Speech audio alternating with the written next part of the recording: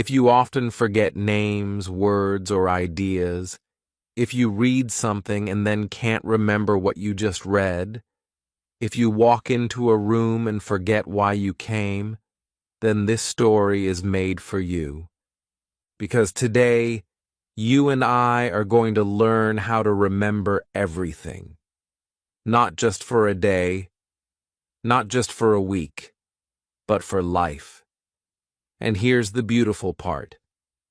As you learn how to remember, you will also learn real English, step by step, through simple and clear sentences that stay in your mind forever.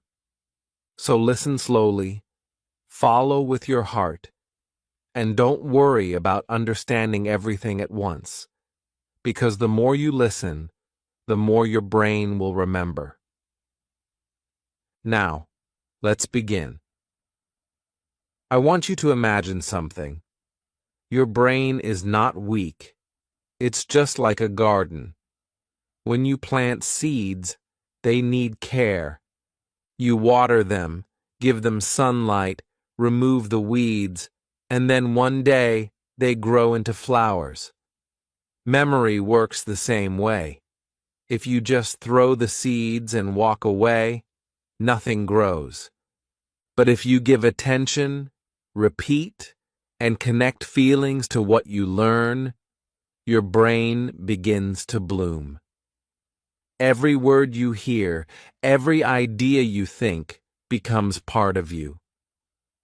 The truth is, you were never bad at remembering. You were just never taught how. And that changes today.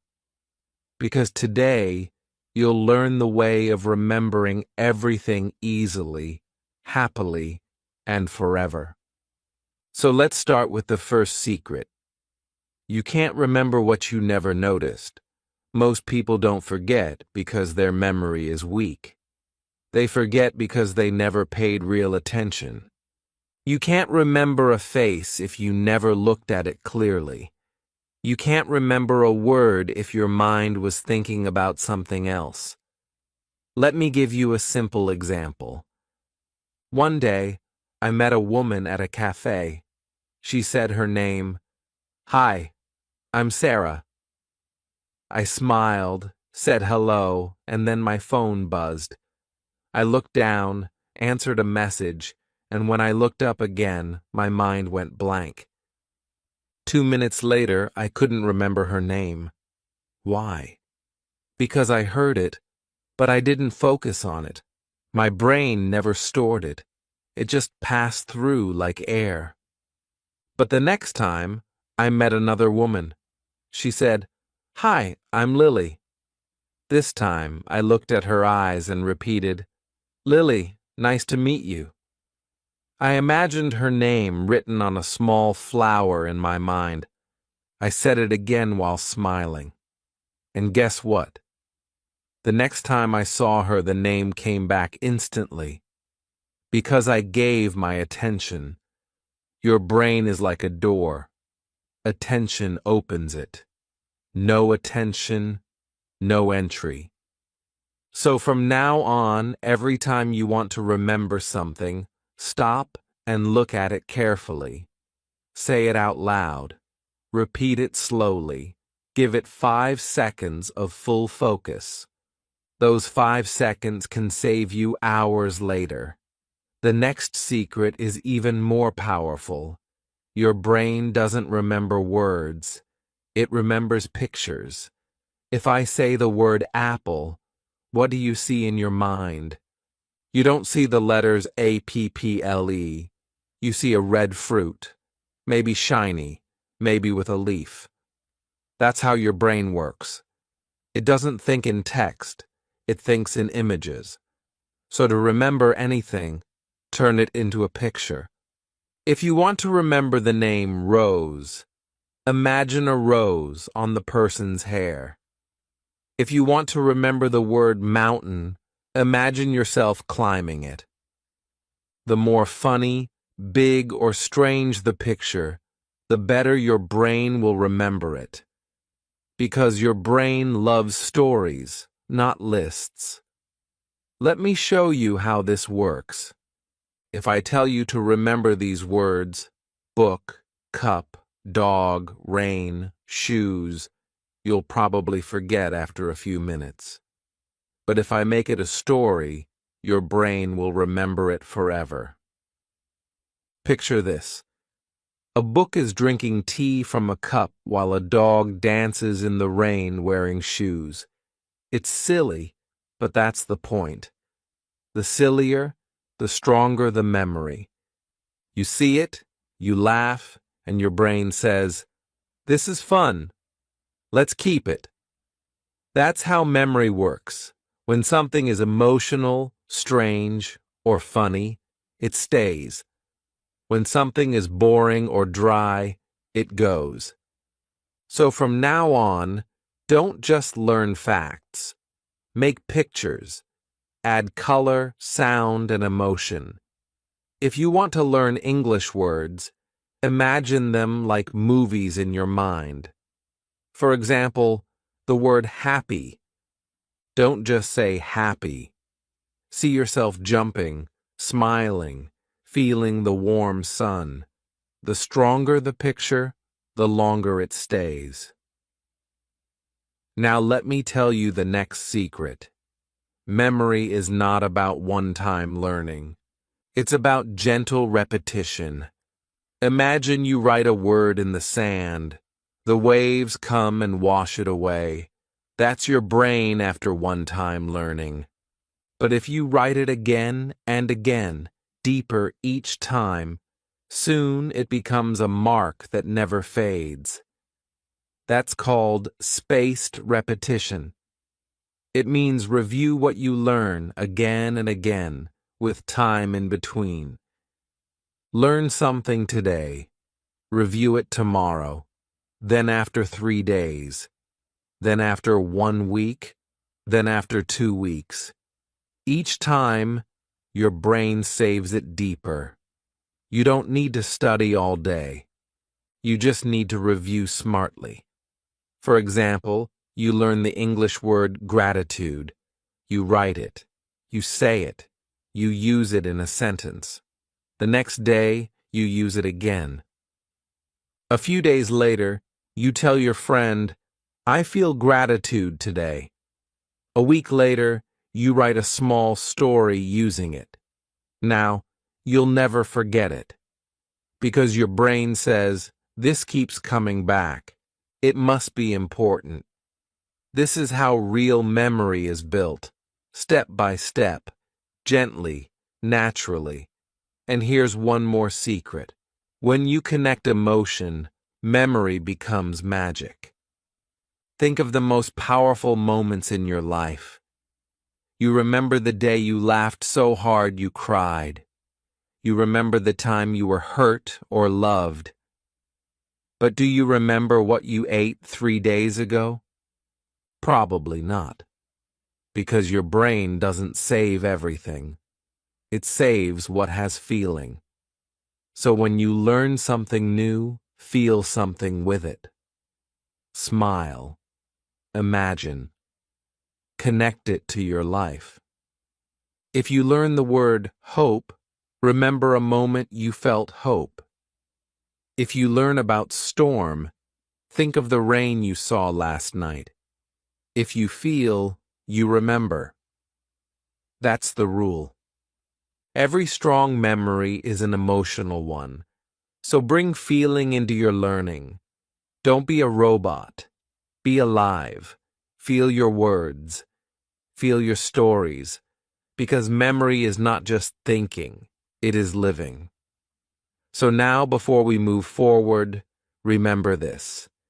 You are not forgetful. You are simply untrained. Your memory is waiting to wake up. And once it wakes up, you will never forget again. You will remember faces, words, lessons, and dreams. And the more you remember, the more confident and peaceful you will feel. Because remembering is not just about facts. It's about trusting your mind again. Now take a deep breath and smile. You are doing great. So let's continue. You are still with me, right? Good. Because now we are going even deeper into how to remember everything. You already know that attention opens the door, pictures fill the room, and emotion locks the door forever. But now it's time to learn how to connect everything together through stories. Because your brain doesn't just remember pictures, it remembers movement, connection, and story. Think about your favorite movie. You still remember the scenes, the music, the faces, maybe even some dialogue. Why? Because it was not just information. It was emotion and connection. Your brain is a storyteller. It loves drama, surprise, and meaning. So if you want to remember a list, don't memorize the list. Turn it into a small, funny story. Let's try together. Suppose you need to remember 10 random words: apple, hat, candle, mirror, fish, clock, tree, horse, shoe, and cloud. Now, watch how a story can change everything. Imagine this. An apple falls from the sky and lands on a hat. The hat catches fire, so you grab a candle to blow it out, but the candle melts into a mirror. You look into the mirror and see a fish smiling at you. The fish jumps out and hits a clock which rings loudly. The clock falls on a tree. The tree starts running like a horse. The horse loses its shoe, and the shoe flies into the sky and becomes a cloud. Silly, right? But now, close your eyes and say the story to yourself. You will remember every word in order. That's the magic of stories. They build a path that your brain can follow. They connect ideas with pictures and emotions. This is called the story method, and it's one of the oldest memory secrets in the world. Even ancient storytellers used it when books did not exist. They told long stories to remember history, wisdom, and knowledge. You can do the same today with anything: shopping lists, English vocabulary, facts, or study notes. Just build a small story for each one, because your brain doesn't forget what it understands, feels, and connects. Now let's go to the next part. Even with all these tools, your brain still needs something very important: repetition. But not the boring kind. Not the kind where you read the same page 10 times in one day and feel nothing. I mean smart repetition. What we call spaced repetition. You learned it before, but let's go deeper. Imagine your brain is like wet cement. When you learn something new, it leaves a mark. But if you never come back to it, the wind and rain erase it. If you come back again and again, the mark becomes permanent. That's why you should review things with space in between. A few hours later, then a day later, then a few days later, then a week later. Each time you come back, the memory becomes stronger. This is how you beat forgetting. It's not about how much time you study. It's about how often you return. For example, let's say you learn the English word curious day 1. You read it and say it out loud. Day 2, you make a sentence. I'm curious about the world. Day 4, you hear it in a YouTube video and smile. Day 7, you write a small story about a curious cat. Day 10, you teach your friend what it means. Now the word lives in you forever, because your brain doesn't forget what it repeats with care. Speaking of teaching, here comes one of my favorite secrets. Teaching is remembering twice. When you teach something, you don't just use your memory, you strengthen it. You take the idea, organize it in your mind, and speak it out in your own words. That act builds strong memory paths. When you explain something to another person, your brain says, "This must be important." So, if you really want to remember something, teach it. It doesn't matter if no one is listening. Teach yourself in the mirror. Record your voice. Explain it to a friend. Share it online. The act of teaching is like carving the lesson into stone. I remember when I first learned the English word procrastinate. I read it in a book, and it meant to delay doing something. I liked the word, but I knew I would forget it soon. So I told my friend, "Hey, do you know the word procrastinate? It means when you delay what you need to do. I always procrastinate cleaning my room."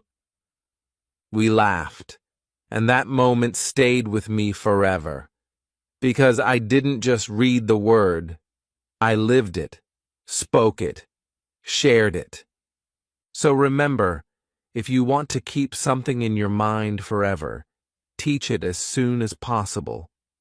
When you teach, you remember more deeply than you ever could by just reading. And now we reach one of the most beautiful and powerful memory techniques ever created, the Mind Palace. Maybe you've heard of it before. It sounds like a dream, but it's real. A mind palace is a place inside your imagination where you store information like treasures. It works because your brain remembers places better than numbers or words. Think about it. You can still remember your childhood home. You remember where the table was, what color the door was, where you used to hide your toys. That's how strong your spatial memory is. So, to use a mind palace, first pick a place you know very well. Your house, your school, your favorite cafe. Then walk through it in your mind. Picture each room. Now imagine putting one piece of information in each room. Let's say you want to remember the order of the planets. Mercury, Venus, Earth, Mars, Jupiter, Saturn, Uranus, Neptune. In your living room, imagine a thermometer exploding with silver liquid. That's Mercury. In the kitchen, imagine a perfume bottle spraying pink clouds. That's Venus. In the bathroom, see a globe floating in the bathtub. That's Earth. In your bedroom, see red sand covering your bed. That's Mars. On the balcony, see a huge bouncing ball. That's Jupiter. On the stairs, imagine a golden ring. That's Saturn. In the hallway, see an ice cube shivering on a chair. That's Uranus. And finally, on the terrace, see a dark blue ocean. That's Neptune. Now walk through your house in your mind, and you'll remember every planet in order. You don't need to memorize words anymore. You can walk through your memory like walking through your home. That is the power of your imagination. Once you learn to use these steps together, attention, pictures, emotion, repetition, teaching, and mind palace, your memory becomes unstoppable. You start to remember everything naturally and joyfully. You start to feel like your brain is your friend again. So now, take a deep breath and smile. You are no longer forgetful. You are becoming mindful. You are training your brain to remember like never before. And you are learning English through the most natural way: stories, pictures, emotion, and repetition. That's how the human mind was always meant to learn. Let's keep going, my friend. You already know many ways to remember things now. Attention, pictures, emotion, story, repetition, and the mind palace. But memory is not only about tricks, it's also about how you live. Your brain is not a machine that you can just switch on. It is alive, and it grows with what you give it. Food, rest, peace, movement, and joy. So if you want to remember everything, you must first take care of your brain like you take care of a garden. Imagine your brain as a small garden full of new seeds. Every new thing you learn is a seed. But if the soil is dry, the seed cannot grow. You need sunlight, water, and care. That sunlight is your rest. That water is your focus. That care is your healthy habits. When you sleep well, eat well, and stay calm, your memory becomes strong and alive. Sleep is the first secret. When you sleep, your brain cleans itself. It removes useless thoughts and keeps the important ones. It's like your brain's night shift. While you rest, it works. Many people study for long hours but forget to sleep. They don't know that sleep is part of learning. If you read or watch something before bed, your brain will replay it while you dream. That's how you remember without trying. So, every night before you sleep, think of the things you want to remember. Say them softly to yourself. It can be a few English words, a lesson, or even your goals. You'll wake up surprised by how clear they feel. Sleep is your natural teacher. Never fight it. The second secret is movement. Your body and brain are connected. When you walk, dance, or stretch, your blood moves, and your brain wakes up. You don't need to sit for hours to study. Sometimes walking while repeating words helps more than sitting still. I remember once when I was learning a list of new English phrases. I went outside and said them while walking. How are you? I'm fine. What's your name? My name is Ariel. The movement made it fun, and the fresh air made my mind open. When you move, your brain feels alive, and memories stick better. So next time you want to remember something, don't just sit. Move your body. Walk and talk. Breathe deeply. Let your brain feel the rhythm of life. The third secret is food. Your brain needs good fuel to think and remember. Junk food makes it slow, but real food makes it shine. Eat fruits, nuts, vegetables, and drink clean water. Your brain loves omega-3, which you can get from fish or seeds. It also loves dark chocolate in small amounts. Yes, really. It helps your mood and memory. When your body is healthy, your brain feels light. And when your brain feels light, remembering becomes easy. Now let's talk about one of the most powerful habits, writing. Writing is like drawing on your memory.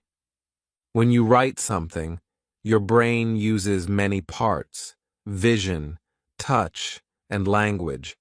That's why people who write remember better than those who only read. Try to keep a small notebook for your memory. Write what you learn each day. It doesn't have to be long, just small notes.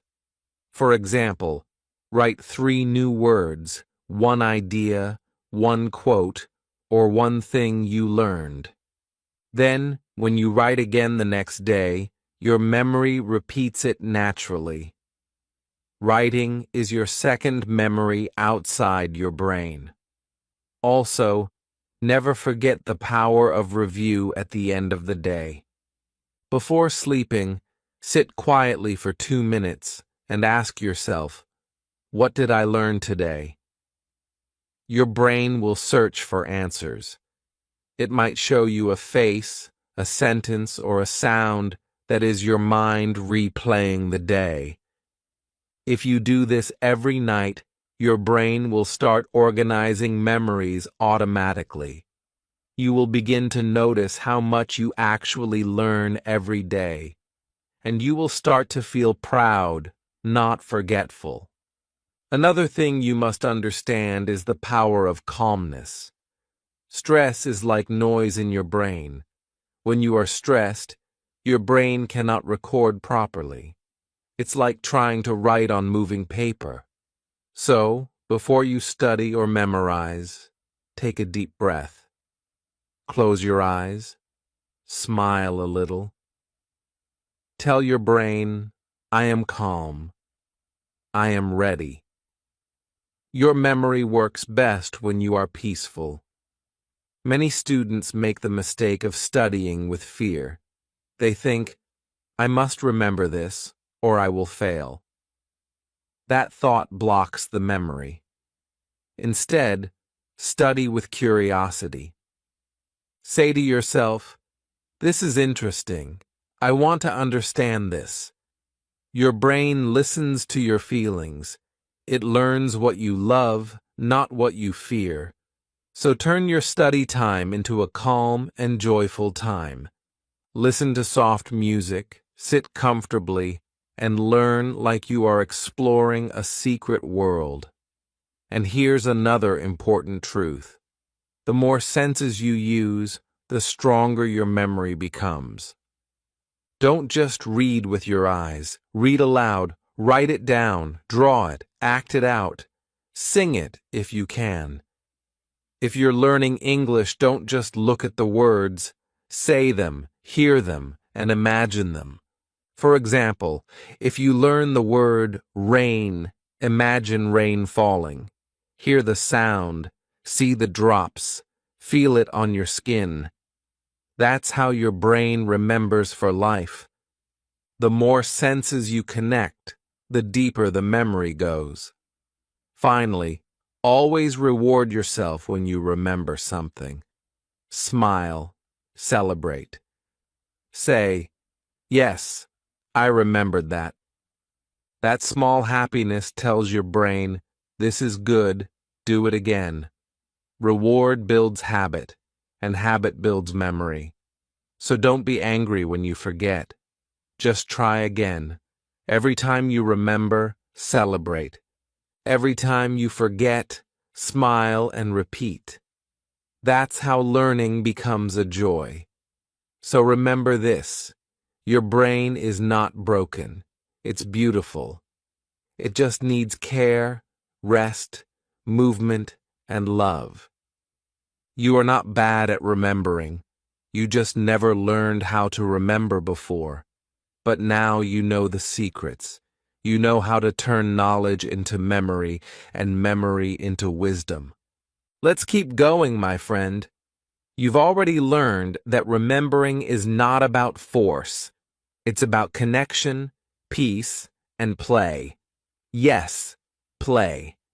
Because now we will turn remembering into a daily game. When you make learning fun, your brain opens up like a flower in sunlight. It starts to collect moments without trying. So, how do we make memory a game? It's simple. You give your brain challenges, rewards, and surprises. For example, when you wake up, play a small game with yourself. Try to remember 3 things you learned yesterday. Say them aloud. Maybe it's a new English word, a quote, or a fact about the world. The moment you remember, smile. That's your brain winning. Every time you do that, you are teaching your mind that remembering is not work. It's joy. Another fun game is the memory hunt. Pick a random place in your home. Then think of everything in that room without looking. What color are the walls? How many books are there? What's on the table? Then go and check. You'll be surprised how many details you missed. But don't feel bad. Just play again tomorrow with another room. This simple game makes your attention sharper. And remember, attention is the first key to memory. The more you notice, the more you can remember. You can also play with people. Ask a friend to tell you 5 words, then make a short story using those words.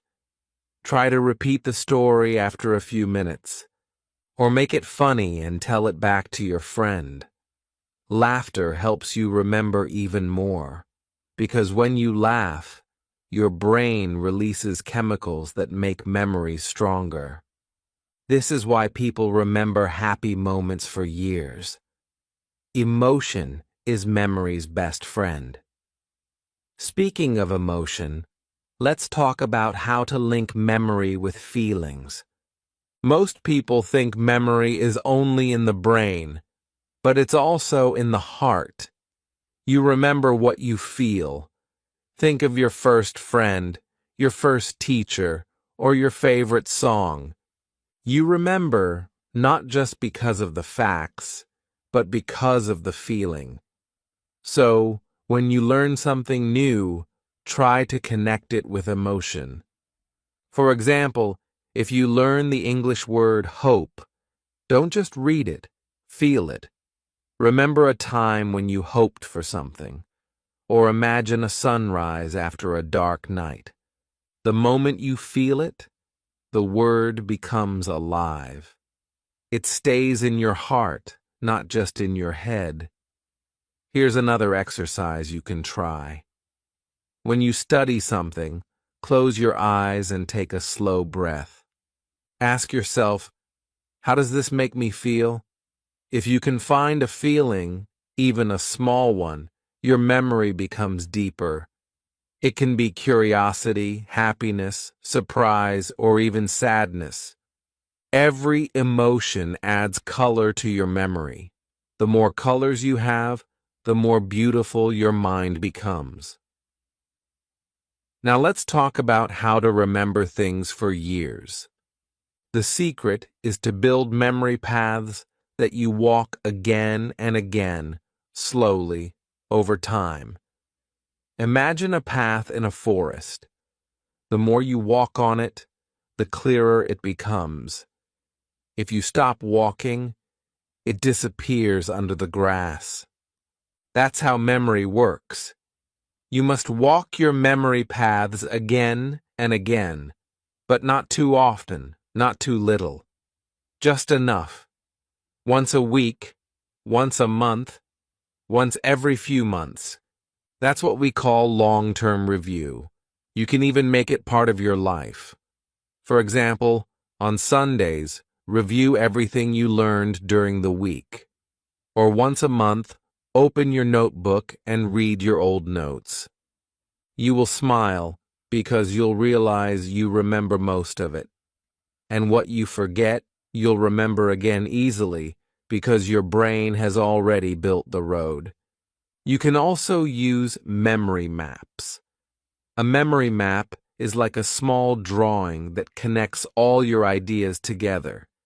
Instead of writing a list, draw it as a picture. Let's say you want to remember things about the word water. In the center, write water. Then draw lines to connect it to rain, river, ocean, bottle, and drink. Each one can connect to more ideas. When you look at your map later, everything will come back to you. Because your brain doesn't like straight lines. It likes pictures and branches. That's why trees, not lists, make stronger memories. And now we come to another truth. The more you use your memory, the stronger it gets. Many people say, I have a bad memory, but they don't use it. Memory is like a muscle. If you don't move it, it gets weak. If you use it, it grows. Try to remember small things every day. A phone number, a quote, a face, a short story. Don't always check your phone. Let your brain work. When you forget something, don't panic.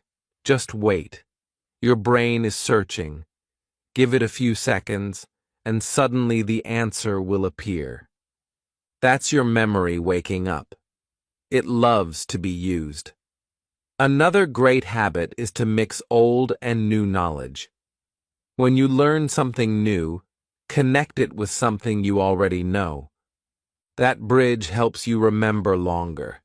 For example, if you learn the English word journey, connect it with your own travel memory. Say, my journey to school was long. That connection builds a strong bridge in your brain. The more bridges you make, the easier it becomes to remember everything. Also, make your memory active, not passive. Don't just read. Ask questions. Say, why is this important? How can I use this? When your brain answers, it builds deeper meaning. You can even talk to yourself while learning.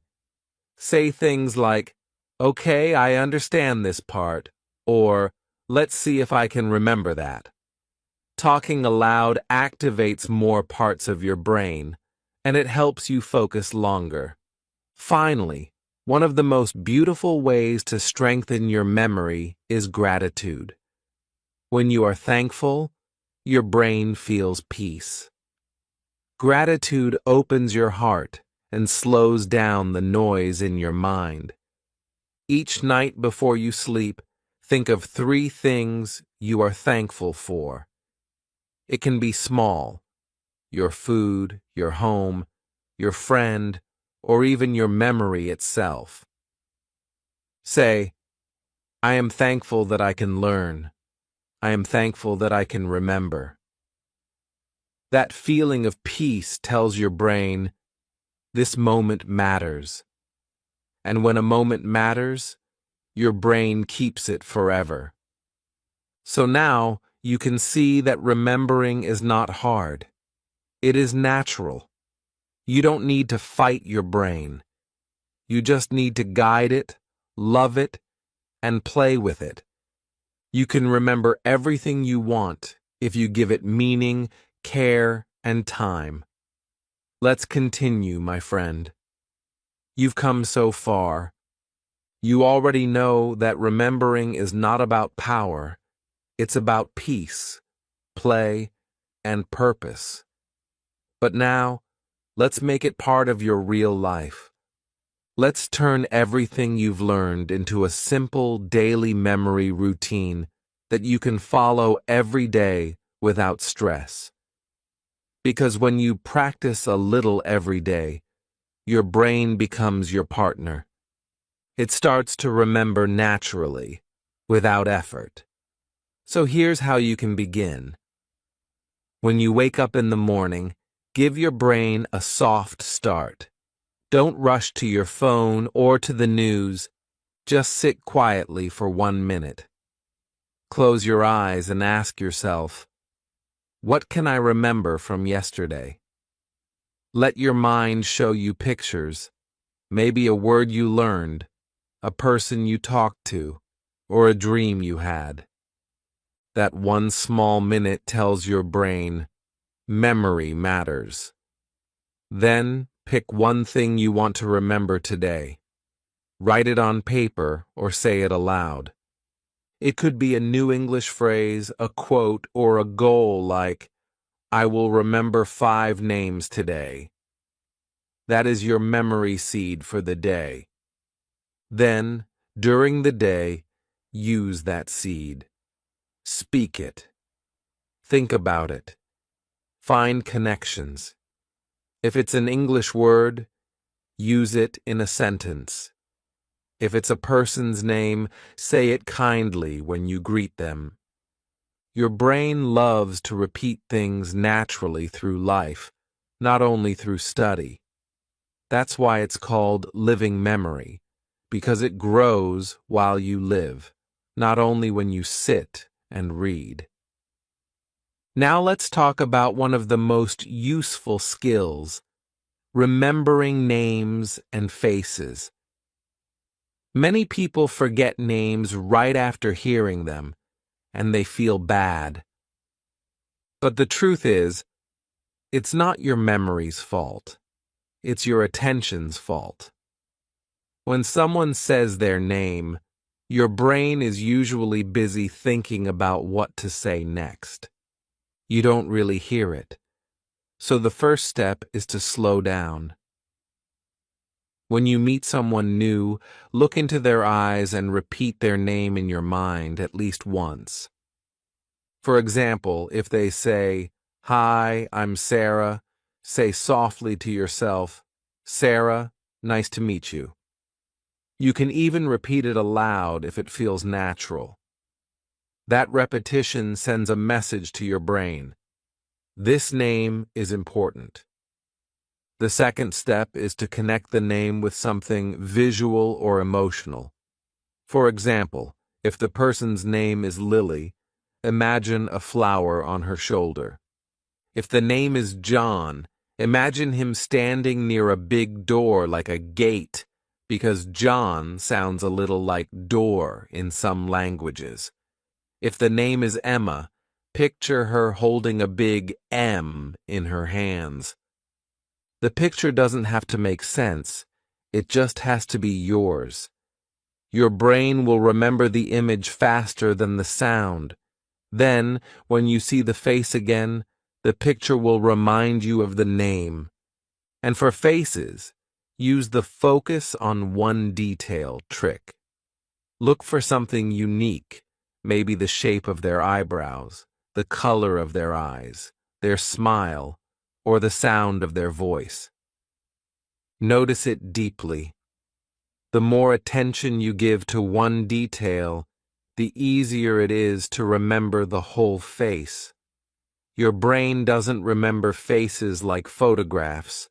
It remembers feelings. So, if you can feel something kind or curious about the person, your memory will hold on to it. Here's a small practice you can try every day. When you walk in a crowd or watch a movie, pause and ask yourself, what was that person wearing? Or, what did their face look like? Then check if you were right. This simple game trains your brain to observe and remember faster. In a few weeks, you'll notice that faces and names start to stay with you naturally. Now let's talk about confidence. Many people think they have a bad memory, and that thought alone makes them forget more. Because fear blocks memory. When you say, "I can't remember," your brain believes you and gives up. But when you say, "I will remember," your brain wakes up and starts searching. So, change the way you talk to yourself. Replace, "I forget everything," with, "I'm learning to remember better every day." That one small sentence changes your whole memory life. Confidence grows from success, even in small steps. When you remember something, say it proudly. Tell yourself, "Yes, I did it." That joy creates energy in your brain. It becomes easier to remember next time. And when you forget, don't panic. Just smile and say, "My brain is thinking." Give it time. Forgetting is not the end. It's part of remembering. Every time you forget and try again, your brain builds a stronger path. So never feel weak when you forget. You are growing. Now, let's bring memory and English together. When you learn new English words, don't just memorize them. live them. Use all the tools we talked about. Turn them into stories, pictures, emotions, and daily habits. For example, let's say you learn the word adventure. Don't just say it once. Imagine yourself on an adventure, climbing a mountain, crossing a river, discovering something new. Say, today is an adventure. When you say the word with feeling, it becomes yours. You will never forget it again. You can also use the memory box method. Take a small box or notebook and write new words or facts on small cards. Every day, review a few old ones and add a few new ones. When you remember a card easily, move it to the back of the box. When you forget one, move it to the front. That way, you always focus on what you need most. It's like a small gym for your brain. Another beautiful practice is to mix memory with music. Music has rhythm, and rhythm helps memory. If you turn your lessons into small songs or rhymes, your brain will remember them faster. Try singing vocabulary like a melody. Apple, banana, orange, pear. Fruits are everywhere. It sounds funny, but it works. Children learn like this, and their memory grows naturally because they learn with fun. You can do it too, no matter your age. And finally, one of the best ways to remember anything is to make it personal. Don't just learn for a test. Learn for yourself. Connect what you study to your life. If you learn an English phrase like follow your dreams, ask yourself, what is my dream? If you learn kindness, think of a moment when someone was kind to you. When words touch your life, your memory never lets them go. So, to remember everything, you only need one rule. Make it meaningful. The more meaning you find, the less you forget. Your brain was made for stories, not for numbers. It remembers love, not lists. So, give it stories, emotions, and joy. Then it will give you everything back, perfectly remembered. Let's continue, my friend. You have come so far, and now we will go even deeper. You already know how to build strong memory habits.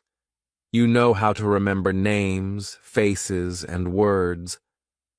But there is something even more magical, the power of imagination. Memory and imagination are like two wings of the same bird. You cannot fly with only one. When you imagine, you create pictures. When you remember, you find those pictures again. So, imagination is the door through which memory enters your mind. Think of your imagination like a movie screen inside your head. When you learn something new, don't just see the word, project it like a movie. Let's say you learn the English word freedom. Don't just think of the letters. Imagine a bird flying high in the blue sky. Imagine the wind, the light, the open space. That picture becomes your memory. The stronger your imagination, the stronger your memory becomes. Every great learner uses imagination, even if they don't realize it. They see pictures, not just words. You can practice this every day. Take any word or idea and make a movie in your mind. If you learn library, imagine walking into one. Smell the old books, feel the pages, hear the quiet sounds. If you learn celebration, imagine lights, music, and smiling faces. When your brain experiences the word through imagination, it stores it as a living memory. That's why stories are so powerful. They fill your imagination completely. You don't just hear a story, you live it. Now, let's talk about learning faster.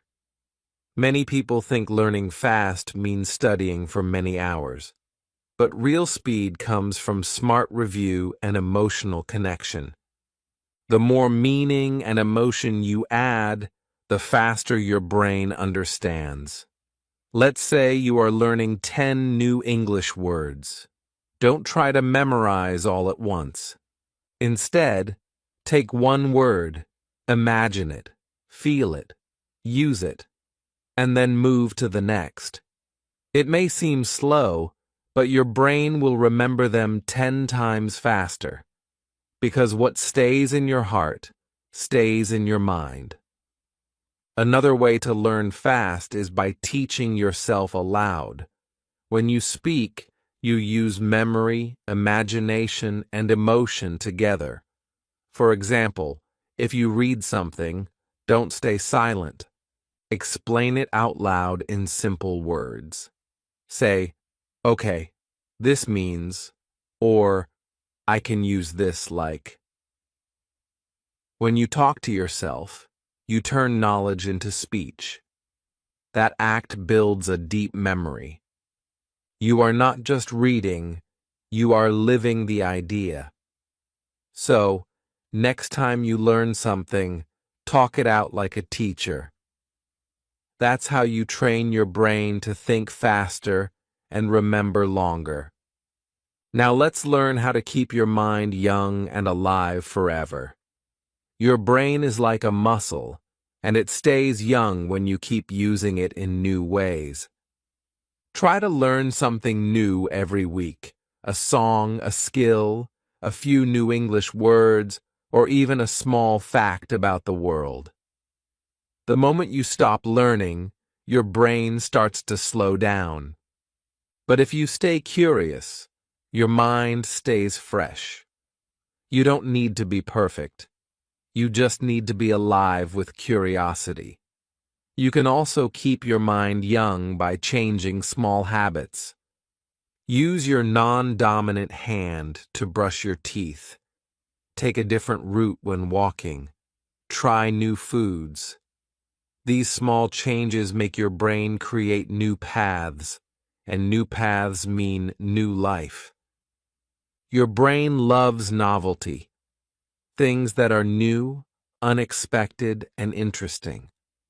That's why travel feels so alive. When you see new things, your brain dances. But you don't have to go far. You can create adventure anywhere. Even a new word or a new recipe is enough. And remember, creativity feeds memory. When you create something, a drawing, a story, a melody, your brain connects many parts together. Those connections keep your mind awake and strong. You can even mix creativity with learning. For example, if you are learning English, write a small story using the words you learned. Draw pictures to go with it, or record yourself speaking like a character. These creative actions make your memory shine. Now let's talk about forgetting, because yes, forgetting is part of memory too. Many people are afraid of forgetting, but forgetting is not the enemy. It is your brain's way of cleaning space. When you forget, it doesn't mean you lost the memory forever. It's just sleeping. When you see the same thing again, it wakes up. So don't be afraid of forgetting. Instead, see it as a signal that it's time to review.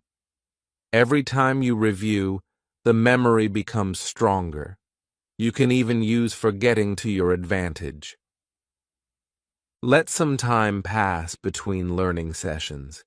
When you come back and try to remember, your brain works harder to find the information. That small struggle makes the memory stronger. It's like lifting a heavier weight. So, instead of trying to remember everything immediately, Give your brain a chance to forget a little. Then review, and it will stick forever. Another beautiful truth about memory is that it grows with kindness. When you are kind to yourself, your brain relaxes and learns better. When you are angry or afraid, your memory closes like a door. So treat yourself like a friend. If you forget something, don't say, "I'm stupid." Say, "It's okay, I'll try again." Your brain listens to your words. The more gently you speak to yourself, the more it wants to help you. You can also train your memory with small challenges. Try to memorize your grocery list without writing it. Try to remember the lyrics of a song. Try to recall what you ate yesterday or what clothes your friend was wearing. These small games keep your memory awake. It's not about being perfect.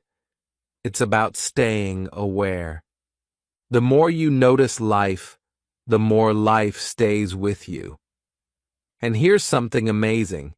Gratitude improves memory. When you are thankful, your brain releases calm chemicals that help you focus. So, each day, remember 3 things that made you smile. It could be something small, a kind word, a warm meal, a quiet moment. Write them down or say them aloud. Those memories will stay brighter and longer. Gratitude makes your brain feel safe, and a safe brain remembers better. Finally, remember that your brain is not separate from your heart. The best memories come from love. Love for learning, love for life, love for people. When you learn with love, nothing is forgotten. Every lesson becomes part of who you are. So keep your mind open and your heart soft. That's how you keep your memory alive forever. Hi friends, and welcome back to my channel Bookish English 2. Today I am going to read a story that will change your life. You will learn new lessons. Beside these, your English will also be improved. By the end of this video, you will speak better English. So stay with me till the end. Chapter 1. Little Miss Mary. Mary Lennox grew up in a world where almost nobody noticed her, and this shaped her heart in a very cold way. She was born in India, but her father was always busy with office work, and her mother preferred parties, friends, and beautiful clothes instead of spending time with her child. Because of this, Mary was left with an Indian ayah named Kamala. Kamala fed her, bathed her, and followed her everywhere. Mary learned to give orders instead of love. She learned to shout instead of smile. She learned to expect everything but give nothing. She was small, thin, angry-looking, and she almost never spoke kindly to anyone. Even at 9 years old, she behaved like a little ruler sitting in her own lonely world, a world where she decided everything and nobody ever said no to her. One hot morning, when Mary opened her eyes, something strange was already waiting for her. She looked at the woman standing beside her bed and immediately felt annoyed. It was not Kamala. It was a different servant, and she looked nervous, almost frightened. Mary spoke in her sharp, cold voice and ordered her to go away and send Kamala at once. But the woman hesitated, trembling a little as if she did not know what to say. When she finally spoke, her voice broke as she told Mary that Kamala could not come. This confused and angered Mary even more. She did not understand what was happening, and nobody seemed willing or brave enough to explain it to her. All around the house people were missing. Some were running from room to room. Others whispered or looked terrified. Mary felt the strange tension in the air, but she was a child who never cared about anything except herself. So she walked outside and played alone under a tree. She pretended she was planting a small garden, pushing red flowers into the soil. As she played, she muttered angrily to herself and complained about Kamala. Her voice was full of irritation, and she kept repeating that she would hit Kamala when she finally returned. Just then Mary noticed something unusual. Her mother, the beautiful woman she hardly knew, walked into the garden with a young Englishman. They did not even see Mary there. Their faces were pale and worried, and they spoke in low, serious voices. The young man explained that a terrible disease was spreading very fast and people were dying everywhere. He begged Mary's mother to leave the town and go to a safer place in the hills. For the first time in Mary's life, she heard genuine fear in her mother's voice. And before Mary could fully understand anything, loud cries came from the servants' quarter. Something terrible had happened. Her mother ran toward the house calling for help, and the young man followed her quickly. Mary stood alone, confused, because nobody stopped to notice her, not even for a second. Soon Mary learned the truth without anyone telling her directly. Kamala had died. Other servants had died too. The disease was inside the house and it was spreading fast. The once busy rooms were now filled with crying, footsteps, and voices shouting for help. Mary hid in her room because she was frightened, and because nobody came to comfort her. She did not know how to comfort herself either, so she cried for a while and then fell asleep from exhaustion. Everything felt strange, unreal, and terrifying. When she woke up the next day, the house was silent, a silence so deep and empty that it felt like the entire world had gone to sleep. Mary was hungry, confused, and annoyed that nobody brought her breakfast. She wondered who would take care of her now that Kamala was gone. She wondered why nobody came to her room, but she did not yet imagine the truth. Then she heard two men's voices in the hall. They spoke about a beautiful woman who had died. They spoke about a forgotten child that nobody had seen. And then they opened the door and found Mary standing there with her stubborn little face and demanding tone, asking why she had been forgotten. The men looked at her with surprise and sadness. They told her gently that everyone in the house was dead or had run away. Her mother and father were gone. The servants were gone. She was completely alone. But Mary did not cry. She had never known her parents well enough to miss them. She only wondered what would happen to her next, and she hoped she would be taken somewhere she could continue doing whatever she wanted. For a short time she stayed with an English family who had known her parents. Their house was noisy, messy, and full of children who played loudly. Mary disliked them all. She preferred to stay by herself in the garden. One day, a boy named Basil tried to play with her. She shouted at him and told him to leave her alone. He laughed at her angry, serious little face, and even sang a silly song about her, which made her furious. Basil then told her the news that she would soon leave their house and go to England to live with her uncle. Mary listened without emotion. She had never heard of this uncle before. Basil said he was a strange man with a crooked back who lived in a huge, lonely old house on the edge of a wild moor. Mary did not believe him at first, but Basil's parents later confirmed it. She would travel to a faraway place in Yorkshire, to a house full of empty rooms and secrets, to a man she had never met. Mary said nothing. Her face stayed cold and uninterested, but deep inside her life was quietly changing, step by step, without her understanding it yet. Soon she would step into a new world, a world that would change her heart, her mind, and everything she believed about herself. Chapter 2. Mary in Yorkshire.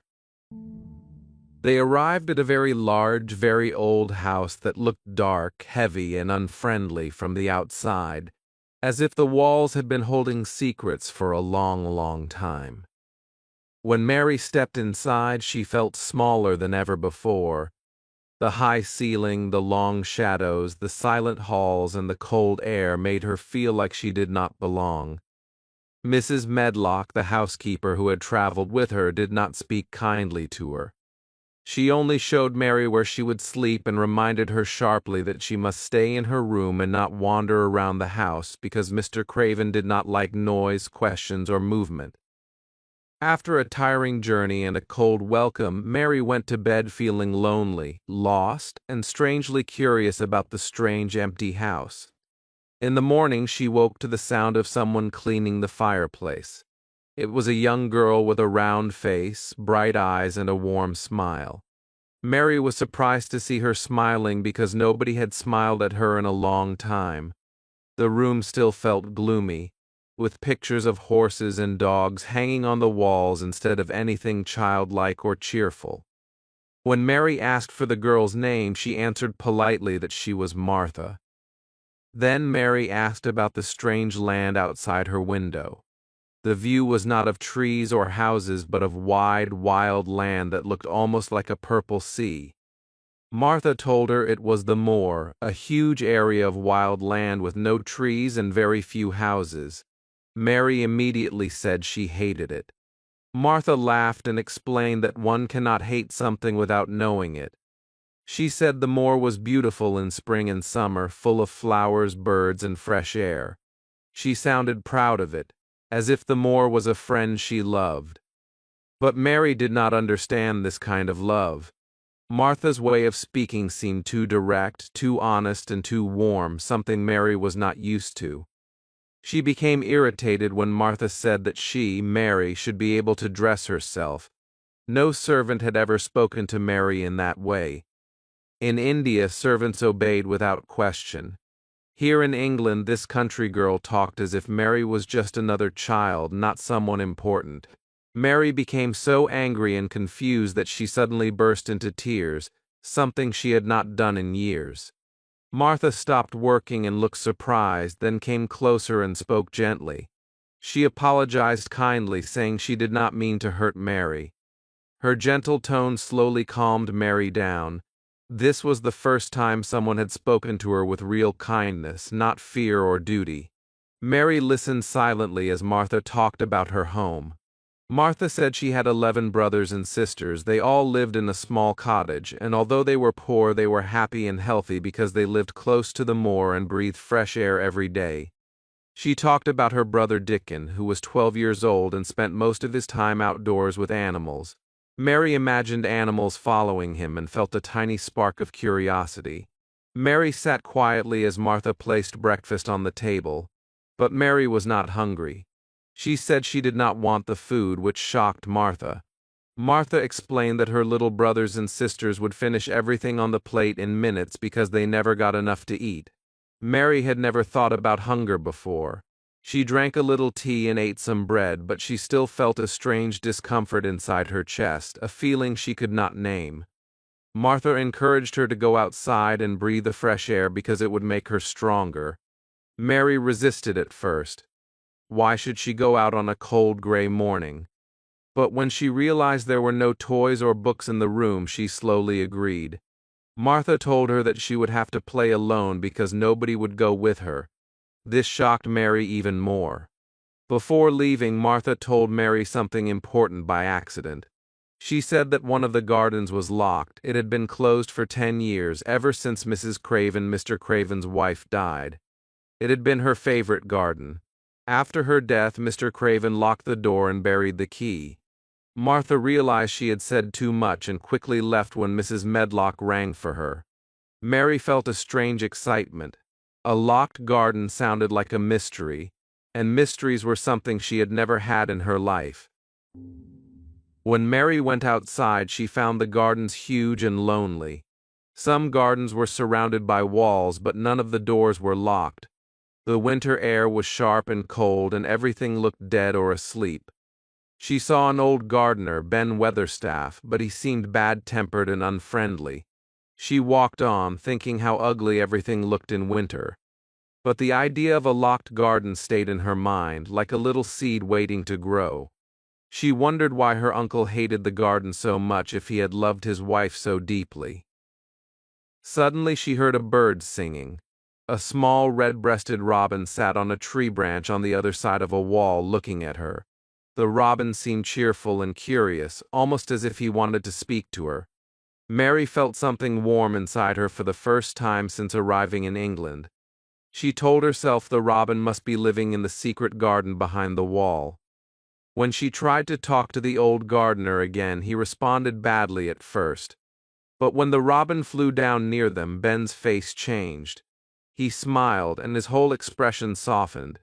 Mary realized people looked much nicer when they smiled. Ben told her the robin was lonely because there were no other robins in the gardens. Mary looked at the robin and softly said that she was lonely too. This surprised her. She had never said such a thing before, not even to herself. Ben told her that she and he were alike, both disagreeable and lonely. It was the first honest truth Mary had ever heard about herself. The robin hopped close to her and sang again. Ben said the robin wanted to be her friend. Mary whispered to the robin in a soft, gentle voice she had never used before. Ben was surprised by her tone. He said she sounded like Dickon when he talked to animals. When the robin flew back over the wall, Mary asked Ben how she could get inside the garden. His face changed quickly. He stopped smiling, picked up his spade, and told her the door could not be found. Nobody could enter the garden. It was not her business anyway. And with that, he walked away. Mary watched him go, but her curiosity had already begun to grow like a small plant pushing through the soil. The secret garden was calling her, even if she did not understand why yet. Chapter 3. Finding the Secret Garden. Mary woke up the next morning feeling different from the way she had felt in India. The air was sharp and cold, yet it made her feel awake and alive in a strange new way. She remembered the robin from the day before, the bright little creature that had looked at her with curious eyes. As she dressed herself, slowly and with difficulty, she thought again about the locked garden. The idea stayed in her mind like a tiny secret flame. There was something mysterious hiding behind those walls, something she could almost feel even if she could not see it. She wanted to explore, to understand, to discover. For the first time in her life, Mary wanted to find something on her own, without servants or help, and this feeling filled her with a quiet excitement she had never known. When she stepped outside, the sky was a pale gray and the wind brushed her face with cold fingers. The robin was there again, hopping from one bare branch to another, singing as if he were greeting her. Mary smiled a little, a real smile, not one of her usual sharp expressions. She spoke softly to the bird, telling him he was a pretty thing and asking him where he lived. The robin tilted his head as if listening, and then flew to a branch close to a hidden corner of the garden walls. Mary followed him slowly, her heart beating with curiosity. She knew the secret garden was locked and the key hidden, but the robin seemed to know more than she did. Animals had a way of understanding things that people could not see. She began walking along the wall, touching the cold stones with her hand. The garden was very big, and there were no signs of a door. She carefully checked every inch of the stonework, but nothing seemed unusual. As she continued her search, she started thinking about the story Martha had told her. She imagined a beautiful garden full of roses, birds, and sunshine. She imagined Mrs. Craven walking through it with flowers in her hands. She imagined Mr. Craven closing the door forever because he could not bear to look at something that held so many memories.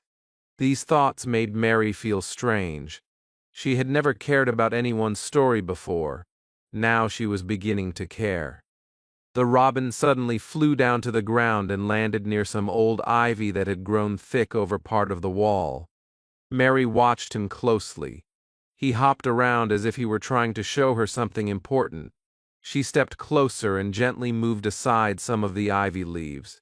For a moment, she saw nothing but dead branches and tangled green vines. Then something caught her eye. A small metal ring was almost completely hidden under the leaves. Her breath stopped for a second. Her heart felt like it jumped inside her chest. It was a handle for a door. Her hands shook as she pulled the ivy away. More of the ring appeared. The shape of a door slowly revealed itself, a forgotten wooden door covered in heavy vines. Mary pushed the ivy aside until she could see the whole outline of the door. She touched the ring with her cold fingers and felt a shock of excitement. This was it. This was the door to the secret garden. The place Mr. Craven had locked. The place no one had entered for 10 years. And she had found it. A child who had never done anything for herself had discovered something magical. But there was still one problem. A door was useless without a key. Mary tried turning the handle, but it did not move. It was locked as tightly as Martha had said. She stood still for a few minutes thinking. She looked up at the robin who was watching her proudly, as if he expected her to understand something. Mary bent down and gently scratched the soil under the ivy. Her fingers touched something metal. She dug a little deeper, her heart racing, and then she pulled out a small rusty key, old and cold and heavy with dirt. For a moment, Mary could not breathe. She stared at the key in her hand, unable to believe what she was seeing. It felt like the world had stopped around her. The wind, the cold, the empty land, everything seemed silent. Then excitement rushed through her so quickly that she almost laughed. She held the key tightly and whispered to the robin that he had shown her the way. She knew he had. The bird chirped proudly. Mary looked at the door again, took a deep breath and put the key into the lock. Her hands trembled. She turned the key slowly, carefully, almost afraid that the lock would refuse to open, but it did not. The old lock made a soft clicking sound. The door moved. Mary pushed it open with all her small strength. It opened inward, like a secret welcoming her home. When she stepped inside, she found herself in a quiet world, a place of stillness and forgotten beauty. The garden was covered with winter branches and dry grass. Roses that had once bloomed beautifully were now nothing but brown stems. The trees stood bare, and the soil looked asleep. But Mary felt something alive in the silence. She felt that everything was only waiting for spring. She walked around slowly, gently touching plants as if greeting them. She felt a strange happiness in her heart, a warm, hopeful feeling she had never felt in her life. It was as if the garden belonged to her. She knelt down to examine some small green shoots coming up from the ground. They were tiny but alive. Mary whispered softly that she would not let them die. She would help them wake again. She did not understand why she felt this way, but she knew the garden was special. She felt she had discovered something that could change everything, perhaps even herself. The robin flew around her joyfully, hopping from branch to branch as if celebrating the moment. Mary felt less lonely than she had felt in months. She stayed in the garden for a long time, exploring every corner, imagining what it would look like when the sun warmed it again. She felt as if the garden was a friend, a secret friend. As she finally closed the door again and placed the key safely in her pocket, Mary knew one thing for sure. Her life had just begun to change in a way she could not yet understand, and the secret garden would be the heart of that change. Chapter 4. Meeting Dickon. Mary woke up with a feeling she had never known in her whole life. A quiet happiness mixed with excitement that made her want to get out of bed quickly. She wanted to return to the secret garden. She wanted to see the tiny green shoots she had found and touch the dry branches again. She wanted to be alone with that beautiful, quiet place. So as soon as breakfast was finished, she went outside into the cold winter air. The robin greeted her immediately. He hopped close to her feet as if he remembered her, and then flew toward the garden wall, singing in a cheerful voice. Mary smiled, and her steps felt light. The fresh air, the wide moor, the silence around her, everything felt different now that she had a secret to care about. She unlocked the door with the rusty key, slipped inside and closed it gently behind her. The garden felt just as magical as before. The stillness made her feel as if she were inside a dream. She walked around softly, looking at everything with careful eyes. She wanted to understand the plants, the trees, and the little green points coming out of the soil. She touched the branches and whispered to the roses, and though she did not know how gardens worked, she felt in her heart that she wanted to help every part of this sleeping world come alive again. She spent a long time clearing dead leaves, pulling out dry weeds, and cleaning the soil with her small hands. The work made her warm even in the cold air. She felt stronger, healthier, and more alive than she had ever felt in India. After a while, she knew she needed help. She could not take care of the whole garden alone. She thought of Martha's brother, Dickon, the boy who loved the moor and talked to animals. He sounded like someone who understood nature better than anyone. Mary wondered what kind of boy he really was. Martha described him as a gentle, smiling boy who could charm birds and rabbits with his soft voice. Mary felt curious and a little nervous. She wondered if he would think she was foolish for wanting to help a dead garden. She wondered if he would laugh at her. But the garden felt too important to hide from someone who could save it.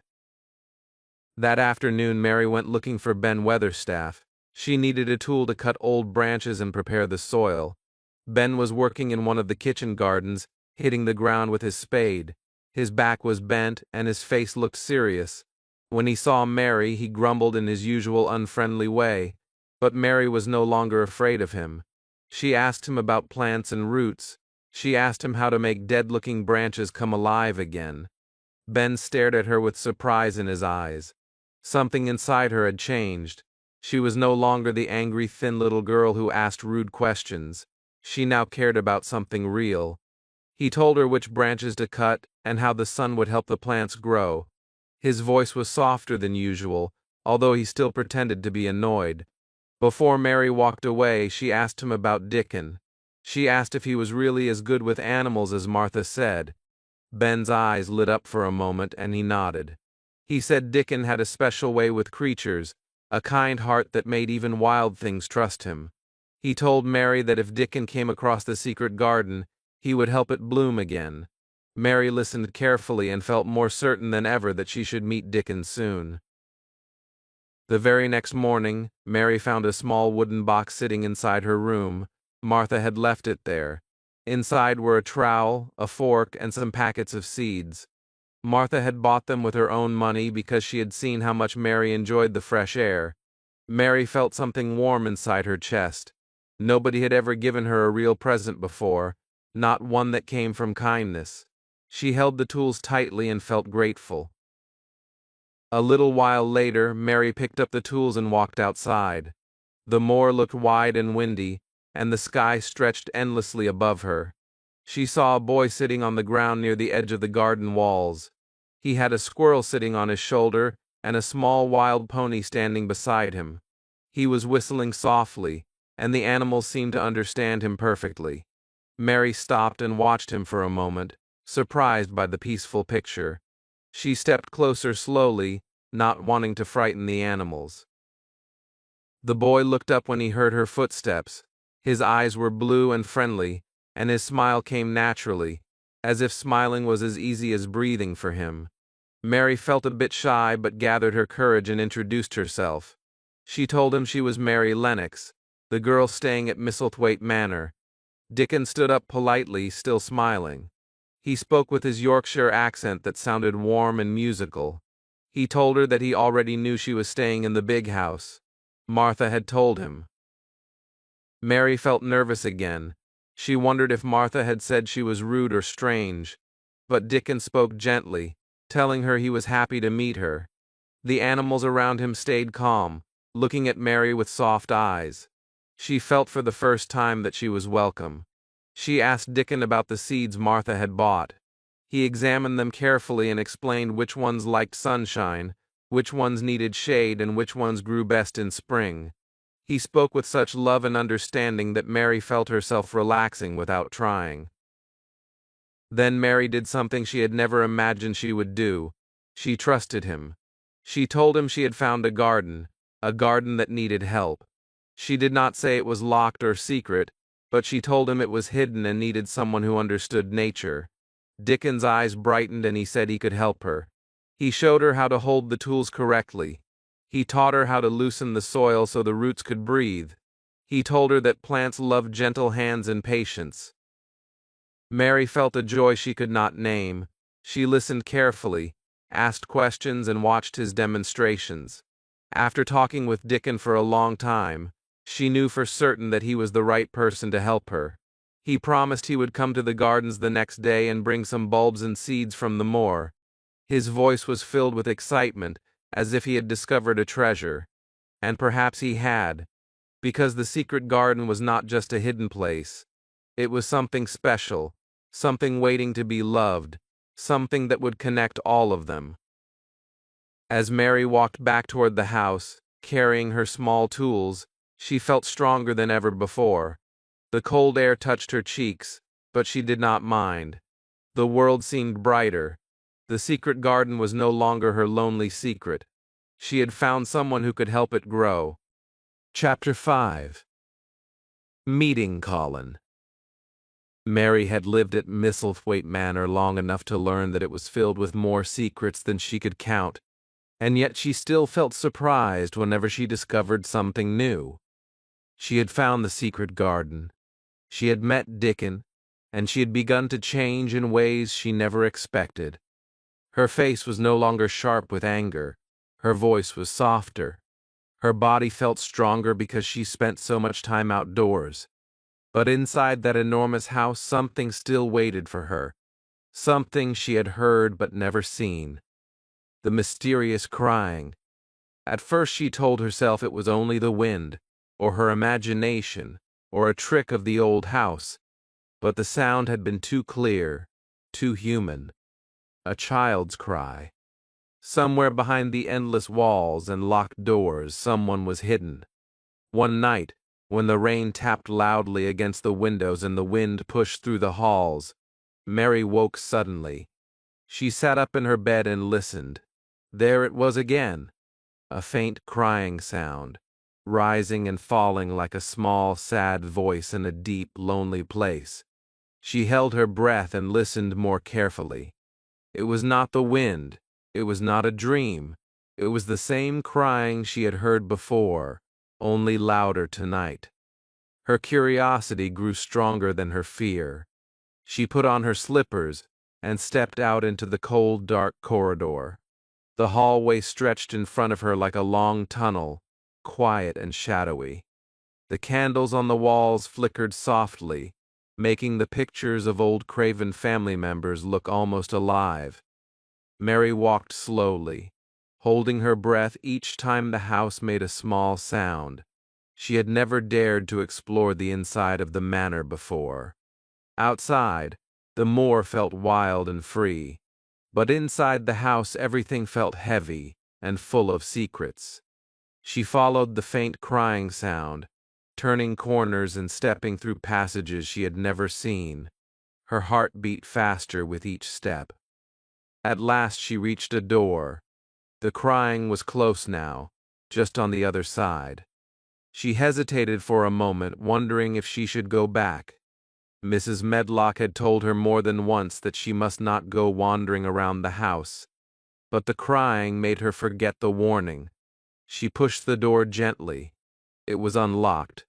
She stepped inside the room quietly. The room was large but dimly lit. A small lamp burned next to a great bed with heavy curtains. Mary could see a small figure lying among pillows. The crying stopped suddenly when she entered. The boy on the bed stared at her with wide, surprised eyes. His face was thin and pale, almost transparent, and his hair looked black against the white pillows. Mary froze, unsure of what to say. She had expected anything except this. A boy her own age, a boy hidden away like a secret. He looked at her with a mixture of fear and anger. He demanded to know who she was and why she was in his room. Mary explained shyly that she had heard him crying and wanted to know who he was. The boy stared at her and asked if she was a ghost. Mary nearly laughed at the question and said she was as real as he was. The boy then began questioning her again, wanting to know her name, where she lived, and why she had never come to his room before if she lived in the same house. Mary told him she had arrived only recently and had not known he existed.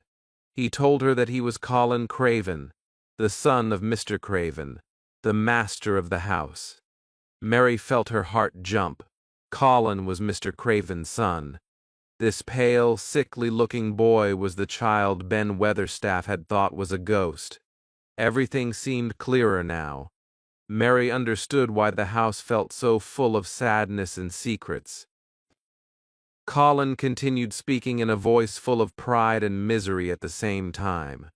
He told Mary that he was always sick, always in bed, and always watched by doctors. He believed he might die young.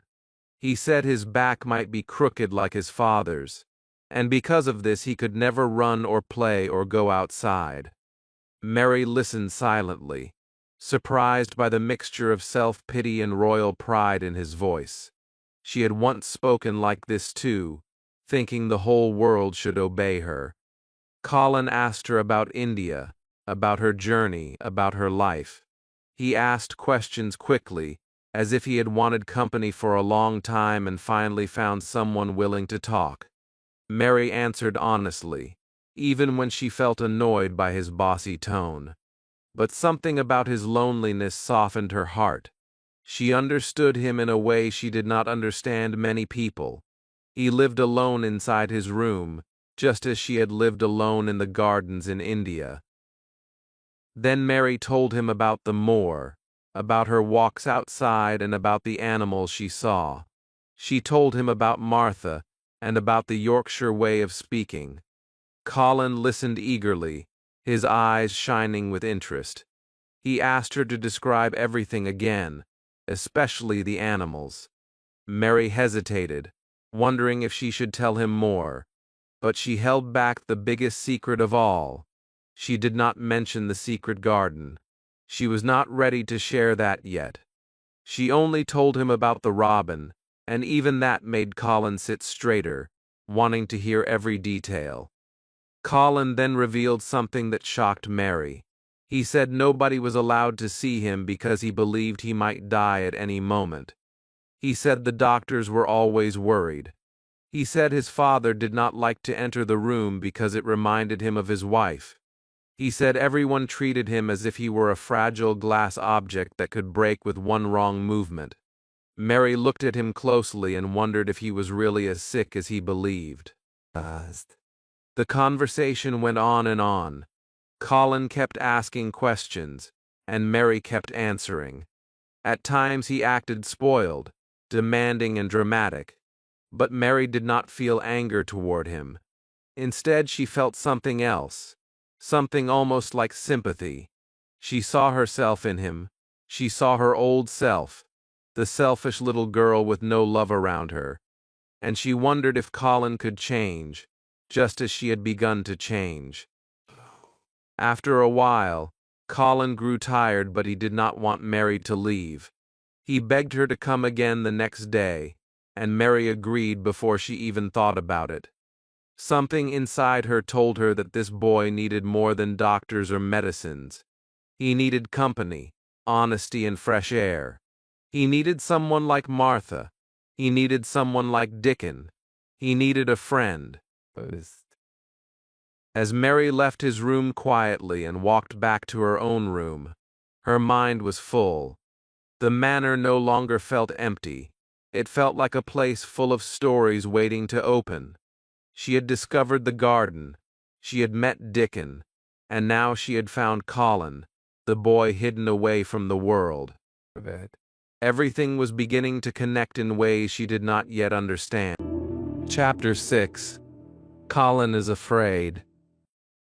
For several days, Mary visited Colin quietly, always making sure nobody saw her walking down the long shadowy corridors that led to his hidden room. She felt something pulling her toward him, something she could not easily describe. Perhaps it was because she knew what loneliness felt like. Perhaps it was because his pale, frightened face stayed in her mind long after she returned to her own room. Or perhaps it was because Colin seemed to come alive only when she entered. No one had ever spoken to him without fear or softness. No one had ever dared to disagree with him. No one had ever treated him like a real boy instead of a weak, breakable thing. But Mary did. She spoke to him with honesty. She listened to him. And she challenged him when he became too dramatic. Each visit made her feel as if she were discovering another hidden part of Misselthwaite Manor and another hidden part of herself. The weather changed quickly during those days. Some mornings were bright but cold, with a fresh wind blowing across the moor. Other mornings were gray and rainy, and the sound of drops against the window filled the house with a deep, quiet sadness. On one such rainy morning, Mary woke with a heavy feeling in her chest. She had planned to work in the garden with Dickon, but the sky was dark and the rain fell fast. She knew she could not go outside, and she felt restless and trapped. She decided she would visit Colin instead. Maybe she could talk to him, or read to him, or tell him about the little green shoots in the garden. The thought made her eager to go. When she entered Colin's room, she found him sitting up in his bed, wrapped in pillows, his face pale and his eyes full of irritation. The moment he saw Mary, he complained loudly that the rain had ruined everything.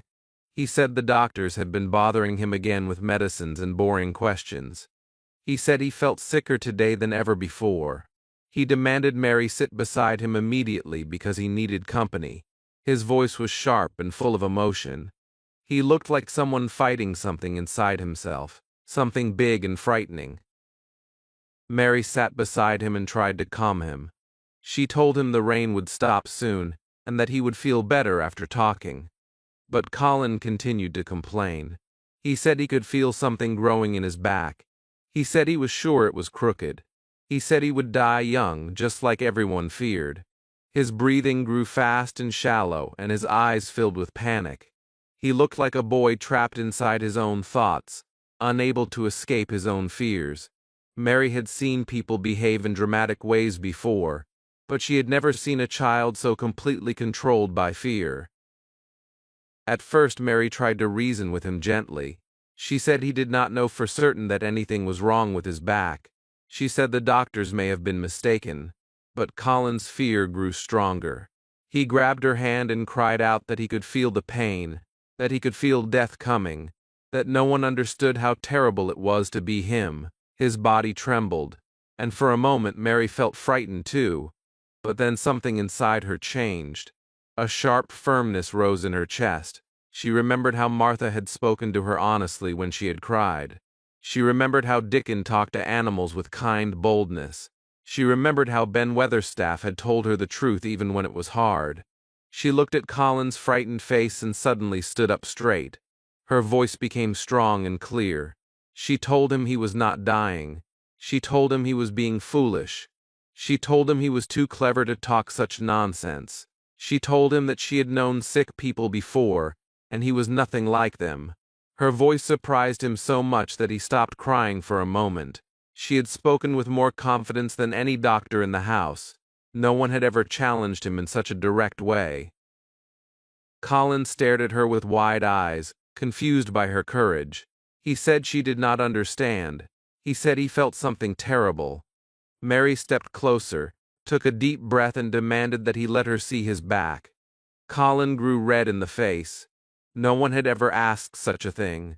But Mary insisted again with the same boldness she had used when she first found the secret garden door. Colin hesitated, then slowly allowed her to help him sit forward. Mary touched the back of his shirt and gently lifted it. Her hands shook a little, not because she feared what she might see, but because she feared Colin's reaction. She looked carefully, studying every part of his thin back, every bone, every curve. She touched his spine lightly with her fingers. Everything looked normal. Nothing looked bent or twisted. She felt relieved and angry at the same time. Angry that he had been allowed to believe such terrible lies about himself. She lowered his shirt gently and told him firmly that there was nothing wrong with his back at all. She said he was as straight as any boy she had ever seen. Colin stared at her as if she had spoken magic words. His breathing slowed a little. His eyes looked uncertain. He asked her quietly if she was telling the truth. Mary said she would never lie about something so important. She said he was frightened because he stayed indoors all day. She said he needed fresh air, sunshine, and movement. She said he needed to stop thinking about sickness and start thinking about life. For the first time, Colin did not argue. He listened. His shoulders relaxed slightly, and a small light appeared in his eyes. He whispered that maybe he could try going outside one day. Mary nodded and told him about the garden again. She described the tiny green shoots, the fresh smell of the earth, and the robin who seemed to laugh and sing at the same time. Colin listened with deep concentration, and for a moment he forgot to be afraid. Then the fear returned suddenly, like a shadow moving across his face. He whispered that he might get worse if he went outside. Mary's voice grew firm again. She told him fear was the only enemy he had. She told him the garden would help him just as it had helped her. She told him he was not alone anymore. The rain continued to fall outside, but inside Colin's room something important had changed. A small seed of courage had been planted. It was small and delicate, but it was real, and Mary felt that if she continued visiting him, if she continued telling him the truth, if she continued sharing her new strength with him, he might grow just as the secret garden was beginning to grow. Chapter 7. Colin and the Garden. Of course, it was most important that no one should see Colin, Mary, or Dickon entering the secret garden. That part of the house was watched by gardeners and servants during the day, and Colin knew that if anyone saw him outside, the entire plan would fall apart. So he gave strict orders, with the serious voice of a little prince, that no gardener should work near the old walls anymore. The servants obeyed, because Colin was used to giving orders and everyone feared upsetting him. He said they must leave that area alone completely, and because no one dared question him, the path to the hidden door became empty and quiet, just as the children needed. The next afternoon, something magical began. Colin was carried carefully down the long staircase by a strong manservant, while Mary waited near the front door. Full of excitement, she tried to hide. Dickon was already outside, pushing the wheelchair gently through the garden paths.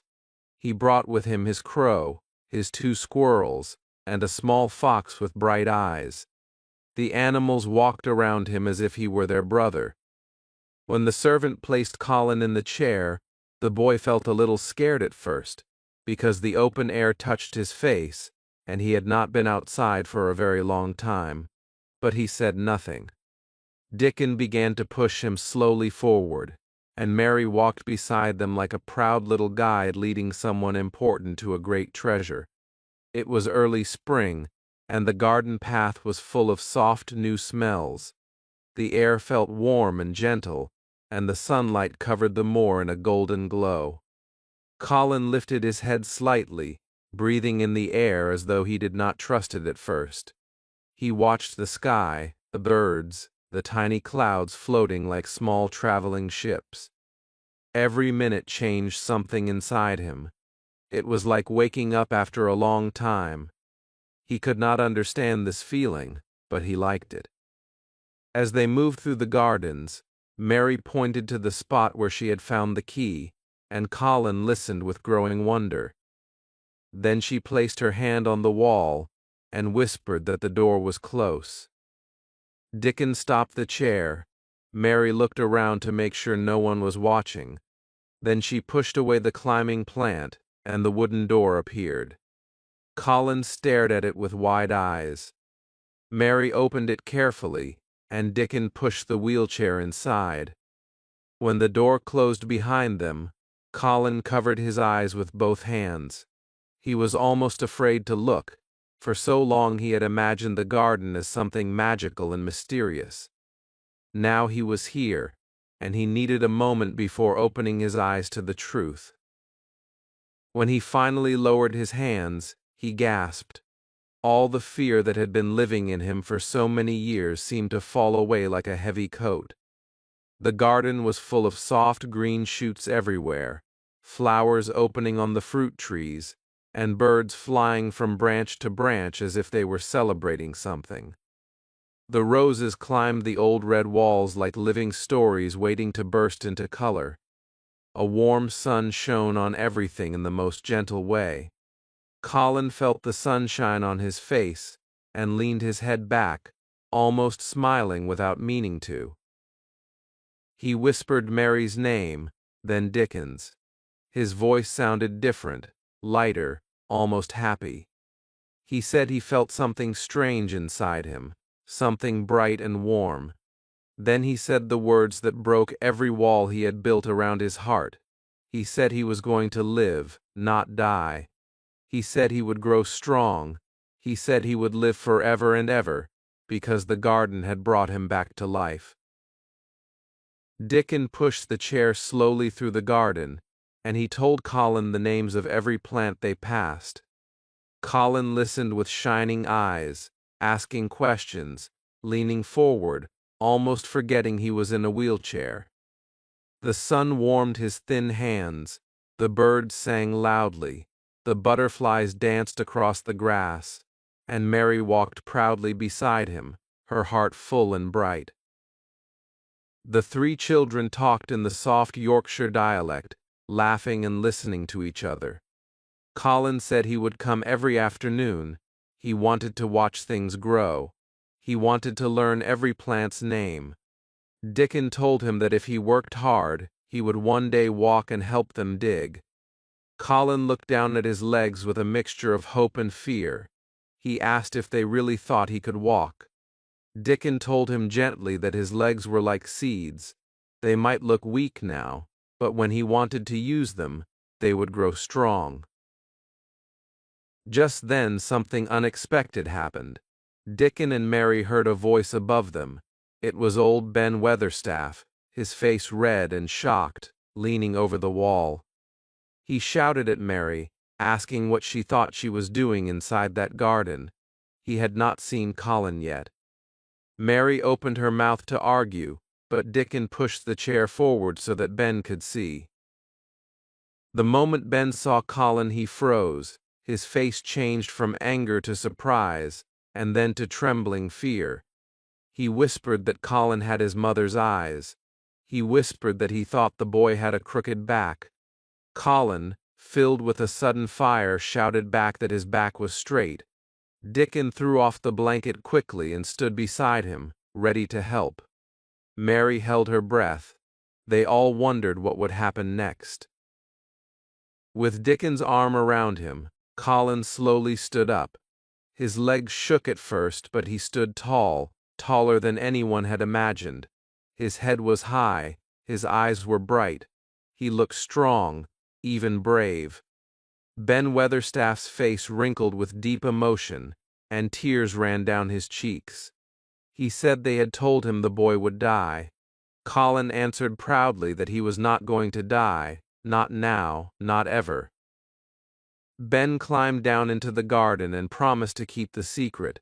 The garden now belonged to the three children, and to him too, because he loved it as much as they did.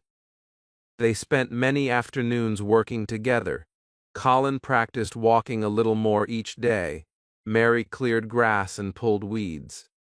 Dickon used his tools carefully, teaching them everything he knew. The robin flew around them happily, as if he knew he had brought them all together.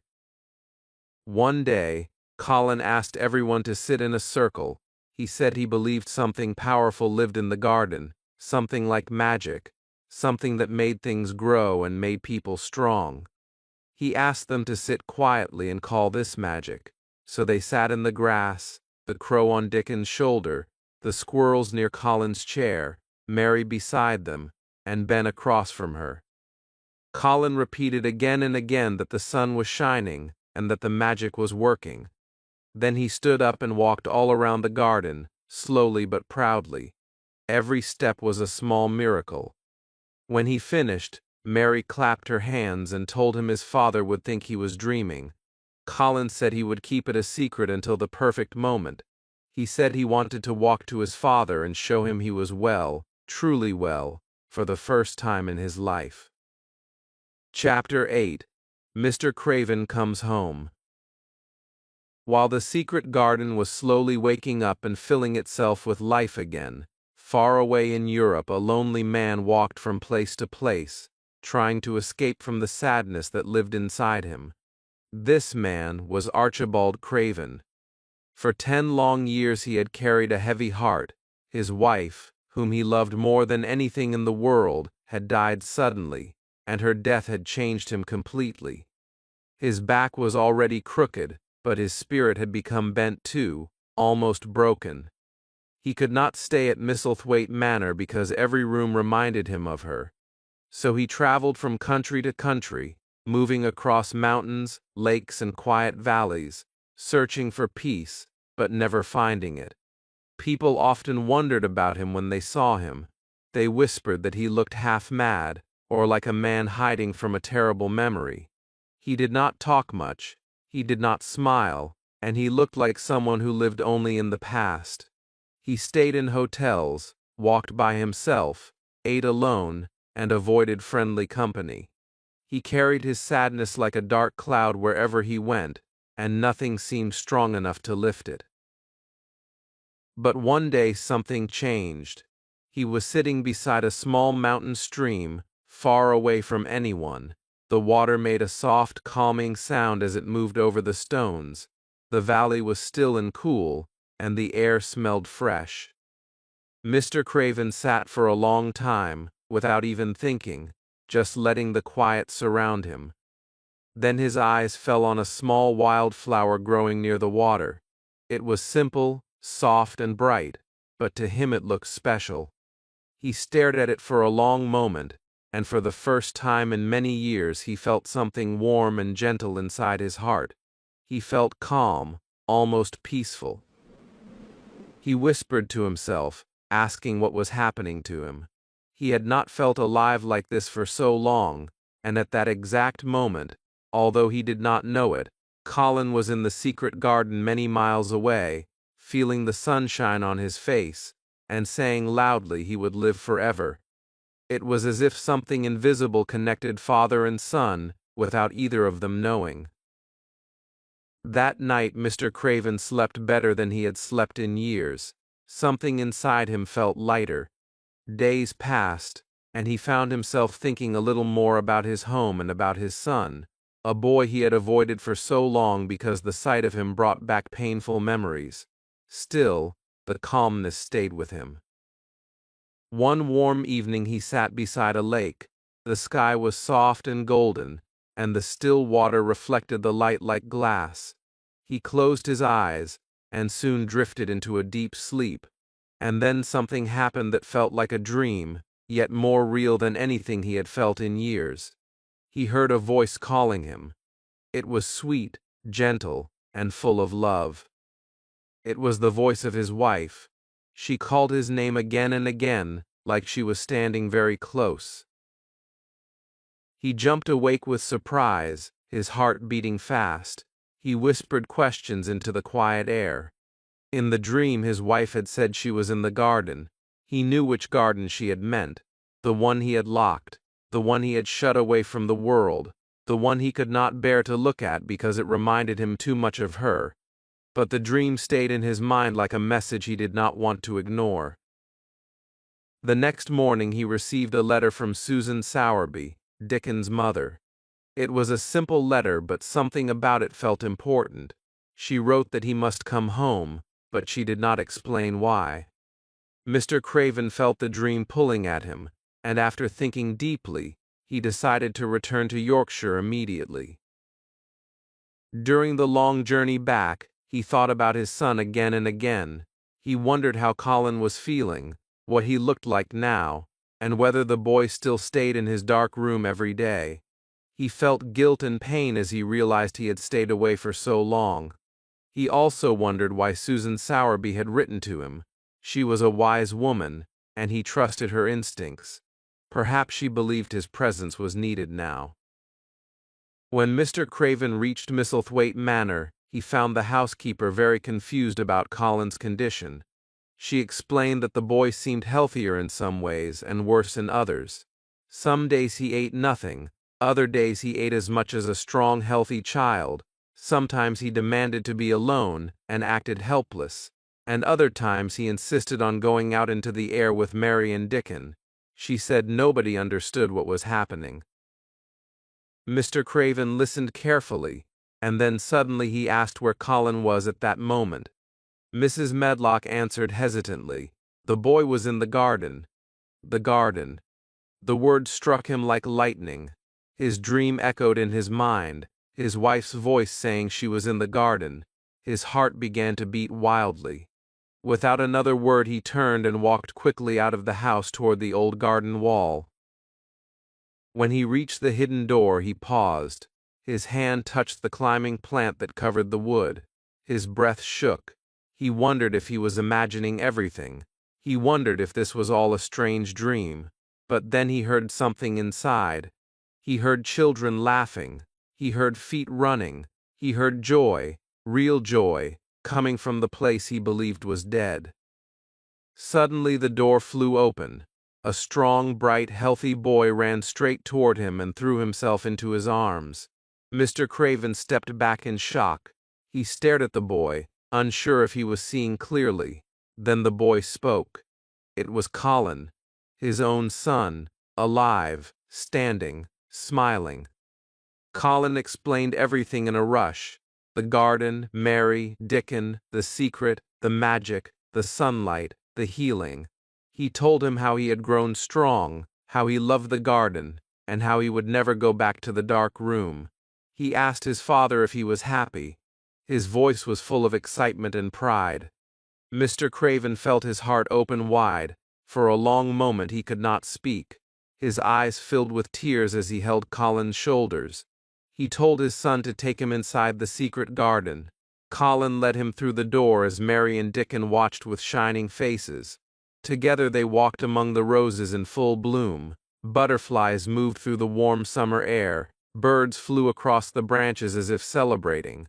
Everything felt alive, full of color, light, and hope. As Colin and Mary told the whole story, Mr. Craven listened with astonishment. He laughed and cried at the same time. He kept looking at Colin like he was seeing a miracle happening right in front of his eyes. When they finished, Colin proudly told him it was no longer a secret. He said he would never use the wheelchair again. Then he took his father's hand and walked beside him out of the garden, back toward the house.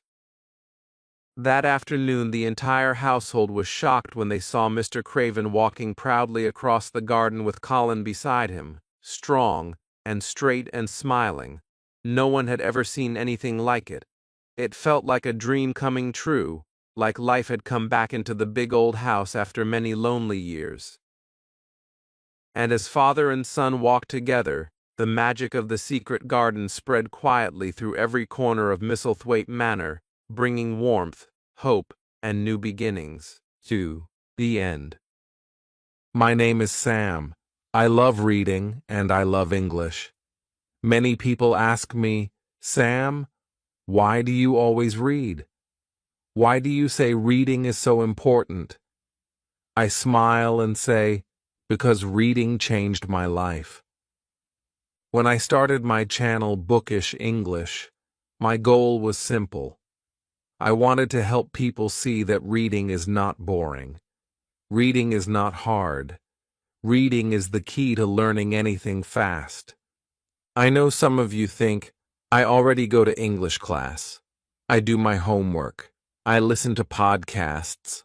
I watch YouTube videos. Why do I need to read? My friend, reading is different. When you read, your brain works in a special way. You see new words. You feel the rhythm of sentences. You learn grammar without trying. Reading helps you think in English. Reading makes your brain strong. It helps you understand faster, speak better, and write more clearly. I did not always love reading. When I was young, I thought reading was a school thing. It was something I had to do, not something I wanted to do. I only read textbooks. They were full of rules, questions, and boring exercises. I never read for fun. But one day, My teacher gave me a small storybook. She said, "Sam, you don't need to answer any questions.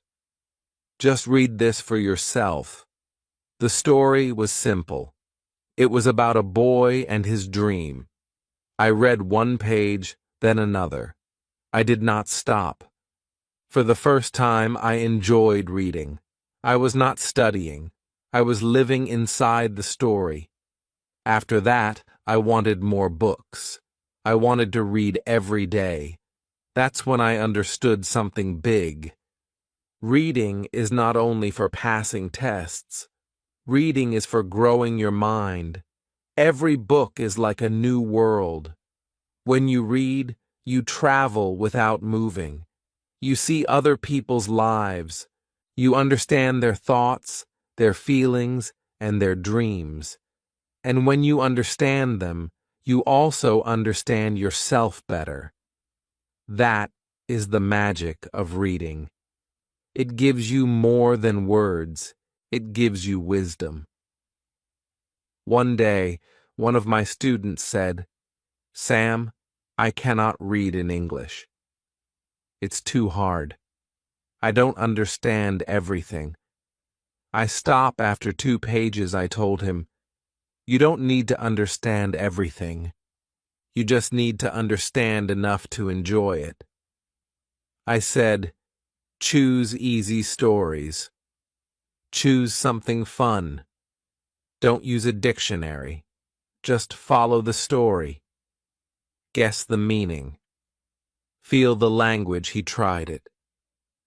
After 1 month, he came to me smiling. He said, "Sam, I can read now. I don't feel afraid. I enjoy it."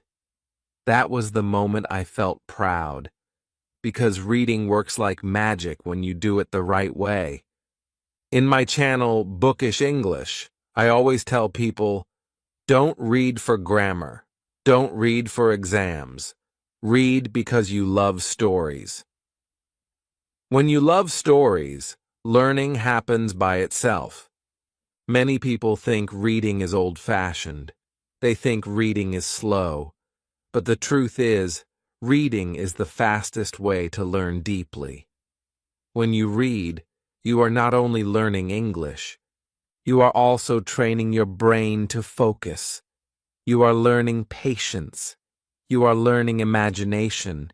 You are learning to see the world with new eyes.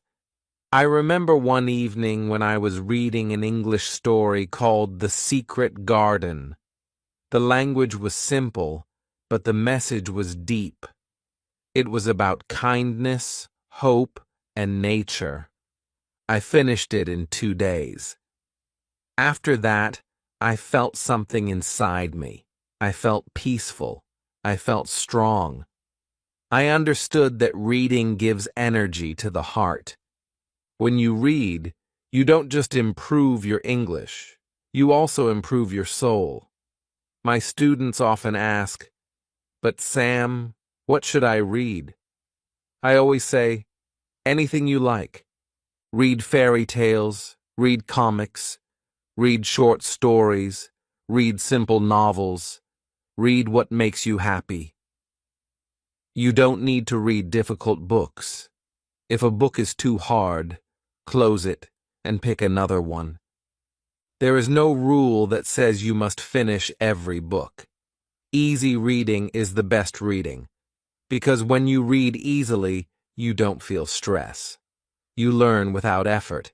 You grow without pain. And the more you read, the more you understand. Slowly, you will see that you don't need the dictionary anymore. You will start to think in English. You will start to dream in English. I know this because it happened to me. When I started reading English books, I had to use the dictionary every few lines. It was slow, it was tiring, but I didn't stop. I told myself, I will just enjoy the story. I started with short stories, then I moved to longer ones. After 1 year, I could read novels without help. I was shocked. I could feel the meaning of the sentences. I could understand jokes, feelings, and culture. It was like magic. Reading had changed my English completely. My grammar became natural. My vocabulary became rich. My speaking became faster, and my writing became clear. All because I read. I did not do grammar drills. I did not memorize word lists. I just read stories that I loved. One of my favorite books was Charlotte's Web. It was about friendship and kindness. The words were simple, but I cried at the end. That book taught me more about life than any textbook. That is why I tell all my students, read what you love. Read every day, even if it's just one page. Reading is not about speed. It's about connection. Every time you read, you connect with new ideas, new people, and new worlds. You grow quietly, word by word, and one day you will realize that your English is not the same anymore.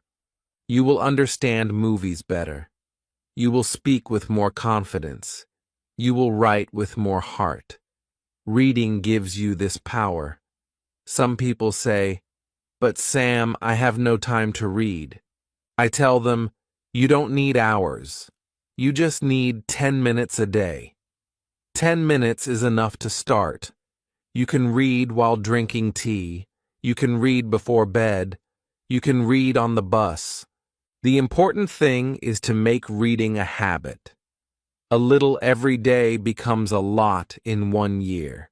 If you read 10 pages a day, in 1 year, you will finish more than 10 books. And if you read 10 books, your English will never be the same again. So today, my dear friend, I want to tell you something simple. If you really want to learn English, you must read. Not because your teacher said so, not because it's homework, but because reading is the key that opens every door. It helps you think better, speak better, and live better. It's the secret that all good learners know. So start small, start easy, but start today. This is the first step to your new life with English. When I started to read more and more, I began to notice many small changes in my life.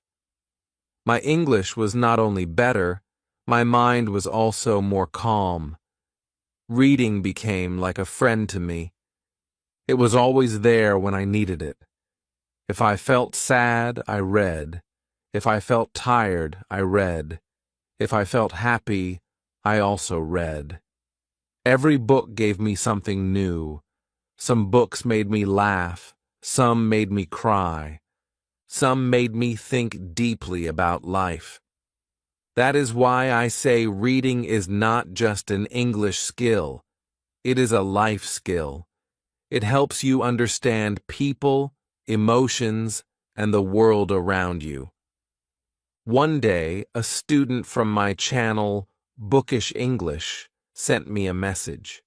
He said, "Sam, I started reading because of your videos. At first it was hard. I didn't understand everything. But now I can finish a small book in 1 week. I feel proud." When I read his message, I smiled, because that is what reading does. It makes you proud of yourself. You see your progress. You feel stronger. Every finished book is like a small victory.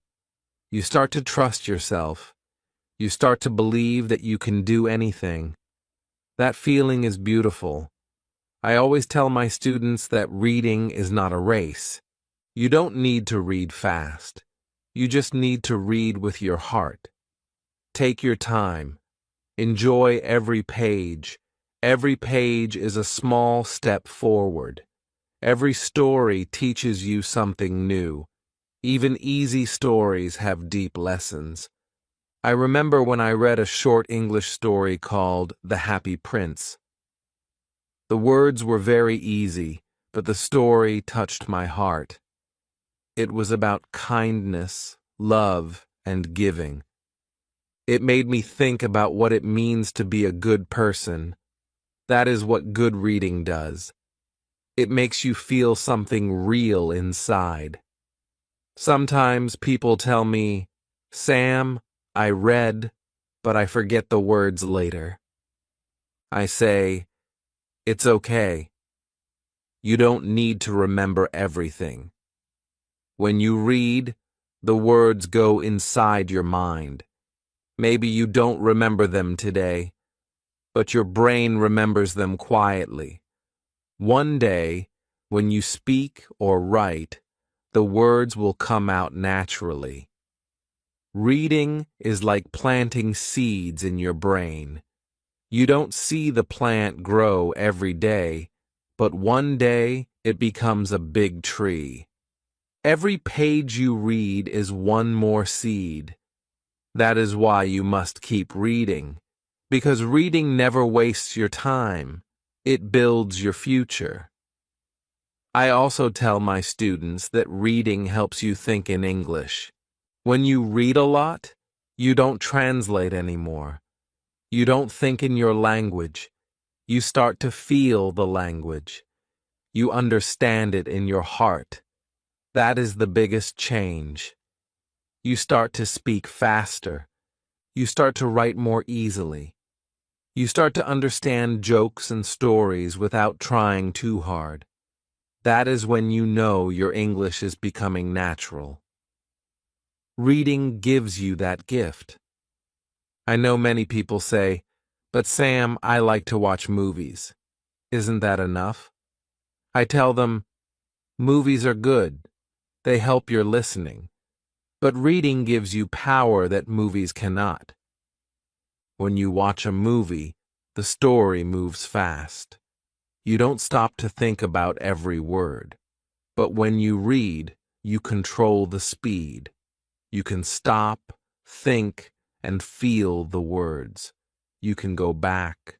You can take time. You can see how the writer builds the sentences. You can notice how words work together. You start to see patterns. That is how you really learn a language. Step by step, word by word. I remember when I was reading The Little Prince. It was not only a story for children. It was full of life lessons. I underlined many sentences. One of them said, "It is only with the heart that one can see rightly." I read that line many times. It made me quiet for a long moment. That is what reading does. It makes you stop and think. It connects your heart and your mind. That is how you grow, not just as a learner, but as a person. One day I asked my followers on Bookish English what kind of stories they liked. Many said they liked simple stories with meaning. So I told them, then read short stories or fairy tales. Don't worry if they sound childish. Even simple stories can teach deep things. I told them about a study where students who read easy books learned faster than students who only studied grammar. Because when you read easy books, you learn naturally. Your brain relaxes. You enjoy. You forget that you are learning. And that is when real learning happens. You don't force it. You just live it. I saw this with many students. Some studied grammar every day, but they still spoke slowly. Others read every day, and they spoke naturally. Reading gives you confidence. You start to see how words live together. You see grammar in action, not just in rules. You start to feel what sounds right and what doesn't. That is how native speakers learn, through reading and listening, not through rules. So if you want to sound natural, you must read. You must make reading your daily friend. I often say, a day without reading is like a day without sunlight, because reading brightens your mind. It gives you ideas. It gives you hope. It gives you peace. You don't need to be rich to read. You don't need to travel to learn. You only need one book. That book can take you to 1,000 places. I remember reading about a fisherman in one story, and I could almost feel the sea wind. I could smell the salt. I could hear the waves. That is the power of words. You travel with your mind. You live many lives in one life. That is something only reading can give you. Sometimes I meet people who say, "Sam, I can't find a good book." I tell them, you must find the book that finds you. I believe that every person has one book that opens the door to reading. For some, it's a love story. For others, it's a mystery or an adventure. Once you find that one special book, you will never stop reading. You will want more. You will start to love the feeling of turning pages. You will feel proud that you understand English stories. You will feel happy that you can finish books. That happiness will push you to read more and more. And that is how you grow. Every page builds your future. Every story shapes your mind. That is why I say reading is not only about language, it's about life. Part 3. The book becomes a friend. Soon I started to see something new.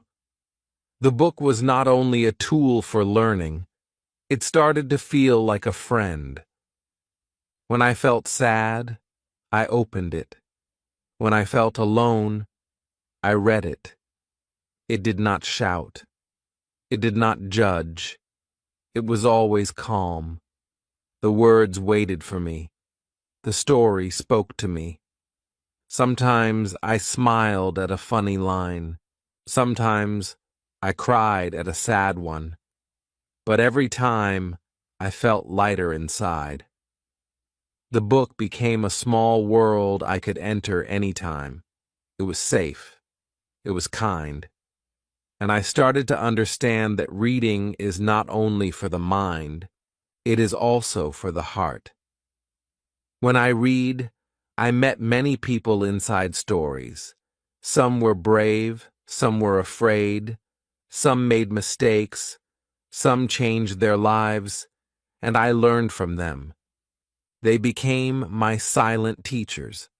They told me things without talking. I began to see myself in them. I thought, I am like this person, or I want to be strong like her. It felt like magic, meeting hundreds of people without leaving my room. One night I was tired after school. My eyes wanted to close, but I still wanted to read. I opened a small story about a boy who lived in a village. He wanted to go to a big city. He worked hard, saved money, and never gave up. At the end, he reached his dream. When I finished the story, I closed the book and whispered, I can do that too. That small sentence stayed in my heart. It became a little light that never went out. After that, reading was not only a habit, it was something I loved. I didn't need anyone to tell me to read. I wanted to. I waited for it. I carried a book everywhere, on the bus, in the park, even in the kitchen. Sometimes people asked, "Why do you read so much?" I just smiled. How could I explain that books made me feel alive, that every page opened a new window in my mind, that every story gave me a reason to believe more in myself? Slowly, my English started to change too. I didn't even notice at first. But one day, when I talked to my teacher, she said, "You speak more clearly now." I was surprised. I didn't use grammar rules. I didn't memorize words.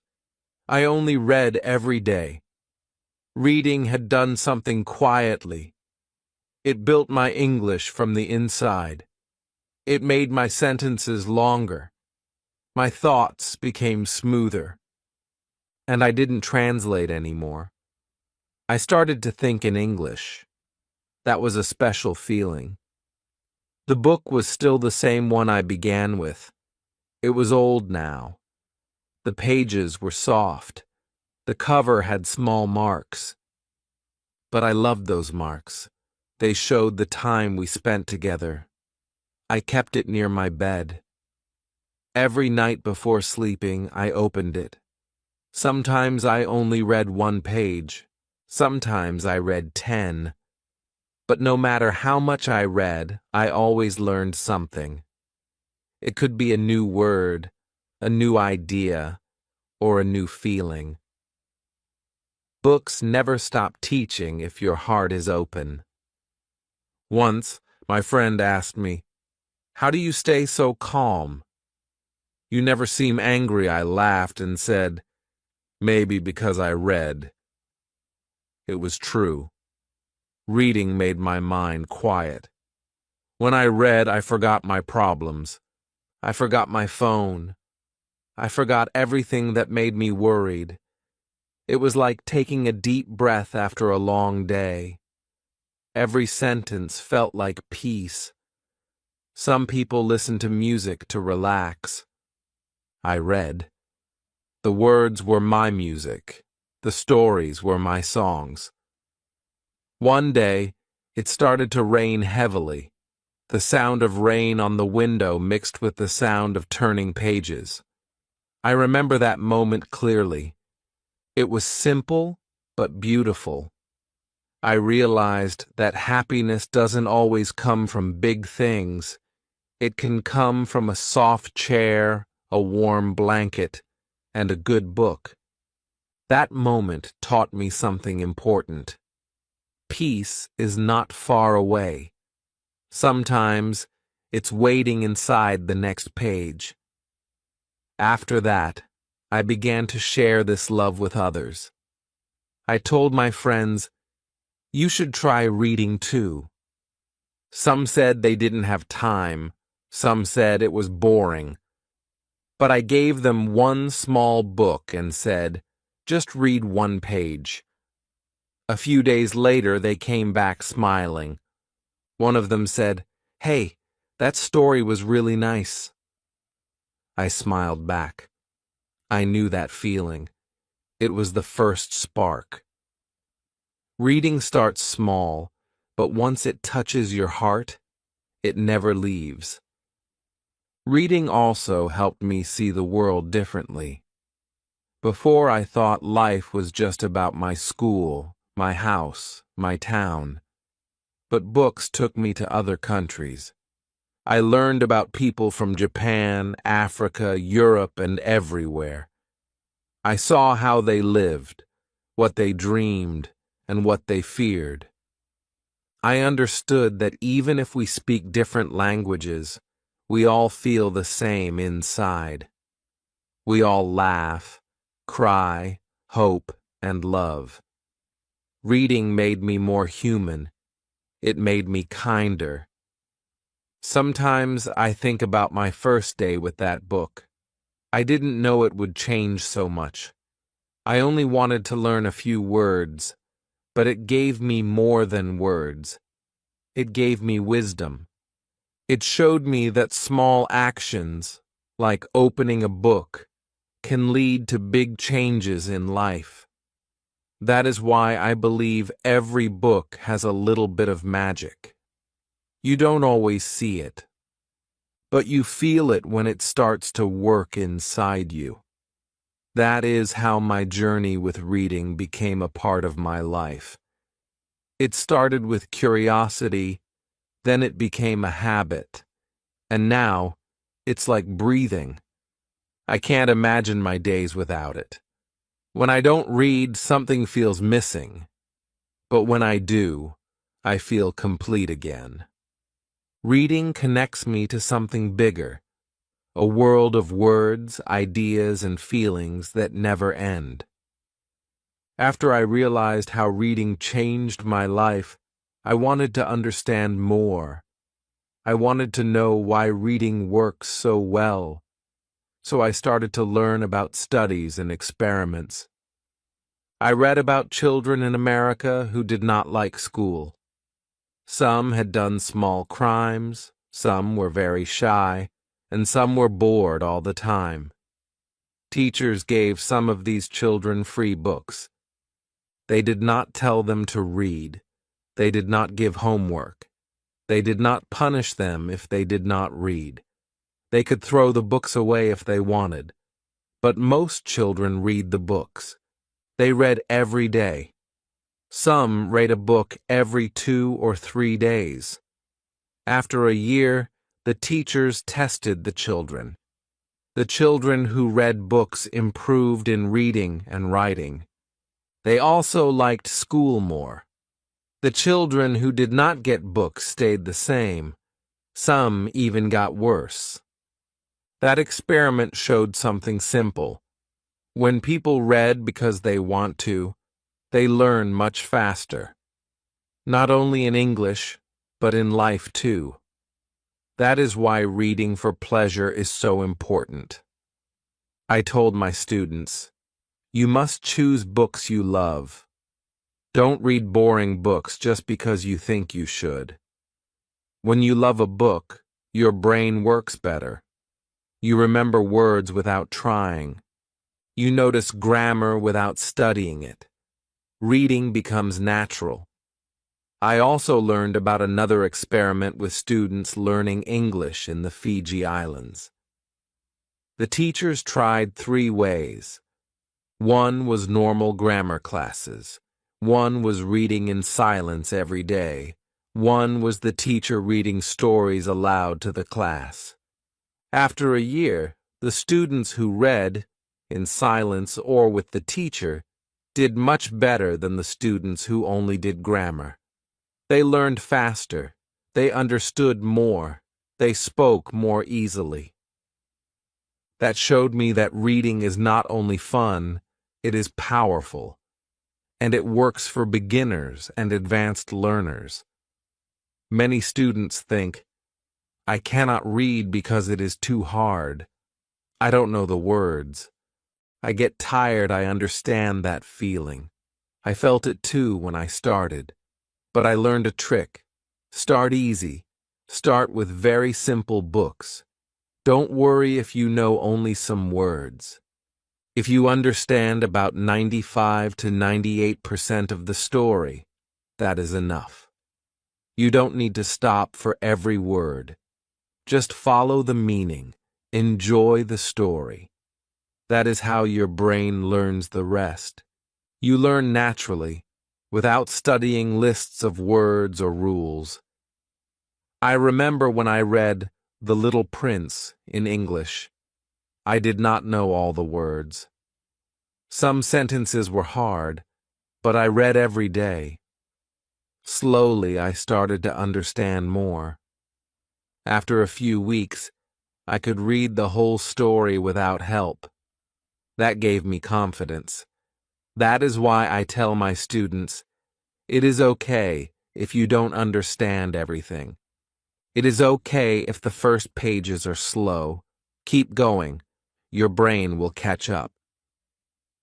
Reading also helps your imagination. When you read, you see pictures in your mind. You feel the characters' emotions. You hear the sounds and smell the smells. Your mind becomes alive. I remember reading a story about a forest. I could hear the birds. I could feel the wind. I could see the sunlight between the trees. I did not need to be there. The words created it in my mind. That is a special gift that reading gives. Not movies, not videos, only books. And when you read in English, your mind starts to think in English too. That is very important. At first, you may translate in your head, but after reading many stories, you start to understand without translation. Your brain learns the patterns of English. You learn how sentences are made. You learn how words work together. And slowly, speaking and writing become easier. You don't have to memorize grammar rules. You just feel the language. That is why I say reading is faster than studying grammar. Reading teaches naturally. I also learned that reading builds patience. When you read, you cannot rush. You cannot skip words. You follow the story page by page. At first, it feels slow, but after time, you notice something beautiful. You can focus longer. Your mind does not wander as much. You can read for 10 minutes, 20 minutes, or more without stopping. That focus helps in school, in work, and in life. Reading makes you stronger mentally. It teaches you to be patient and enjoy the small moments. One of my students said, "Sam, I tried reading. I could only read 2 pages. Then I felt tired. I smiled and said, 'That is okay.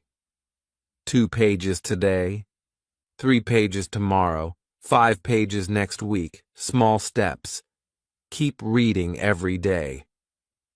That student came back after a month. He could read 10 pages in one sitting.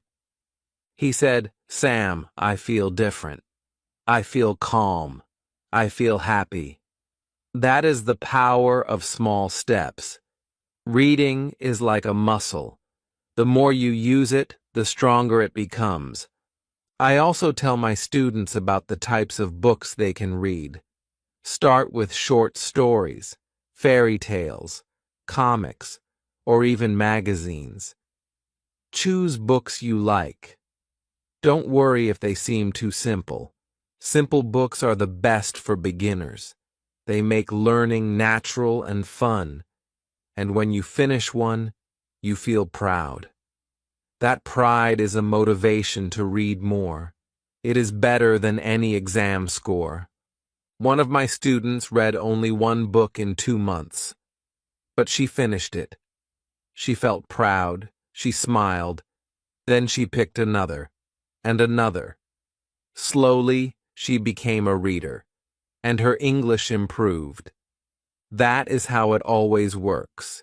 Reading makes learning fun. Reading makes learning easy. Reading gives results naturally. You don't have to force your brain, you just need to enjoy the story. I also want to tell you about a story I read for the first time in English. It was about a little boy who wanted to be brave. He was afraid of many things, but he kept trying. By the end, he was proud of himself. I read that story many times. Each time, I felt different. I felt stronger. I learned that books can teach life lessons too, not just language. Every story gives you knowledge about the world, about people, and about yourself. That is why I say reading is more than English. Reading is life. When you read, you meet hundreds of people, hundreds of situations, hundreds of feelings. And all of that builds your mind. Slowly, you become smarter, kinder, and stronger. That is why every learner must read. Not just for tests, not just for homework, but for life. That is what I want my students on Bookish English to understand. Reading is not hard. Reading is not boring. Reading is the easiest, most fun, and most powerful way to learn English. As I continued my reading journey, I noticed another amazing thing. Reading not only improved my English, it also made me more confident in life. When I met new people, I could talk about stories I read. I could tell them about characters, places, and adventures. People listened. They smiled. They asked questions. And I felt proud. I realized that books give you not only knowledge, but also courage. You have something to share with the world. That is why I always tell my students on Bookish English, when you read, you are never alone. You always have something to talk about, something to think about, something to imagine. Sometimes I even bring books to school or to meet friends. When I open a book in public, people notice. Some ask, "What are you reading?" That starts a conversation. Reading can create friends. It can create connections. That is something many people do not know. Books are not just private worlds. They can connect you with others. One day, I read a story about a girl who wanted to be a teacher. She loved helping children. She studied hard. She made mistakes. She failed sometimes, but she never gave up. I thought about myself and my students. I realized that reading teaches patience too. Patience with yourself and patience with others. You learn that mistakes are not bad. They are part of learning. You learn to try again. And that is a very important lesson, not just for English, but for life. I also noticed that reading helps memory. When you read stories, you remember characters, events, and words. Your brain practices remembering without pressure. You do not study like in a test. You remember naturally. Later, when you write or speak, the words come back easily. That is why reading is so much better than only memorizing vocabulary lists. One of my students said, "Sam, I read every day, but I forget new words quickly." I told him, "Keep reading. Don't worry. Your brain is storing the words quietly. One day, they will appear naturally when you speak or write." That is how language works. It is slow at first, but if you are consistent, the results are amazing. Reading also improves your imagination. I read many stories about adventures, faraway lands, and magical creatures.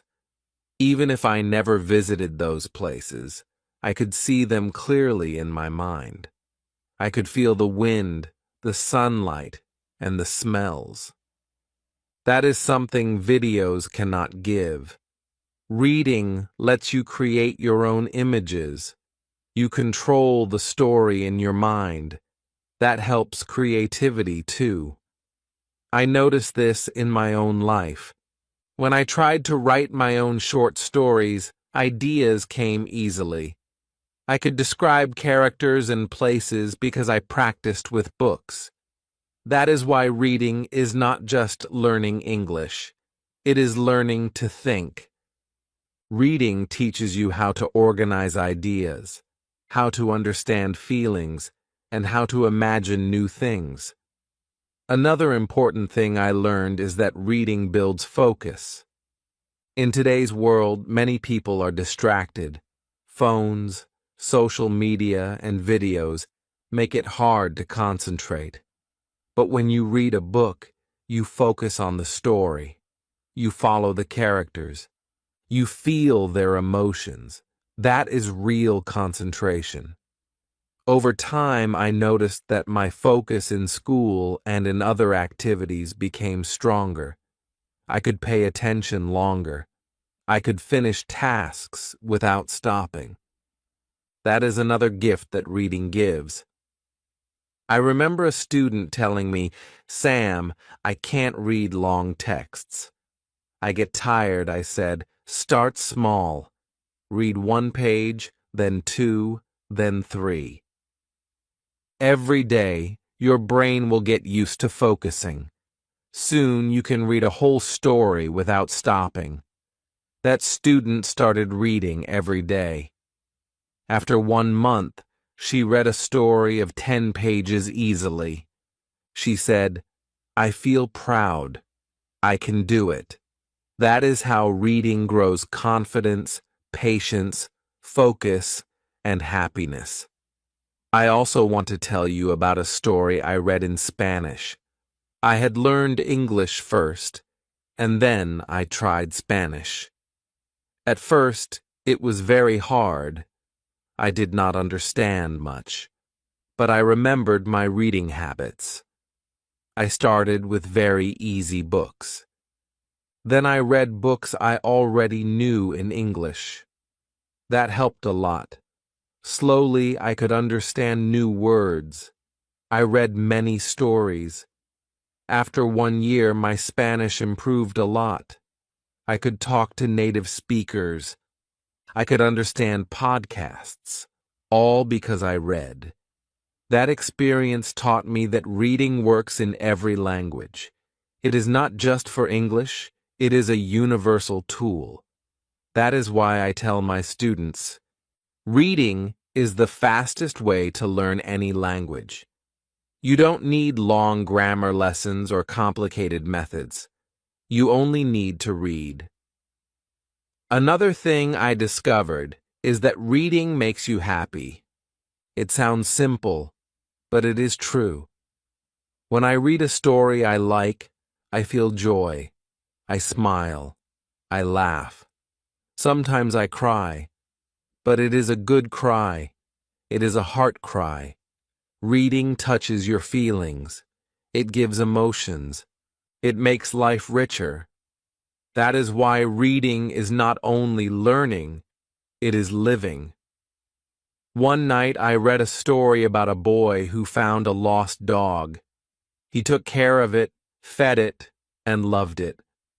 The boy felt happy, and I felt happy too. That is the magic of reading. You live the life of the characters. You feel what they feel. That is something no video or game can give you. It is pure magic. I also tell my students, you don't need to read difficult books. Easy stories are better. If the book is too hard, it is not fun. Put it down. Find another. If the book is boring, stop. Find one that excites you. Reading should be fun. Reading should make you happy. One of my students followed my advice. She chose a small fairy tale book. She read it every day. She finished it in 1 week. Then she picked a longer story, then another. Slowly, she became a reader, and her English improved naturally. That is why I always say, reading for pleasure is the most powerful way to learn English. It builds vocabulary, grammar, imagination, focus, confidence, and happiness. It changes your life, slowly but surely. I want everyone on Bookish English to feel this power. That is why I tell my students, read a little every day. Read easy books. Read stories you love. Don't worry about mistakes or unknown words. Just enjoy. The rest will come naturally. Reading is simple. Reading is powerful. Reading is magical. That is why you must read. As my reading habit grew stronger, I realized that books are like doors. Each book opens a door to a new world. Sometimes it is a world you know, sometimes a world you have never seen, and each world teaches something new. One day, I read a story about a boy who wanted to learn music. He had no teacher, no piano, no friends who could help him. But he read about music, practiced every day, and never gave up. In the end, he could play beautiful songs. I thought about myself learning English. Reading works the same way. You start small, but if you keep practicing, you improve naturally. You don't need magic.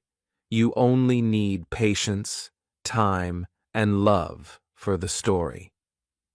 Reading also teaches empathy. When you read about people in different situations, you feel what they feel.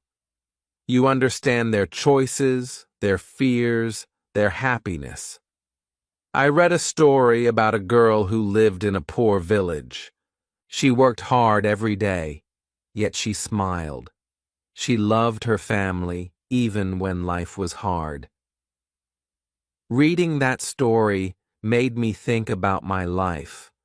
I felt grateful. I felt lucky.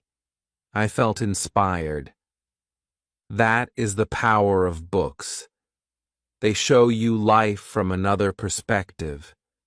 They teach you to feel, to care, to understand.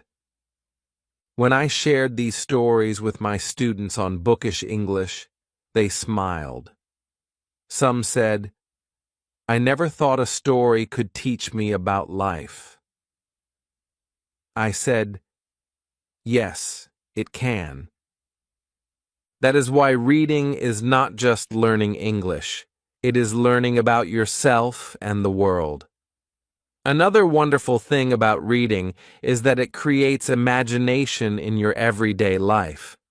When you finish a story, sometimes you continue imagining it. You think, what happens next? Or, what if the character did something else? Your mind practices creativity.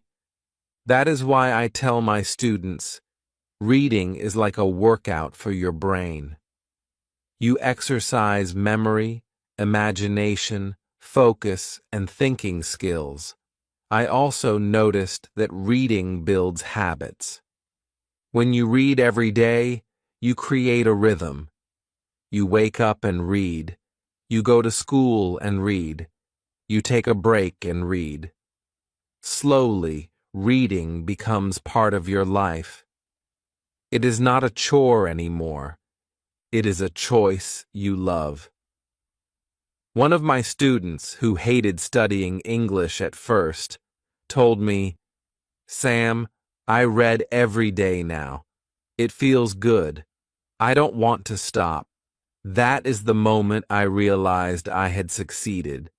Reading had become a natural habit for her. Another student shared a different story. He loved sports, but did not like reading.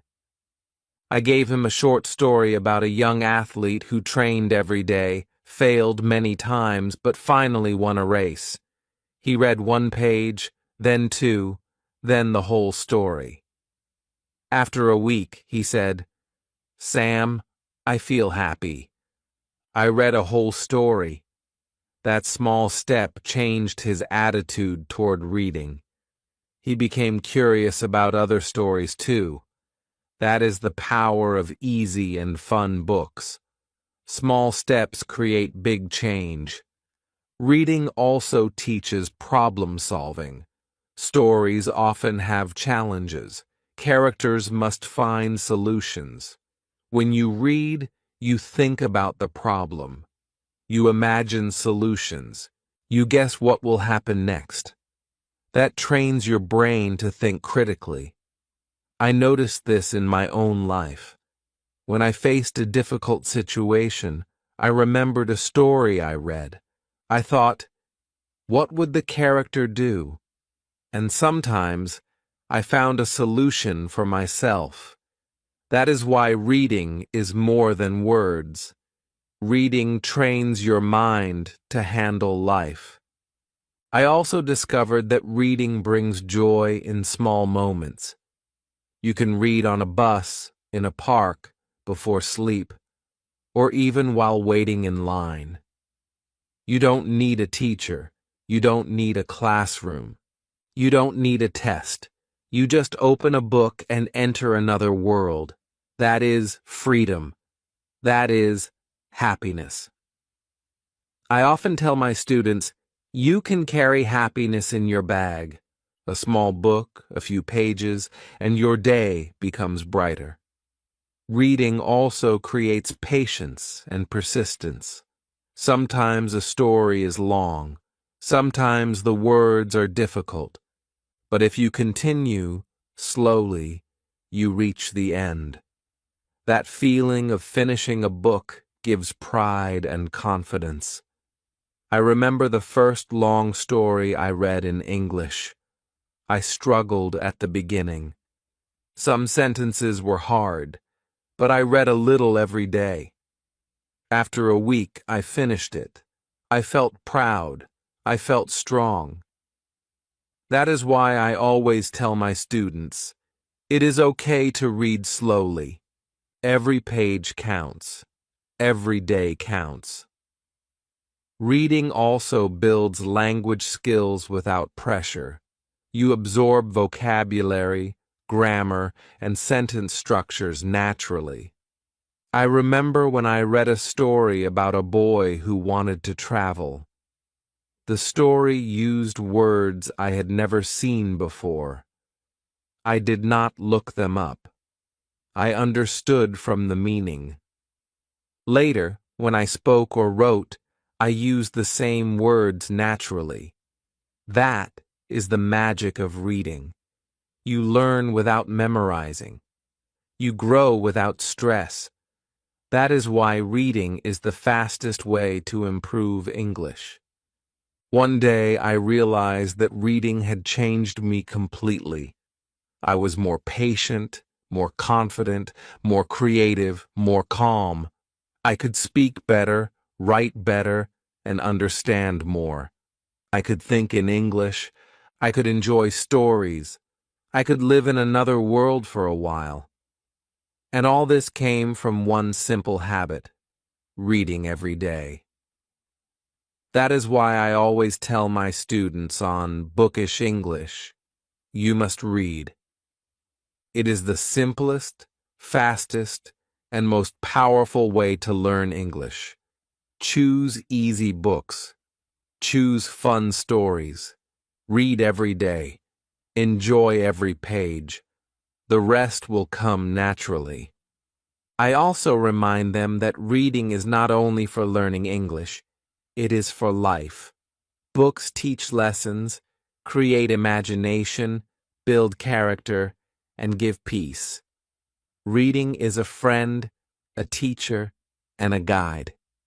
That is why reading is so important. That is why every learner, every student, every person should read. It is not hard. It is not boring.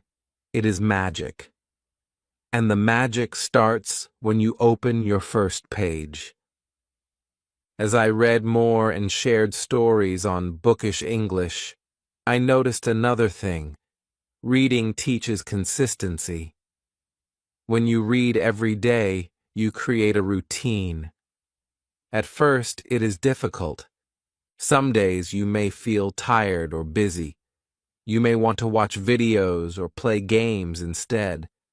That is normal. But if you open a book for even 5 minutes, you practice consistency. Slowly, your brain gets used to focusing, your eyes get used to reading, and your mind starts thinking in English. One of my students told me, "Sam, I don't have time to read. I am busy with school and homework." I said, "That is okay. Read just a little every day. 5 minutes, 10 minutes, even 1 page. It is enough. Consistency matters more than quantity." She tried it. After a month, she said, "I can read 10 pages every day." It is easy now. That is how small daily habits create big results. Another wonderful effect of reading is that it teaches you curiosity. When you finish one story, you want to know more. What happens next? How does the character feel? What is the world like? That curiosity drives you to read more books, more stories, more adventures. And every story you read teaches you new words, new phrases, new ideas. That is why I always say, reading is endless learning. There is no limit. You can always read one more book, discover one more story, meet one more character. That is the beauty of books. One day, I read a story about a young girl who wanted to be an artist. She drew every day, sometimes badly, sometimes well. She never gave up. She learned from mistakes, and in the end, she became very good. That story reminded me of reading. At first, reading in English may feel hard. You may not understand everything. You may forget words. You may read slowly.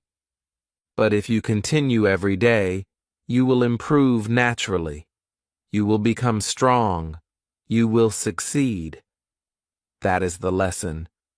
Reading also helps you feel calm and peaceful. When you open a book, the world around you disappears. You are in the story. You hear the characters. You see the places. You feel the emotions. And for a while, your worries are gone. One evening, I was stressed from work and teaching. I opened a small fairy tale book. I read a few pages. I smiled. I laughed. I forgot my stress. That is why I always tell my students, books are like friends. They make you feel happy and calm. You can always find comfort in stories. I also realized that reading helps your listening and speaking indirectly. At first, it may seem that reading only improves your vocabulary and writing, but when you have more words in your mind, your brain recognizes them when you hear them. You understand better. You can speak better. That is why even if your goal is speaking, reading is essential. One of my students struggled with speaking English. He could listen, but speaking was difficult. I asked him to read easy stories every day. After a few months, he said, "Sam, I can speak now." Words come naturally. That is the magic of reading. It builds a foundation for everything. Another thing I noticed is that reading helps memory in a special way. When you remember characters, events, and details from stories, your brain practices remembering naturally. You do not study lists or tests. You remember without pressure, and that memory stays longer. I remember reading a story about a castle. I learned many words, descriptions, and details. Later, when I wrote or spoke, I used the same words without thinking. That is how reading creates long-term memory. I also learned that reading teaches self-discipline. You must sit and focus. You must continue even if it is hard. That practice helps in school, in work, and in life. One of my students said, "I cannot focus. I get distracted." I suggested she read a short story every day. She did. Slowly, she could focus for longer. Her grades improved. Her confidence improved. Reading trained her mind. I also realized that reading creates empathy for others. You read stories about people who are different from you. You understand their feelings, their struggles, and their happiness. That helps you understand real people better. You become kind and patient. You listen more. You care more. That is a life skill.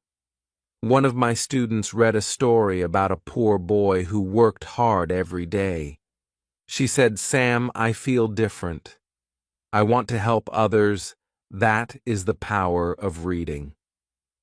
Another amazing effect of reading is imagination. Stories allow you to see new worlds. You can picture places, hear sounds, and feel emotions. Your mind creates pictures for you. That is something that videos or games cannot fully give. Your brain is active. Your creativity grows. That is why reading is not just learning English.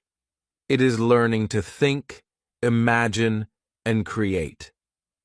I also learned that reading gives freedom. You do not need a teacher. You do not need a classroom. You do not need a schedule. You only need a book. You choose the story. You choose the pace. You choose the time. That freedom makes reading enjoyable. One of my students told me, "Sam, I read in the park, on the bus, and before sleep." I love it. That is the magic. Books are always available. You can carry them anywhere. You can enter a story anytime. That makes learning flexible and fun. Finally, I realized that reading gives pride and accomplishment. When you finish a story, you feel proud. You read the words, you understood the ideas, you reached the end.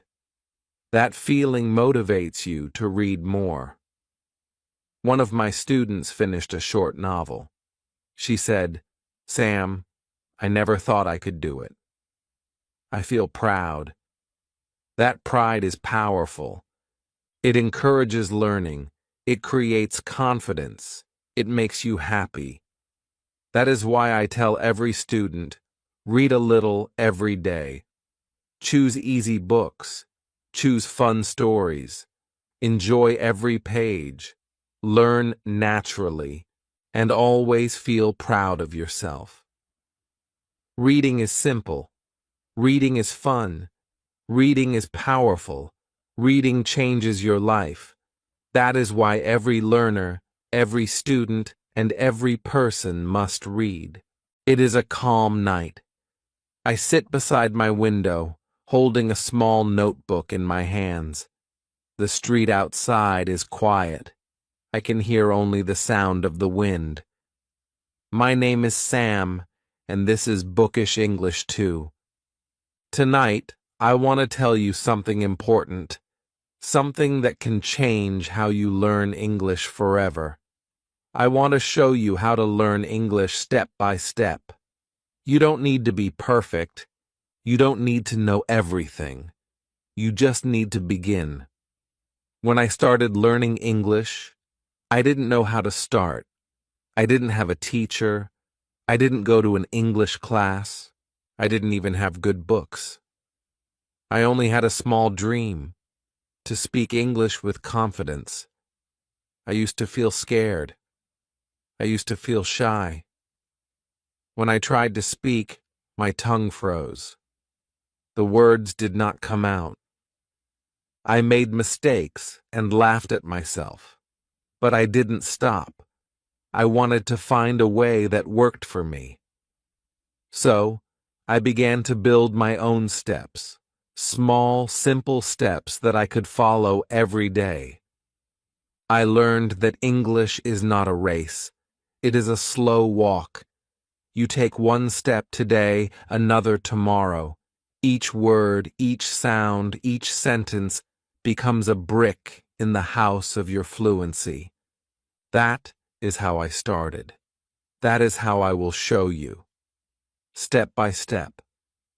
The first step is to make English a part of your life.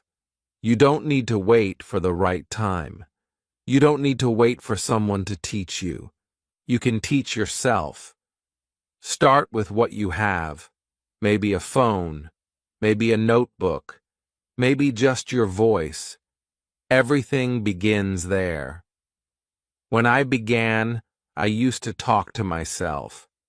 I would look at the chair and say, "This is a chair."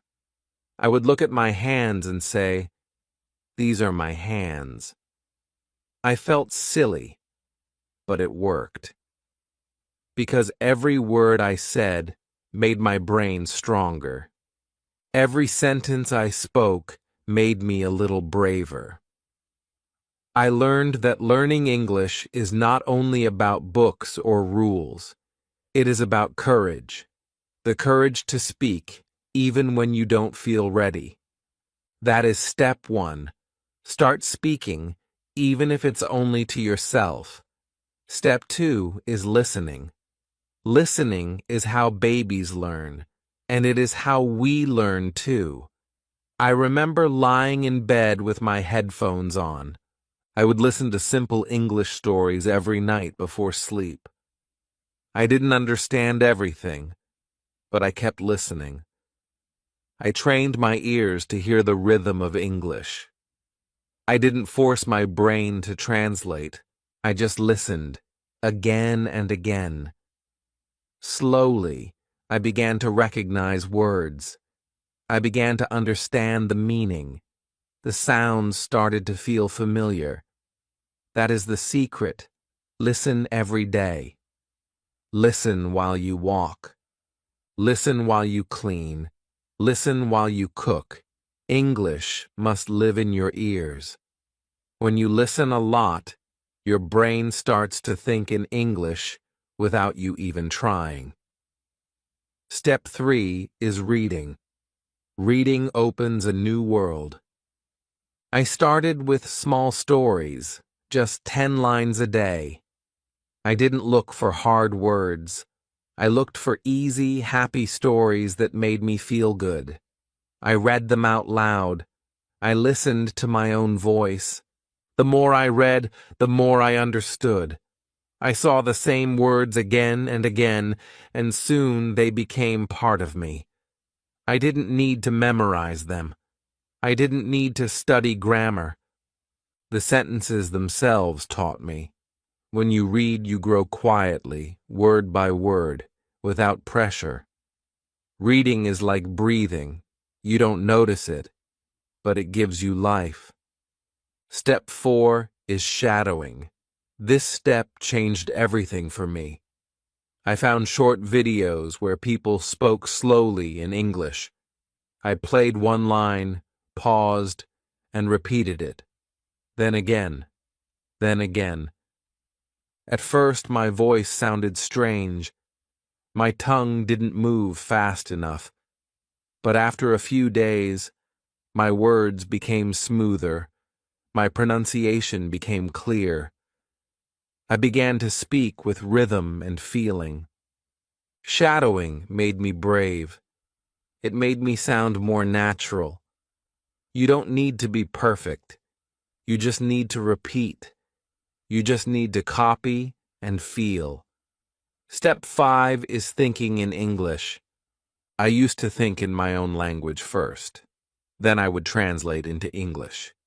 It made my sentences slow and heavy. But one day, I tried something new. I started describing my day in English in my mind. I would say silently, I am walking. I am eating. I am writing. Slowly, my mind started using English naturally. I stopped translating. I started living in English. That is what you must do. You must make English your second skin. Don't learn it like a subject. Live it like a habit. And the last step is patience. Many people give up because they want fast results. But language is like a plant. You must water it every day. You cannot shout at it to grow. You must wait. You must trust. Every small effort you make counts. Every minute you spend listening, reading, or speaking is building your fluency. You may not see it today, but one morning you will wake up and realize you can understand. you can speak. You can express your heart in English. That day will come. Just stay patient. That is how I learned English. Step by step, slowly, gently, but with heart. You don't need magic. You don't need talent. You only need time, love, and consistency. So, my friend, if you are ready, take your first step tonight. Say one sentence. Listen to one story. Read one page. Do one shadowing exercise. And tomorrow, do one more. You will not see a big change in one day, but in 100 days, you will. I promise you, because that is how I did it. And if I can do it, you can too. This is just the beginning of my story. If you want to walk with me, stay here with Bookish English too. Let's take the next step together. The next morning feels different. I wake up early, and I feel a little excited. The sun shines softly through my window. I sit up in bed and smile. Yesterday, I spoke my first English words again after many weeks. They were simple sentences, but they made me feel alive. I realized that this is how progress begins, not with big things, but with small, honest steps. Today, I open my notebook again. On the first page, I write one sentence in big letters. Step by step. These 3 words become my guide. I say them out loud. They sound strong. They sound true. I know that if I keep walking, English will walk with me. I start my day by speaking about what I see. I look at my pillow and say, "This is my pillow." I look at the window and say, "I see the light." I walk to the kitchen and say, "I make tea." It feels natural now. I don't feel shy. I don't feel afraid. My mouth moves easily. I talk to everything around me, like they are my English teachers. The cup teaches me. The spoon teaches me. Even the kettle teaches me. I laugh a little, but I keep going. I am turning my world into a classroom. My home is my school. My mind is my teacher. My voice is my tool. After breakfast, I sit near the window with my phone. I open YouTube and search for slow English for beginners. I find a video where a woman speaks slowly about her morning routine. She says, "I wake up at 7. I brush my teeth. I take a shower. I make coffee. I repeat after her." I pause the video after each sentence. I copy her voice. I try to sound the same. At first, I make mistakes, but that's okay. I smile and try again. Every time I repeat, I get better. I learn something new. The way her voice goes up and down, the way she connects the words together. This is shadowing in action. I understand now why it works. It's like singing with another person. When you sing together, your voice learns the melody. When you shadow, your voice learns the rhythm of English. After 10 minutes, I feel tired. But it's a good kind of tired. It feels like my brain just exercised. I drink some water and take a deep breath. Then I write a few words from the video in my notebook. Wake up, brush, make, coffee. Just a few. I don't want to fill the page with hundreds of words. I only want to remember the ones I really used. That's my next step. Keeping things simple. Many learners make learning too hard. They try to memorize everything at once. They write long lists of words. But the truth is, your brain learns better when you learn less, but more deeply. One sentence said 100 times is better than 100 sentences said once. That's how I train myself. I repeat, I shadow, I listen, I speak. Slowly, I begin to see change. I notice that when I listen to other people speaking English, I understand more. I don't need to translate every word. I just feel the meaning. Sometimes I close my eyes and listen carefully. The words start to make pictures in my mind. I can imagine the story, the people, the place. It feels magical. This is real learning, not from grammar rules, not from big books, but from sound, feeling, and imagination. In the afternoon, I decide to read something easy. I open a small story on my phone. The title is At the Supermarket. I read the first line. Anna goes to the supermarket to buy apples. I read slowly. I understand. I say the line out loud. I imagine Anna walking down the street. I imagine her looking at apples. The words come alive in my mind.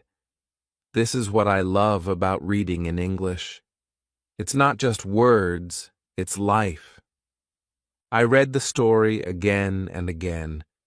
Every time I read it, I see more details. I understand better. I learn naturally. I don't look up every word. I let my brain guess.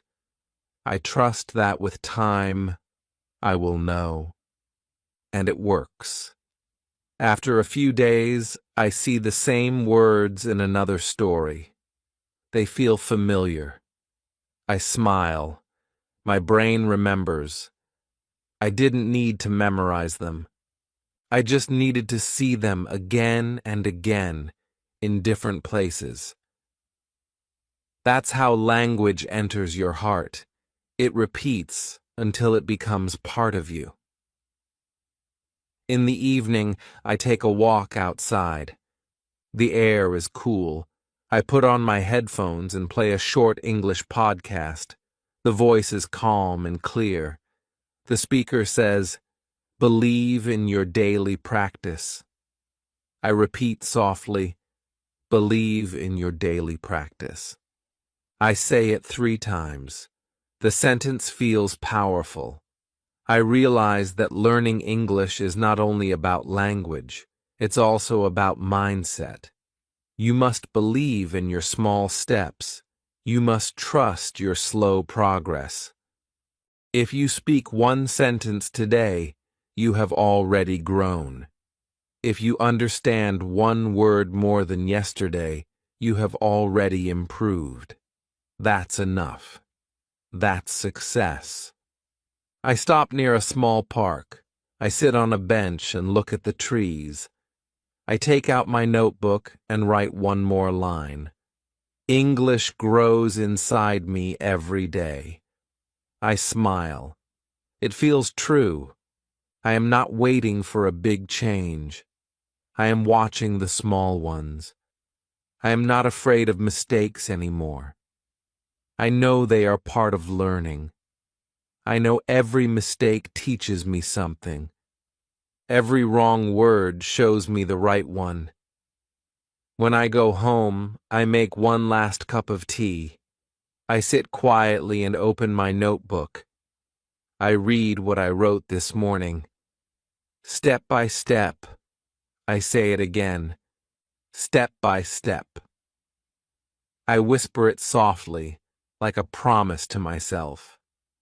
I feel proud, not because I am perfect, but because I am trying. I am learning in my own way. And now I truly understand this truth. Fluency does not come from speed. It comes from patience. Tomorrow, I will wake up and take another step.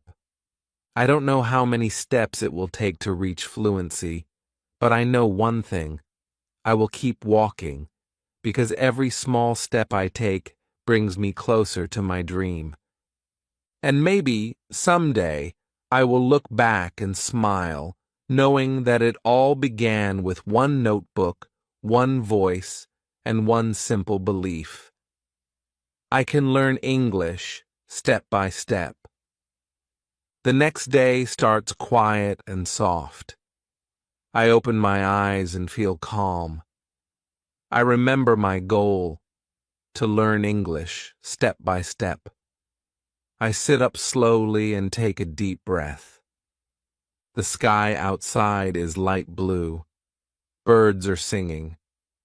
I smile and whisper to myself, "Good morning, Sam." Then I answer, "Good morning." It sounds funny, but it makes me happy. I am speaking English already before breakfast. That is how I like to begin my day now, with words, with sound, with English. I go to the kitchen. While I make tea, I talk about what I'm doing. I say, I boil water. I take the cup. I pour the tea. I stir it. Every small action becomes a sentence. Every moment becomes practice. I don't need a classroom. I don't need a teacher. My life is my classroom. I learn through living. I sit near the window with my tea and my notebook. I write a few sentences. I am drinking tea. The morning is quiet. I feel good. I read them out loud. I listen to my voice. It sounds a little more natural than before. I notice my pronunciation is better. My words come faster. My sentences are longer. These small things make me feel proud. I see progress. I see growth. It's slow, but it's real. I know this is how learning works, little by little, day by day. After breakfast, I decide to listen to an English story. I open my phone and play one called A Rainy Day. The voice is soft and slow. It says, "It is raining." The man opens his umbrella. He walks down the street. I close my eyes and listen. I can see the man in my mind. I can see the street. I can see the rain. I don't try to translate. I just imagine. I let English draw pictures in my mind. This is one of my favorite ways to learn. I listen not only with my ears but with my heart. After listening once, I replay the story. This time, I repeat after the speaker. It is raining. The man opens his umbrella. My voice follows her like a shadow. I try to copy her sound, her rhythm, her feeling. At first, I pause after every line. Then I try to follow her without pausing. I make mistakes, but I keep going. I don't stop. I smile because I know every small mistake is helping me grow. Shadowing feels like dancing with English. I listen, I copy, I move with the rhythm of the language. Later, I read a short story from my reading app. It's about a boy and his dog. The sentences are simple and sweet. I read slowly. I read out loud. I circle words I don't know. But I don't look them up yet. I keep reading. I guess their meaning from the story. When I finish, I check the new words. I understand more than I expected. I write them in my notebook. I don't make a list. I write one sentence with each new word. For example, the word chase. The story says, "The dog chases the ball." I write my own. I chase my dream. It feels beautiful. I smile. I realize that every word can become part of my life. I don't just learn words, I use them to tell my own story. That is what makes learning alive. In the afternoon, I go for a walk.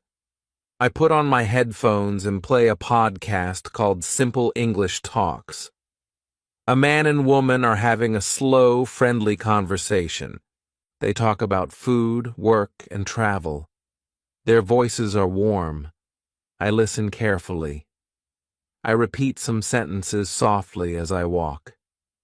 I like to eat pizza. I love sunny days. People around me don't know what I'm doing, but I do. I'm training my ears. I'm training my mouth. Every step I walk, I'm walking closer to fluency. I don't care if people look at me. I am proud of my journey. I know that real learning happens when you stop feeling shy. When I come home, I watch an English video about daily routines. I write down one line from it. Consistency is the key. I repeat it 3 times. Consistency is the key.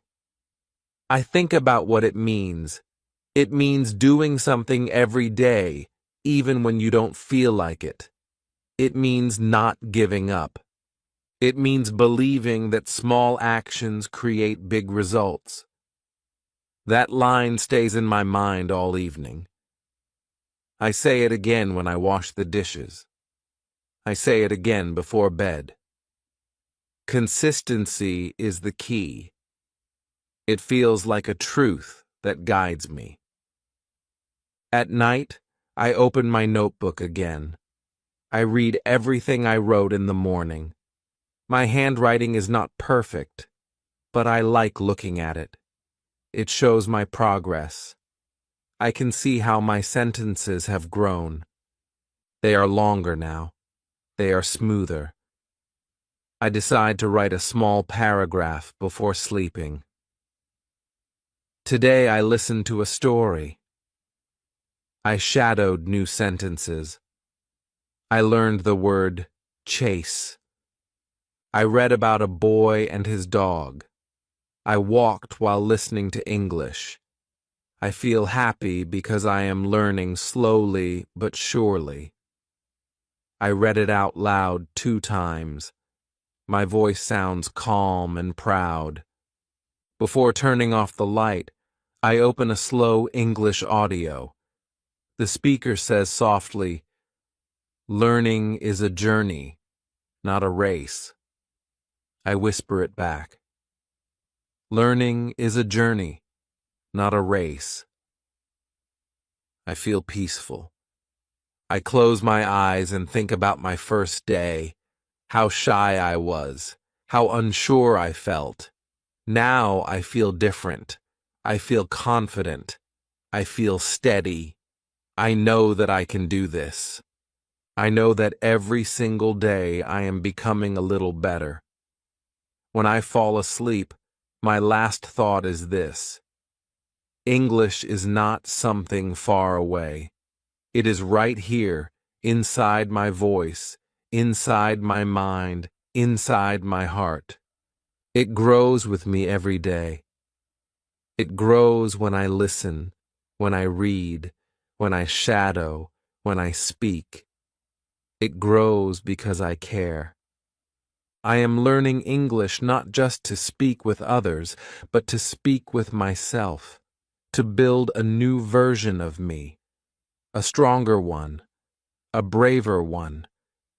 And so, tomorrow, when I wake up again, I will take another small step. Maybe I will learn one new word. Maybe I will shadow one more sentence. Maybe I will read one short story. It doesn't matter what it is, as long as I keep moving.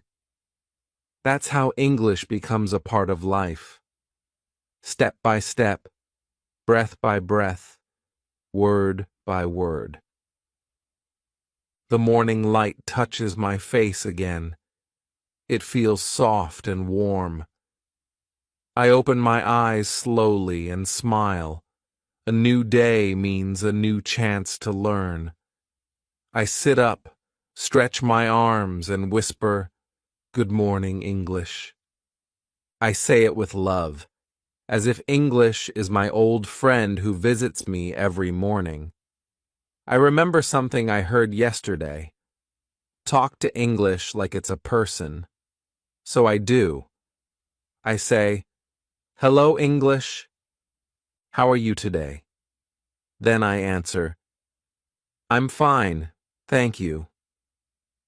I laugh a little, but it feels real. It makes my words alive. This small morning talk becomes my daily habit. It helps me start speaking without fear. I make breakfast and speak while I cook. I cut bread. I make eggs. I drink tea. These small sentences sound simple, but they are powerful. They make my brain think in English. I don't translate. I just say what I do. I notice how natural it feels now. At first, I had to think before every word. But now, my mouth moves easily. I feel like my thoughts are slowly changing shape. They are no longer in my first language. They are starting to live in English. That is a special feeling. It feels like I am not just learning words. I am changing the way I see the world. After breakfast, I sit by the window and open a small English book. It is called Simple Life Stories. I choose one about a woman who works in a flower shop. I read slowly. She opens her shop every morning. She smells the flowers. She feels happy when people smile. I like these lines. They are easy to understand, but they also touch my heart. I repeat them softly. I imagine the woman and her flowers. I see the colors. I feel the sunshine. Reading in this way feels like dreaming. I'm not just learning, I'm living inside the story. I think this is why reading helps so much. It connects my emotions to English. It makes every word meaningful. When I finish reading, I take my notebook and write a few new words. Smell, bloom, customer, bouquet. I write one sentence for each word. I smell my tea. The tree blooms in spring. I am a good customer. The bouquet is beautiful. Then I close my eyes and say all the sentences again. I imagine pictures for each one. I see them in my mind. This makes the words stick. I realize that learning is not about memory. It's about imagination. If I can see it, I can remember it. In the afternoon, I go outside.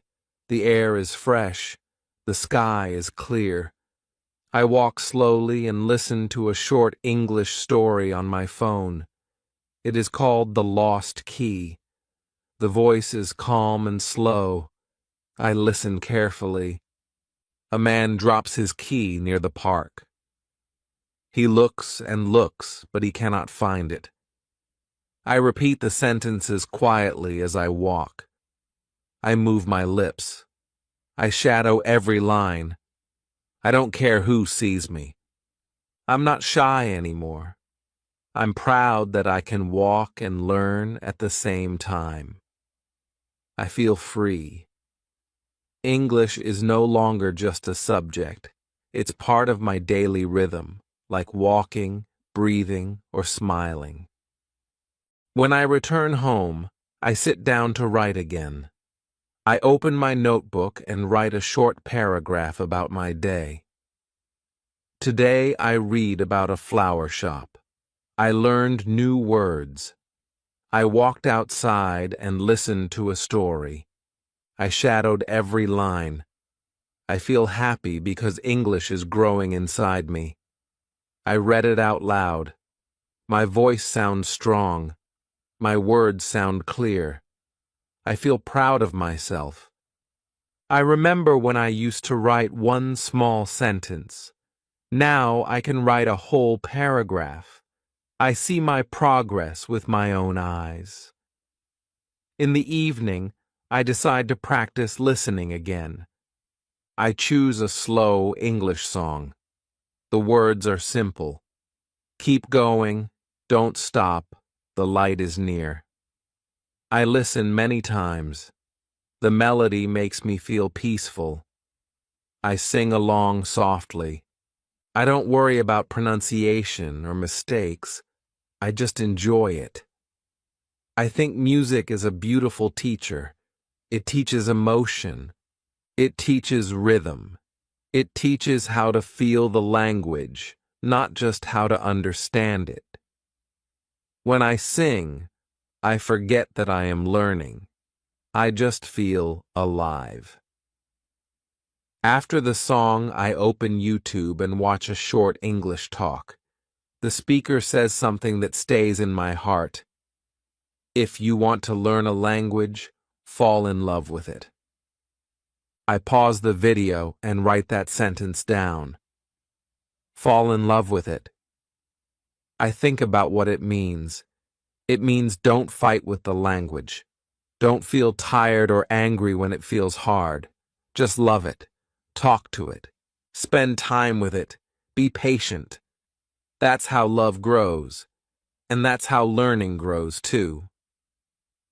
Before bed, I look at the wall near my desk. I have small sticky notes there. Each one has an English phrase. Never give up. Step by step. You can do it. I read them one by one. These words feel like friends now. They speak to me. I smile at them. Then I write one last line in my notebook. English is my daily light. I close my notebook, turn off the light, and lie in bed. I think about the woman in the flower shop, the man who lost his key, the small steps I took today. I feel grateful. I'm not perfect, but I'm learning. I know tomorrow will bring new words, new sounds, new moments, and I'm ready. I whisper, "Thank you, English. See you tomorrow." Then I close my eyes, feeling calm and proud. The next morning arrives with golden sunlight. I open my eyes and feel calm. My first thought is English. I smile. It's funny how my mind now thinks of English before anything else. I whisper softly, "Good morning, English. Let's talk again." Then I stretch my body and say, "I wake up." I open my eyes. I smile. These words sound small, but they make me feel powerful. I realize I'm not just learning words. I'm learning to live my life in English. Every action, every sound, every thought is becoming a little part of this new language. After breakfast, I sit near the window with my tea. The world outside feels quiet. I open my notebook and read what I wrote yesterday. My sentences look clear and strong. I decide to write something new. I write about my dream. Last night I dreamed I was in London. I walked in the rain. I talked to people in English. They smiled at me. I smile while writing. It feels like my dream is showing me my future. Maybe one day I really will talk to people like that. I believe it. Then I listen to a short English story about a cat who gets lost and finds its way home. The voice is slow and friendly. I listen once, just for fun. Then I listen again and shadow it. The cat walks down the street. The cat is tired. The cat sees a small house. I follow every sentence.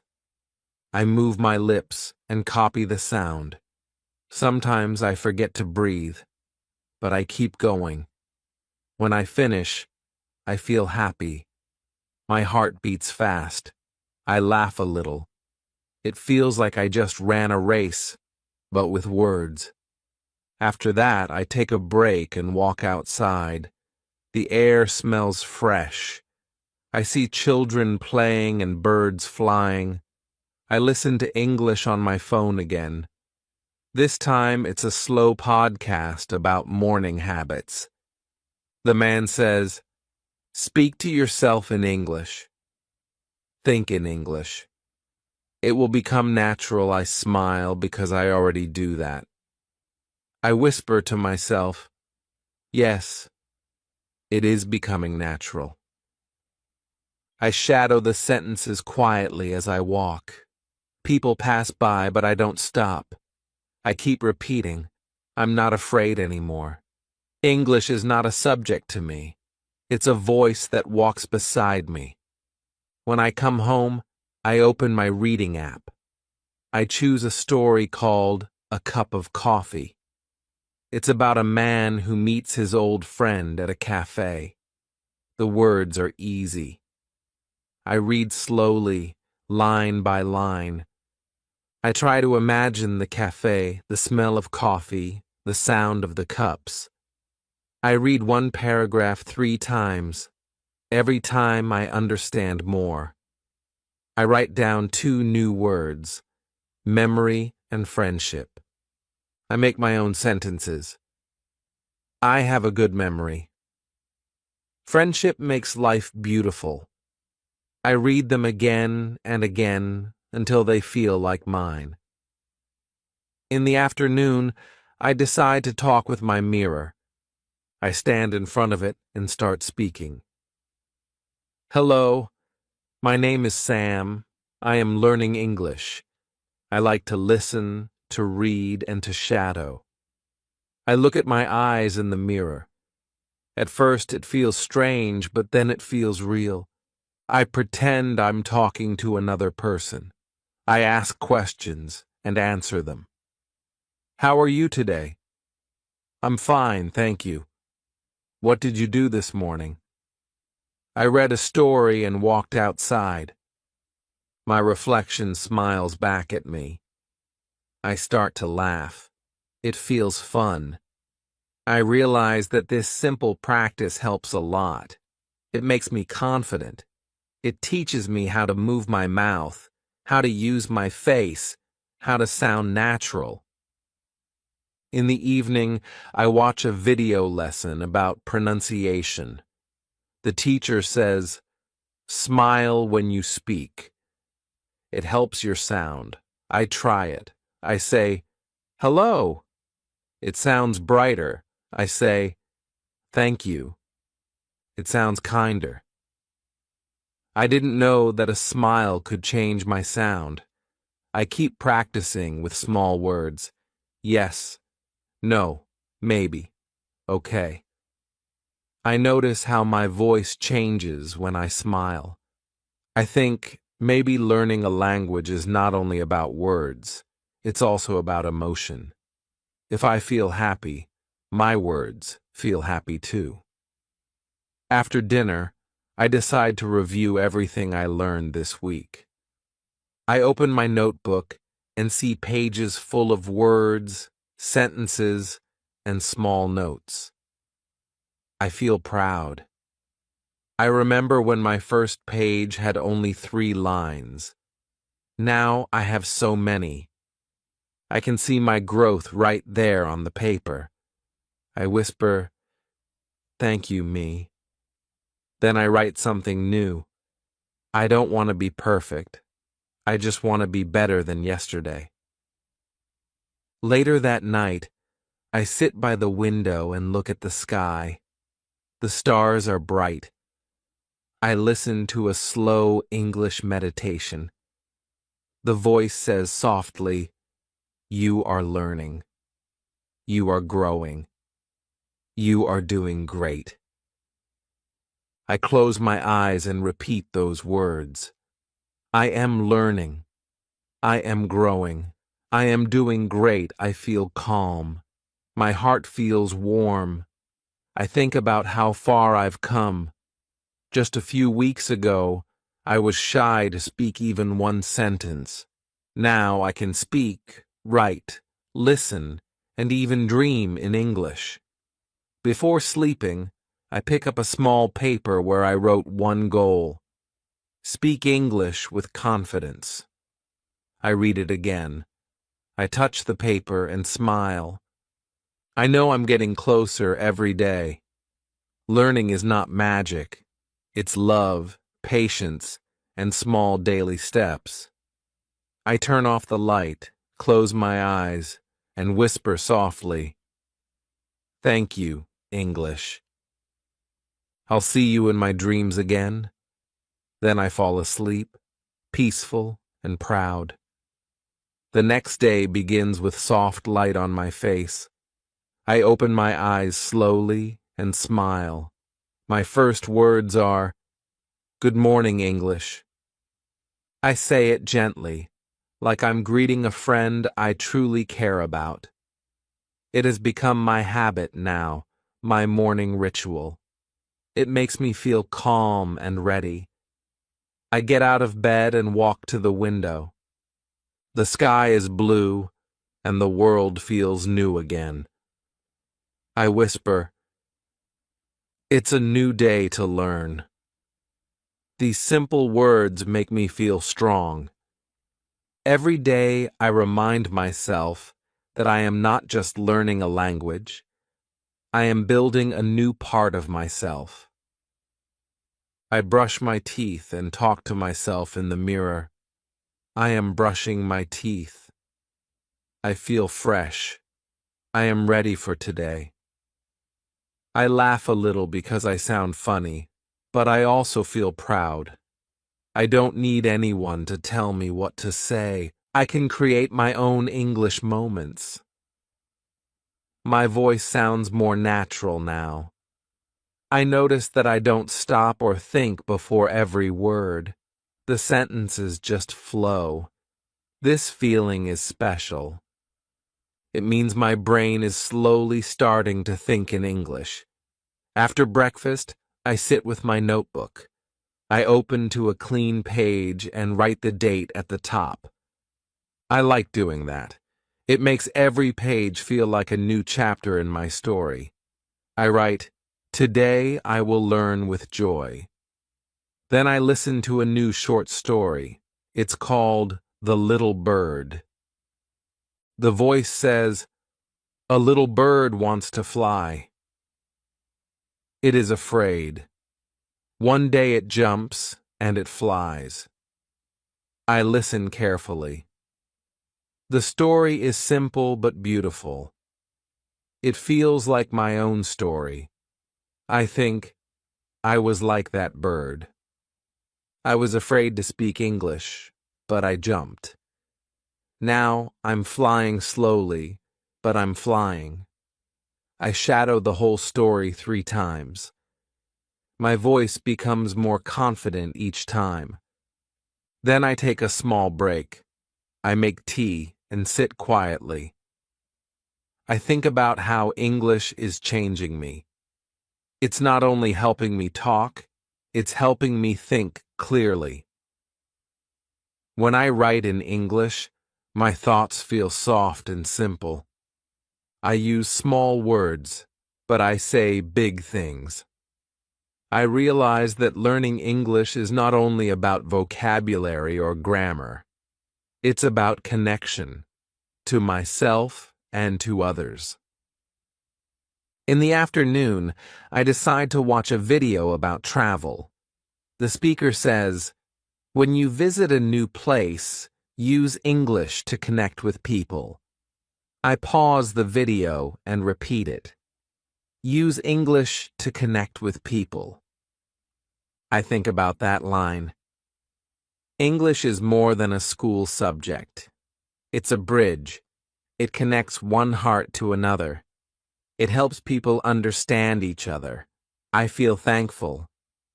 One day, I will travel too. I will speak English with people from different countries. I will not be shy. I will smile and say, "Hi, how are you?" and feel free. After the video, I read a short article from my reading app. It's about morning routines of successful people. I read slowly, sentence by sentence. They wake up early. They write their goals. They speak positive words. I stop and write my own version in my notebook. I wake up early. I speak English. I write my goals. I look at these sentences and smile. They describe my life now. Learning English has become part of my success routine. In the evening, I sit in front of my mirror again. I practice speaking freely. Hello, my name is Sam. I'm learning English every day. I love listening and shadowing. I believe in progress. My eyes look confident now. I don't look away. I talk for 3 minutes without stopping. I don't care about mistakes. I just keep talking. I feel free, light, and happy. When I finish, I clap for myself. I whisper, "You did it." Later, I go for a walk. I put on my headphones and listen to calm English music. The song says, "Every step is progress, no matter how small."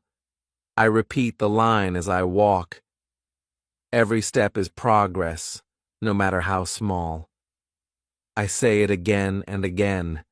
These words become like magic to me.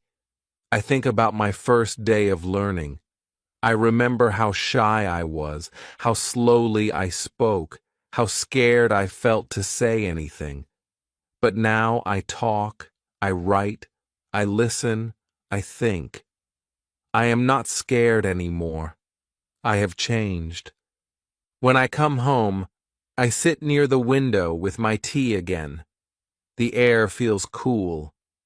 I open my notebook and write one big paragraph about my journey. When I started learning English, I was shy. I didn't know many words, I made many mistakes, but I didn't stop. I listened every day.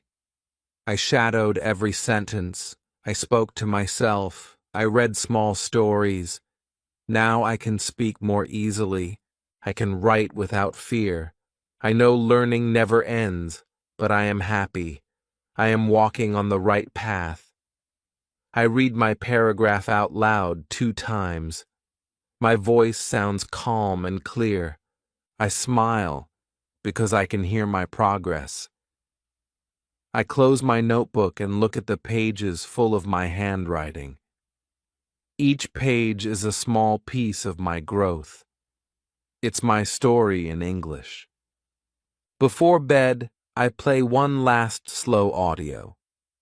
The voice says, "Learning is not about speed. It's about love. It's about time. It's about never giving up." I repeat it softly, like a prayer. Learning is not about speed. It's about love. I close my eyes and think about tomorrow. I don't know what I'll learn next, but I know I will learn something. Maybe a new word, maybe a new sound, maybe a new story. I whisper, "Thank you, English. Thank you for growing with me." Then I turn off the light and smile in the dark. I feel proud, peaceful, and full of hope. I know this is not the end of my story. It's just another beautiful chapter in my long English journey. Welcome to Bookish English. Please don't forget to subscribe to our channel for more English stories. Fluency in English is something many people want. I am Ariel, and I remember when I wanted to speak English well. I wanted to speak fast and think fast, but I was shy and nervous. I made many mistakes. One day a teacher said to me, "You can speak fluently if you practice every day." That sentence changed my life. I realized fluency does not come in one day. It is like learning to ride a bicycle. At first, you fall many times. You get up and try again. Step by step, you improve. Speaking English is the same. You need practice, patience, and courage. I remember a student who came to me. She looked very worried. She said, "Teacher, I want to speak English, but I always get stuck. I cannot think fast." I smiled and said, "Do not worry. Thinking fast is a skill. It grows with practice." She asked, "How can I practice thinking fast?" I said, "Everywhere. When you speak, read, listen, or write, you are training your brain. You are training your thoughts." I remembered when I was a beginner. I loved listening to stories. I would listen and repeat the words. At first, I was slow. My sentences were short. But with time, I became faster. I learned new words, and my brain started to think faster in English. One day, another student asked me, "Teacher, is fluency only about speaking fast?" I said, "No. Fluency is about clarity. It is about being understood. You do not have to speak fast. You have to speak clearly and confidently." There was a boy in my class who spoke very fast. People could not understand him. I told him, "Slow down. Use simple words. Speak clearly." He listened and practiced. Soon everyone could understand him, and he became more confident. Thinking fast and speaking fluent is a journey. You take small steps every day. You cannot rush it. One day, you will look back and see how far you have come. Many students were shy at first, but after practice they became fluent. There is a simple secret to thinking fast and speaking fluent. The secret is listening. Listen to people speak. Listen to stories, songs, and conversations. The more you listen, the more your brain learns to respond fast. I had a student who loved music. She listened to English songs every day. Slowly, she started singing along. Her fluency improved because she trained her brain to think and speak in English automatically. Another important thing is to not fear mistakes. Mistakes are teachers. I had a student who was afraid of mistakes. She would not speak because she thought people would laugh. I told her, "Mistakes are lessons. Speak anyway." One day, she spoke in class. She made many mistakes, but she did not stop. She kept speaking, and soon she became confident. She said, "Teacher, I am not afraid anymore." That was the day she started to think fast and speak fluent. Fluency also comes from thinking in English. If you always translate from your language, your brain slows down. I had a student who translated everything. He was confused and slow. I told him, "Try to think in English, even alone." He tried. Slowly, he became faster. Another student loved to talk, but mixed English with his language. I told him, "Stay in English. If you do not know a word, explain in English." he practiced this. Soon he spoke only in English, and his thinking became faster. Reading helps too. Reading shows how sentences are formed. You learn new words. I read simple books every day. I wrote new words in a notebook. Then I tried to use them in sentences. This made my thinking faster. I remember a student who brought a book. She said, "Teacher, I do not understand everything." I said, "That is okay. Keep reading. Your brain will learn." She read every day. Later she said, "Now I understand more."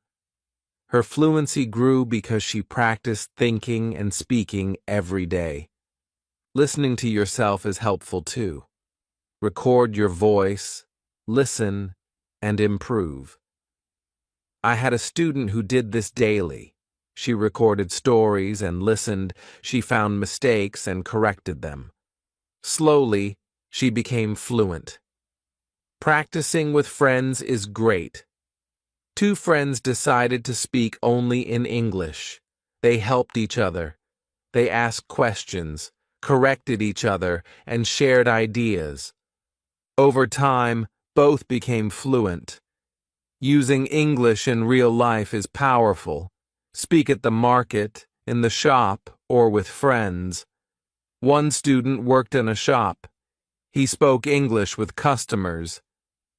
At first it was hard, but soon he became confident and fluent. Curiosity helps. When you hear a new word, ask its meaning. Use it in your next conversation. I had a curious student. He learned new words every day. His vocabulary and fluency grew. Goals are important. Ask yourself, why do I want to be fluent? A student wanted to travel abroad. She practiced English daily for this. Her goal motivated her. Soon, she became fluent. Enjoy the process. Fluency takes time. One student loved movies. He watched English movies every night at first with subtitles, later without. He enjoyed it and improved his fluency. Repetition is key. Repeat words and sentences. One student repeated sentences many times. Slowly, he remembered them and spoke naturally. Speak with different people. Every person teaches new ways to speak. A shy student spoke only with me. I told him, talk with others. He was nervous but tried. His fluency improved. Speak about topics you love. Passion helps words flow. One student loved football. He spoke about it daily. Slowly, he became fluent. Do not fear not knowing a word. Explain it in another way. One student stopped if he did not know a word. I told him, explain it differently. Keep talking. He practiced and improved. Students often ask, how long to become fluent? I say, it depends on practice. Some months, some longer. Do not stop. Pausing is okay. One student worried about silence. I told him, pause, think, continue. He relaxed and spoke better. Take breaks. Brain needs rest. One student practiced too much and felt tired. I said, rest. Come back fresh. Her fluency improved after breaks. Creativity helps. Write stories, sing, or make videos. One student wrote short stories daily. She read them aloud and improved. Teach others. Teaching helps fluency. One fluent student helped friends. She learned more while teaching. Routine matters. Practice daily. One student practiced 30 minutes each morning. He became fluent because of routine. Patience is key. One impatient student became frustrated. I told him, be patient. You progress slowly. He listened and improved. Listening is important. A good listener responds well. One student listened carefully before speaking. His fluency improved. Stay positive. Mistakes happen. Smile and try again. One positive student became fluent because of her attitude. Step out of your comfort zone. One shy student practiced outside class. Slowly, she gained confidence. Learn from fluent speakers. I had a student who watched a famous speaker daily. She copied his style and improved. Fluency is a mix. Practice, patience, listening, speaking, mistakes. Like cooking, you need ingredients. Celebrate small victories. One student celebrated every new word. It motivated her. Pauses are okay. One student got stuck but kept going. He learned to handle pauses, practice new words, use them daily, observe surrounding signs, menus, posters, teach English. One student explored the city and learned phrases. Learn culture. English is global. British, American, Australian English differ. One student watched British shows. He learned culture and fluency improved. Body language matters.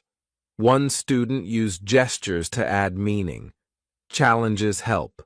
Speak about new topics. One student loved sports but tried science. He learned words and became fluent. Relaxation helps. Take deep breaths to speak easily. Ask questions to start conversations. One student asked classmates daily. He became fluent. Reflect progress.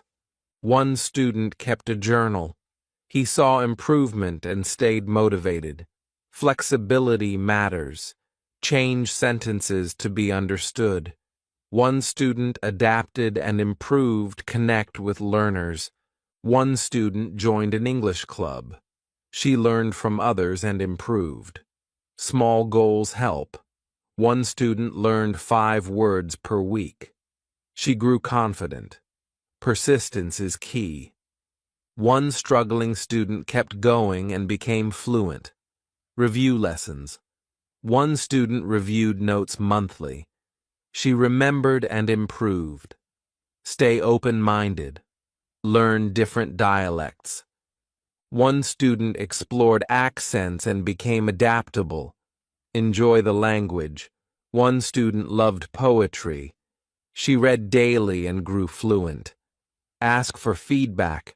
One student asked for corrections and improved. Flashcards help. One student used flashcards daily. Silence is okay. Pause and think. Phrases are better than words. One student learned phrases and spoke naturally. Learn about the world. One student loved history and could talk about it. The road is long but rewarding.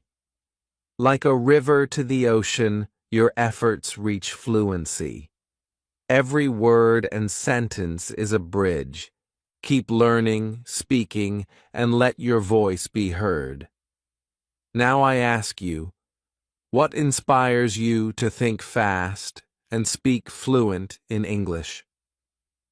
Fluency is not just about words.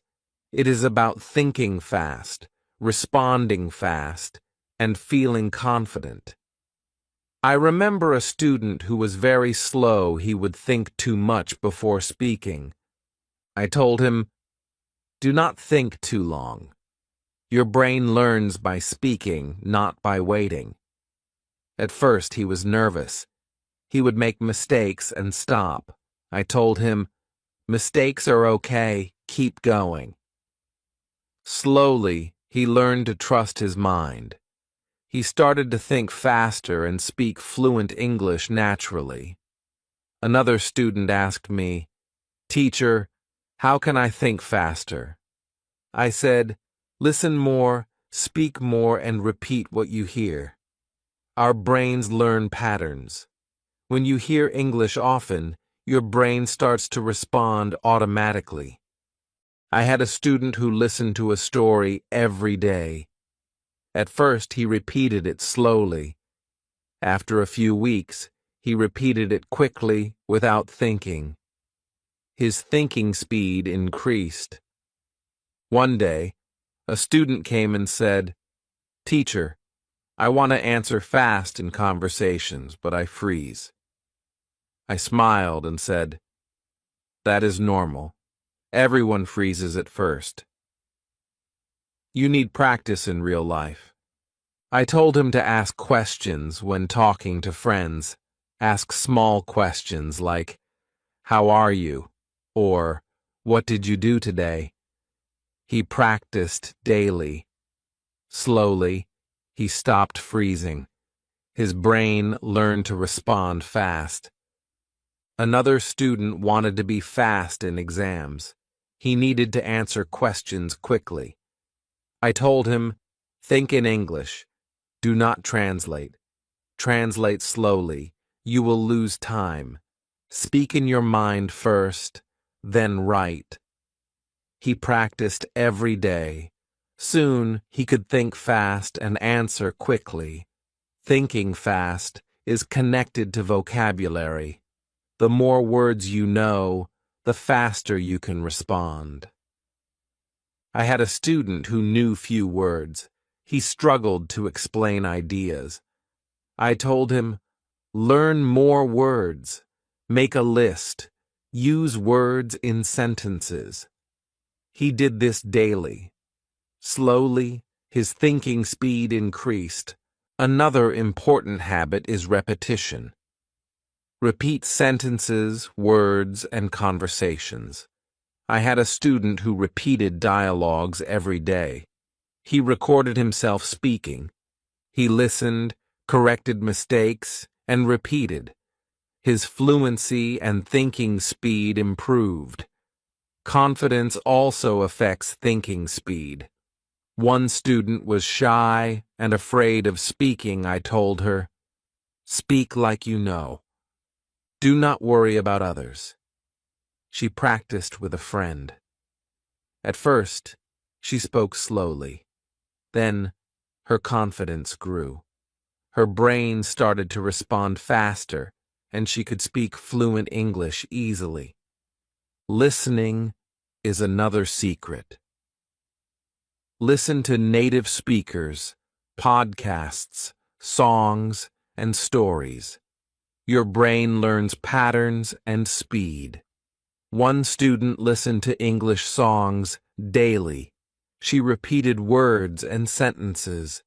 Slowly, she could answer questions quickly because her brain was trained. Another student asked, "Teacher, what if I forget words while speaking?" I said, "Do not stop. Explain in other words. Keep going." He practiced and learned to handle difficult situations. Thinking fast is also about predicting words. When someone talks, guess the next word in your mind. I taught a student to do this. At first, he was slow. Then he guessed words correctly more often. His responses became faster. Practice in daily life is very important. Speak to shopkeepers, classmates, and friends. One student decided to speak English only at school. At first it was hard. She made mistakes but continued. Slowly she spoke fast and fluent. Curiosity helps thinking fast. Ask why, what, and how. One student loved asking questions. He asked daily. His brain started to think faster because he had to respond quickly. Another secret is shadowing. Listen to a sentence and repeat it immediately. One student practiced shadowing daily. Slowly, he could repeat long sentences fast and correctly. His fluency improved. Reading aloud also helps. One student read stories every day. At first, she was slow. With time, she read faster, and her brain thought faster too. Writing in English helps thinking fast. One student wrote a diary every day. Writing helped him organize thoughts. Then speaking became faster. Another habit is speaking alone. Speak in front of a mirror. One student practiced daily. She could see herself, correct mistakes, and build confidence. Slowly, her brain responded quickly. Games help too. Ask questions, play word games, and make sentences fast. One student played word games every day. His thinking speed increased. Think about common situations. Prepare sentences for greetings, shopping, and asking directions. One student practiced these daily. When real situations came, he responded fast. Listening and predicting words are linked. One student listened to podcasts and tried to guess sentences before they finished. This practice trained his brain to think fast. Another secret is not worrying about mistakes. One student feared mistakes. She would pause often, I told her. Mistakes are fine. Keep speaking. Slowly, her brain started responding without fear. Fluency is like building muscles. You need daily exercise. Speaking, listening, reading, writing, all are workouts. One student practiced all four every day. Slowly, his brain became fast and fluent. Patience is important. One impatient student wanted instant results. I told him, brain needs time. Trust the process. He practiced slowly and steadily. Thinking and speaking fast became natural for him.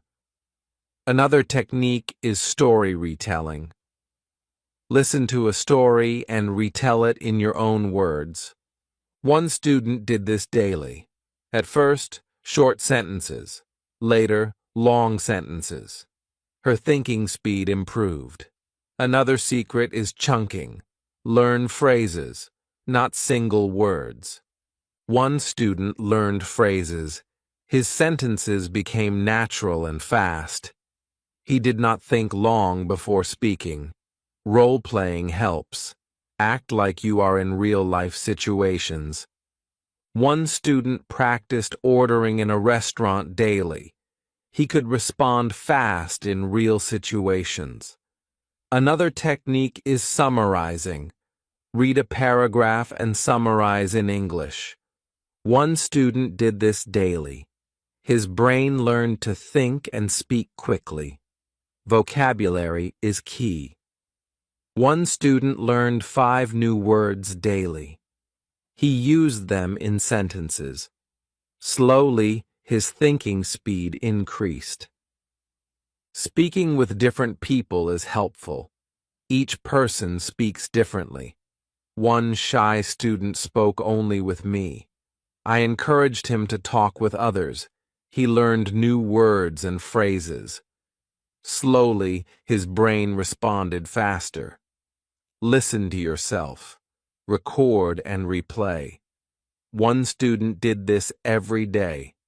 She improved pronunciation, speed, and fluency. Another secret is prediction in conversations. Think about possible answers before speaking.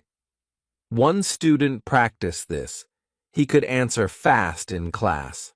Ask and answer questions daily. One student asked classmates about hobbies, movies, and food. His brain learned to think fast. Another student loved debates. Debates force you to respond quickly. He became very fast in thinking and speaking. Reading aloud daily is also very important. One student read stories aloud every day. Slowly, her brain processed words faster.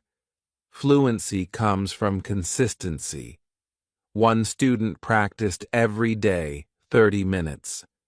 Slowly, thinking fast and speaking fluent became natural. Another technique is listening and repeating immediately. One student shadowed teacher's speech daily. His brain learned patterns and speed. Another student practiced speaking to herself every morning. She built confidence and speed. Curiosity is very helpful. Ask questions and explore words. One student loved learning new words daily. Slowly, his thinking speed improved. Another student listened to movies in English. She paused, repeated, and answered questions. Her brain responded quickly. Shadowing, repetition, role play, reading aloud, listening, questioning, writing, and speaking daily all together help you think fast and speak fluent. Mistakes are teachers. Patience, practice, and confidence make your brain faster.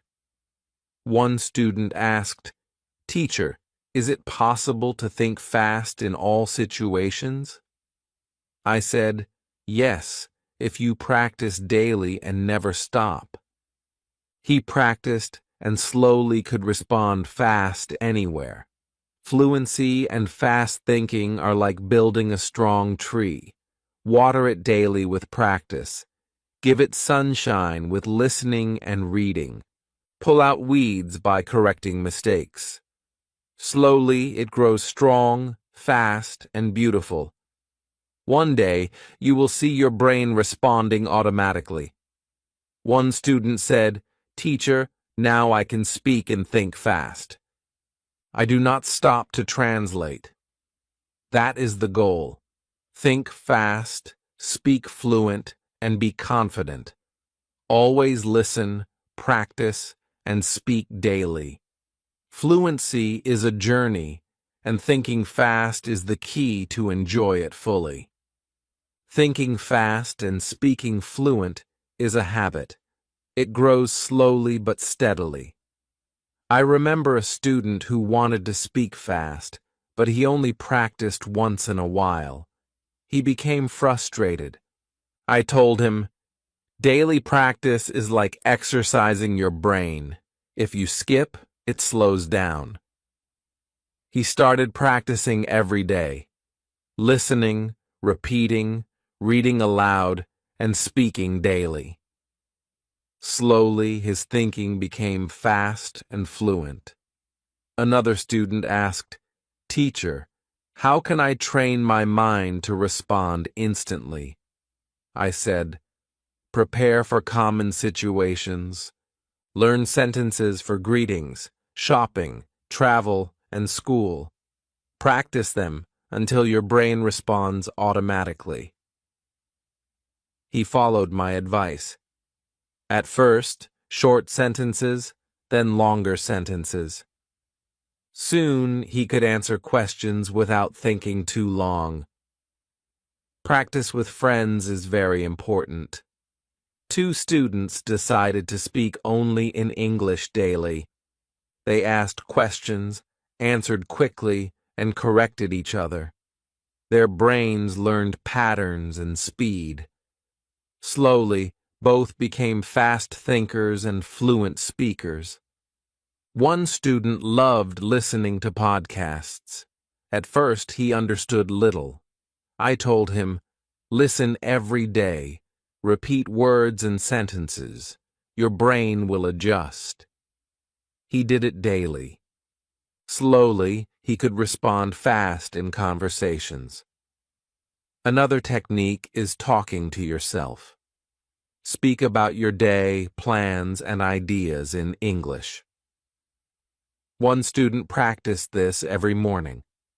At first, simple sentences, then complex sentences. His thinking and speaking speed increased. Reading aloud is also very helpful. One student read stories daily. He read slowly at first, With time, he read fast and understood better. His brain started thinking fast in English. Shadowing is powerful. Listen and repeat immediately. One student shadowed English videos every day. Slowly, he could speak without thinking too much. His brain learned patterns and speed. Another student liked writing short stories. Writing organized his thoughts. Then speaking became faster. Repetition is a key to thinking fast. Repeat words, sentences, and stories. One student repeated sentences over and over. Slowly, he spoke fast, and fluent mistakes are part of learning. One student feared mistakes and paused often. I told her, "Mistakes are teachers. Speak anyway." Slowly, her brain responded fast and fluently. Confidence affects speed. One shy student gained confidence by practicing daily in front of a mirror. She could see herself, correct mistakes, and trust her mind. Slowly, she spoke fast and fluent. Listening is the secret to fast thinking. Listen to stories, songs, conversations, and speeches. Your brain learns patterns. One student listened to English songs daily. He repeated words and sentences. Slowly, he could respond instantly in conversations. Another secret is predicting sentences. When someone speaks, try to guess the next word. One student practiced this daily. Slowly, his brain responded fast. Thinking fast is also about vocabulary. More words mean faster responses. One student learned 5 new words daily.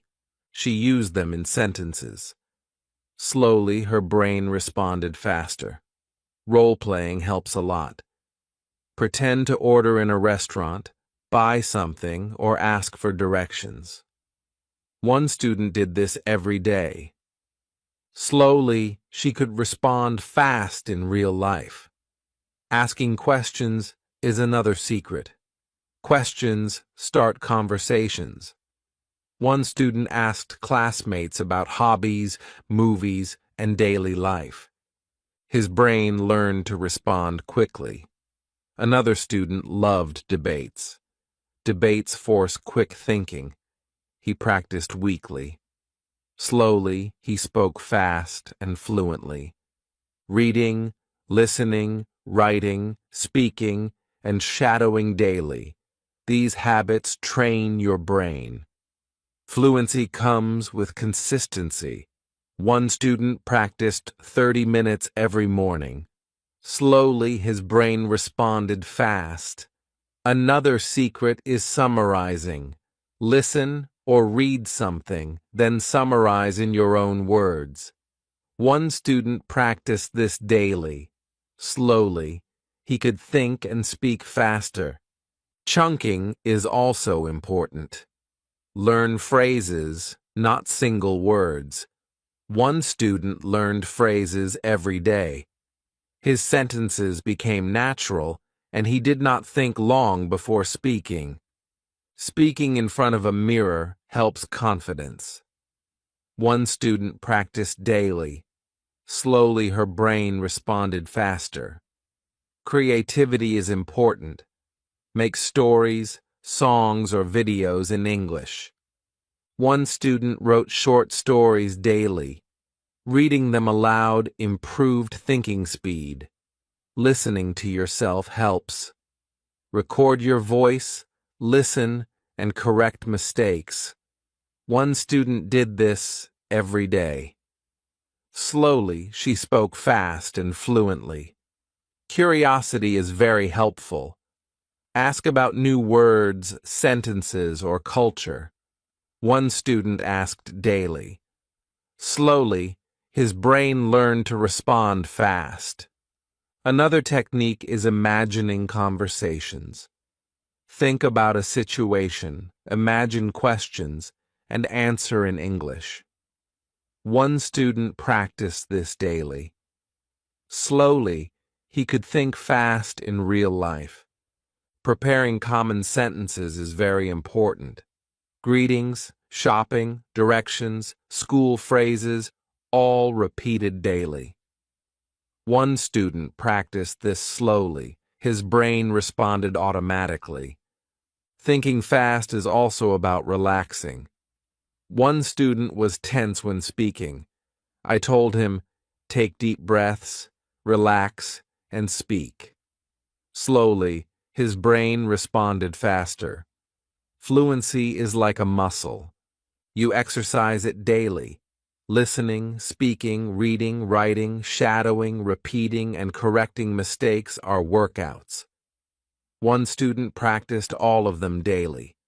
Slowly, his brain responded fast and fluently. Patience is key. One student wanted instant results. I told him, brain needs time. Practice every day. Slowly, he spoke fast and fluent.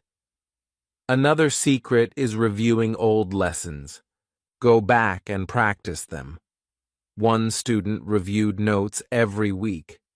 Slowly, her brain responded faster. Another secret is thinking in English constantly. Even alone, think in English. One student practiced this daily.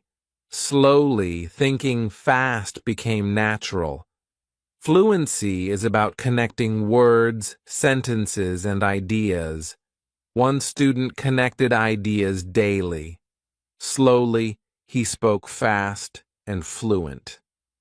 Another technique is mimicking native speakers. Listen and copy their intonation, stress, and rhythm. One student did this daily. Slowly, he could speak fast with correct rhythm.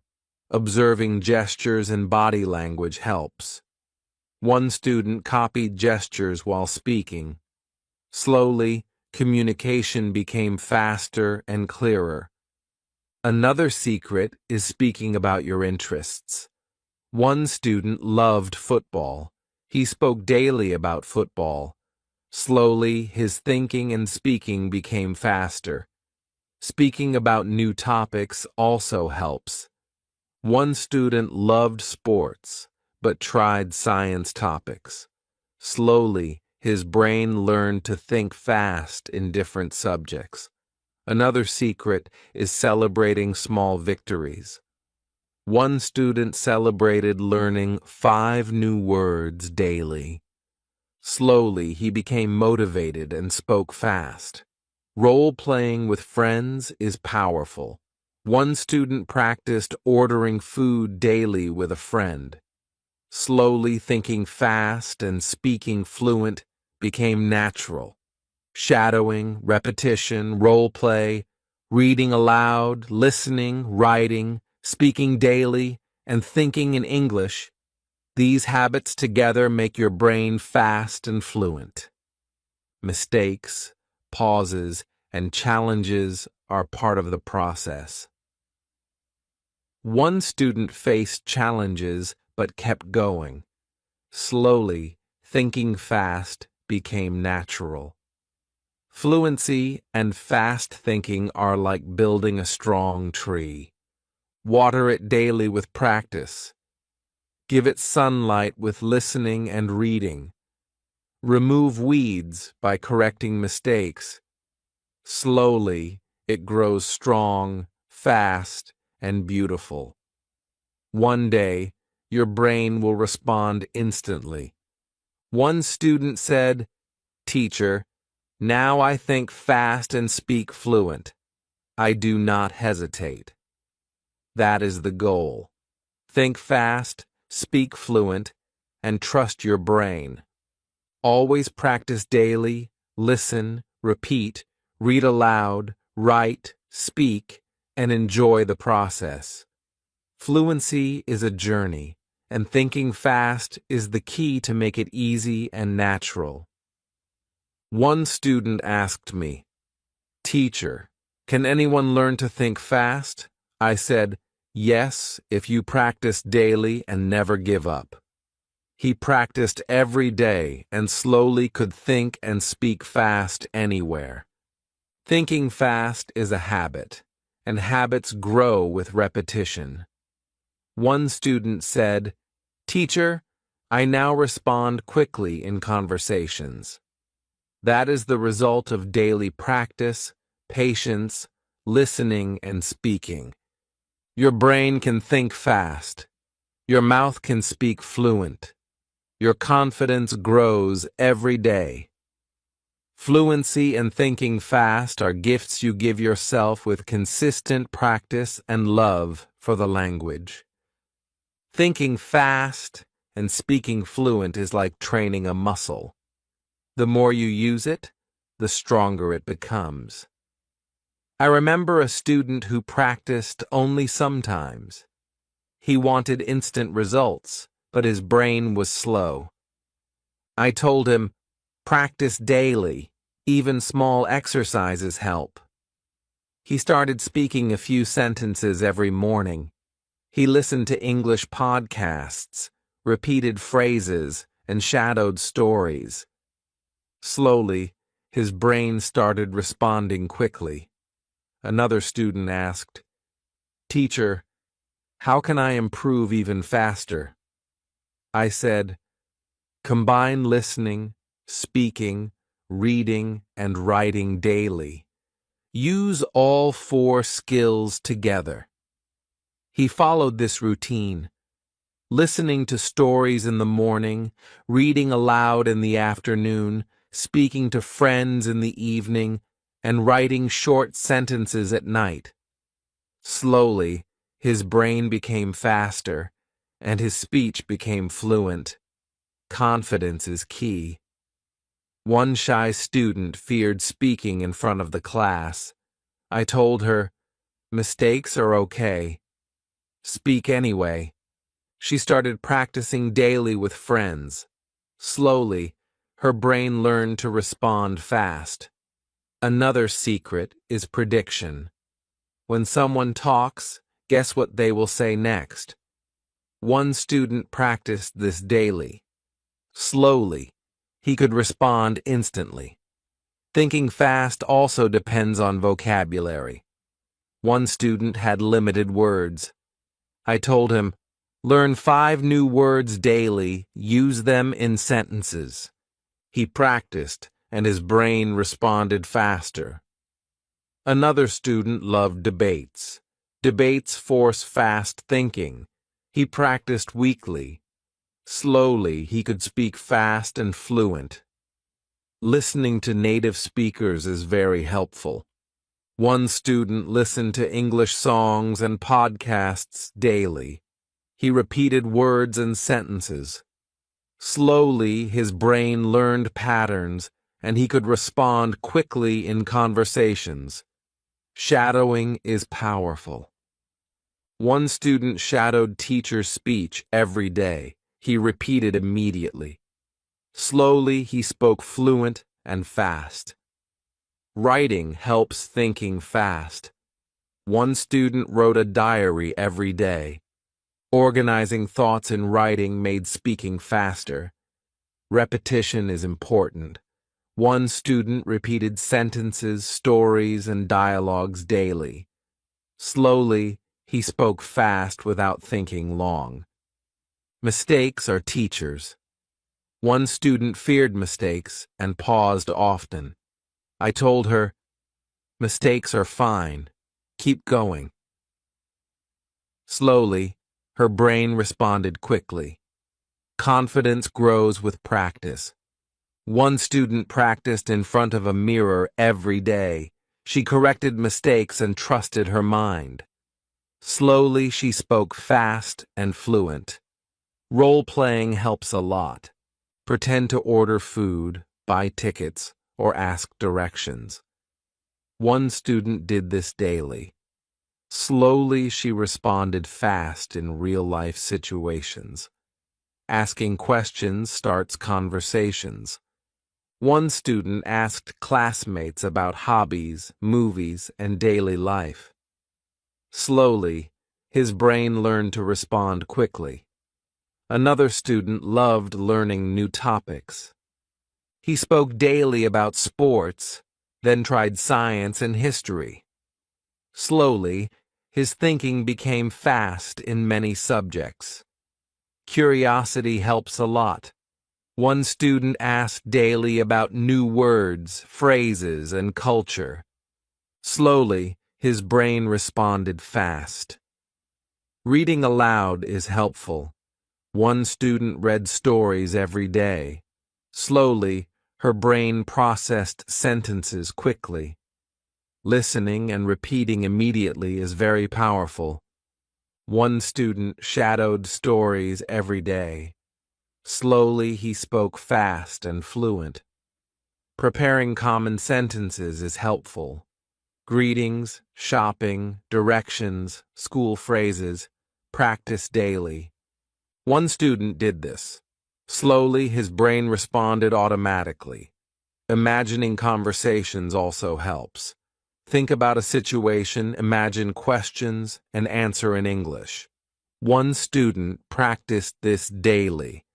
Slowly, he responded fast in real life. Reviewing old lessons is useful. One student reviewed notes every week. Slowly, her brain responded faster. Thinking in English all the time helps. One student practiced this daily. Slowly, thinking fast became natural. Combining reading, listening, speaking, writing, shadowing, repeating, and thinking in English trains your brain to respond quickly. One student did all these daily. Slowly, he could think and speak fast anywhere. Fluency is like building a strong tree. Water it daily with practice. Give it sunlight by listening and reading. Remove weeds by correcting mistakes. Slowly, it grows strong, fast, and beautiful. One student said, "Teacher, now I think fast and speak fluent. I do not hesitate." That is the goal. Think fast, speak fluent, and trust your brain. Practice daily. Listen, repeat, read aloud, write, and enjoy the process. Fluency is a journey, and thinking fast is the key.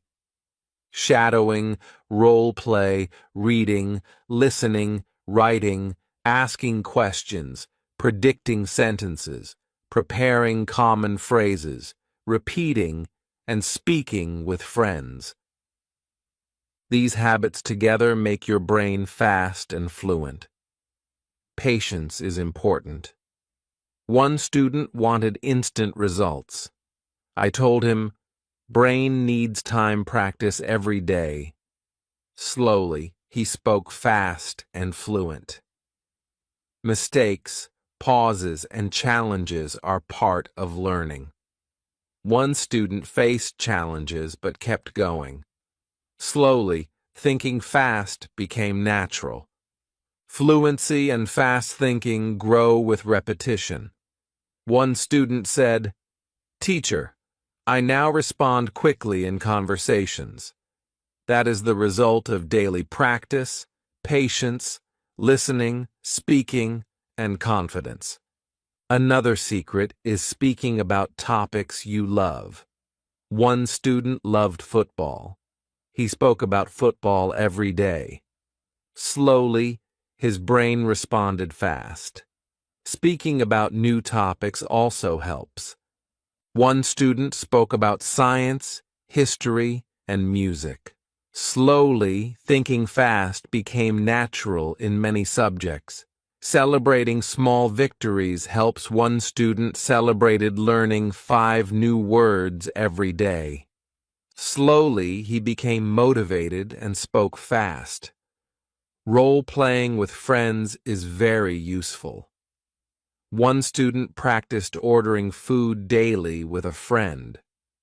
Slowly, thinking fast and speaking fluent became natural. listening, shadowing, reading aloud, writing, speaking, predicting, asking questions, repeating, role-playing, and thinking in English. These habits together train your brain. Mistakes and pauses are teachers. Patience, practice, and confidence make your brain fast. One student asked, "Teacher, can anyone learn to think fast?" I said, "Yes, if you practice daily and never stop." He practiced every day and slowly could think and speak fast anywhere. Thinking fast is a habit. Habits grow with repetition. One student said, "Teacher, I now respond instantly in conversations." That is the result of daily listening, speaking, repeating, writing, shadowing, and thinking in English. Your brain can think fast. Your mouth can speak fluent. Confidence grows every day. Fluency and thinking fast are gifts you give yourself with consistent practice, patience, and love for English. Thinking fast and speaking fluent is a journey. One day, you may feel slow, and the next day, faster. I remember a student who practiced daily but doubted himself. He said, "Teacher, I still hesitate." I smiled and said, "Hesitation is normal. Keep practicing, and your brain will respond fast." He kept going, shadowing videos, reading aloud, speaking to friends, and writing daily. Slowly, he noticed his thinking was faster, and his responses became fluent. Another student asked, "Teacher, how can I avoid freezing when I speak?" I told him, "Think of words and sentences as tools. The more tools you have, the easier it is to use them. Prepare common phrases, learn new words, and repeat them daily. Your brain will learn to respond automatically." He started practicing daily, even for 10 minutes in the morning. Slowly, his responses became quick and fluent. Another secret is to speak with different people. Each person speaks differently. One student only spoke to me. I encouraged him to speak to classmates and friends. At first, he hesitated. Slowly, he became more confident. His brain learned different patterns, and he could think and respond fast. Shadowing is one of the most effective methods. Listen to English speakers, repeat every word immediately, and copy intonation, rhythm, and stress. One student shadowed stories and podcasts daily. Slowly, he could speak fast and naturally. Reading aloud trains pronunciation, vocabulary, and speed. One student read stories aloud every day. Slowly, his brain processed sentences quickly. Writing organizes thoughts. One student wrote a short paragraph every day. When he spoke, his sentences came fast and fluent. Mistakes are valuable. One student was afraid of mistakes. I said, "Mistakes are lessons. Keep speaking." Slowly, he overcame fear. Confidence grows with practice. One student practiced in front of a mirror daily. Slowly, she trusted herself, and her brain responded quickly. Another technique is imagining conversations. Think about real-life situations, questions, and answers. One student practiced this every day. Slowly, he could respond instantly in real situations. Repetition is essential. Repeat words, sentences, stories, and dialogues. One student repeated every day. Slowly, his speech became fast and fluent. Listening to native speakers is key. One student listened to English podcasts and songs daily. Slowly, his brain learned patterns, and he could respond fast. Preparing common sentences is important. Greetings, shopping phrases, school sentences, directions, practice daily. One student practiced every day. Slowly, his brain responded automatically. Thinking in English all the time helps. One student practiced even when alone. Slowly, thinking fast became natural. Curiosity is helpful. Ask about new words, phrases, and culture. One student asked daily. Slowly, his brain responded faster. Shadowing, repetition, reading aloud, writing, thinking in English, asking questions, predicting sentences, and speaking with friends. These habits together train your brain. One student did all of these every day. Slowly, he could think fast and speak fluent anywhere. Role-playing helps a lot. Pretend to order food, ask directions, or shop. One student did this daily. Slowly, his brain responded automatically, and he spoke fast. Confidence grows with small victories. One student celebrated learning 5 new words daily. Slowly, he became motivated and spoke fast. Speaking about topics you love also helps. One student loved football. He spoke about football daily. Slowly, his brain responded fast. Speaking about new topics helps even more. One student spoke about science, history, and music. Slowly, he could think and respond fast in many subjects. Reviewing old lessons is very useful. One student reviewed notes every week. Slowly, his brain responded faster. Predicting sentences is powerful. When someone speaks, guess the next word. One student practiced this daily. Slowly, his brain learned to respond instantly. Asking questions starts conversations. One student asked classmates about hobbies, movies, and daily life. Slowly, his brain learned to respond quickly. Listening, shadowing, reading aloud, writing, repeating, role-playing, asking questions, predicting sentences, speaking about interests, reviewing old lessons, and thinking in English. These habits together make your brain fast and fluent. Mistakes, pauses, and challenges are part of learning. Patience is key. One student wanted instant results. I told him, brain needs time. Practice every day. Slowly, he spoke fast and fluent. Another secret is using gestures and body language. One student copied native speakers' gestures daily. Slowly, communication became faster and clearer. Another technique is summarizing. Listen or read something, then summarize in your own words. One student practiced this daily. Slowly, he spoke fast and fluent.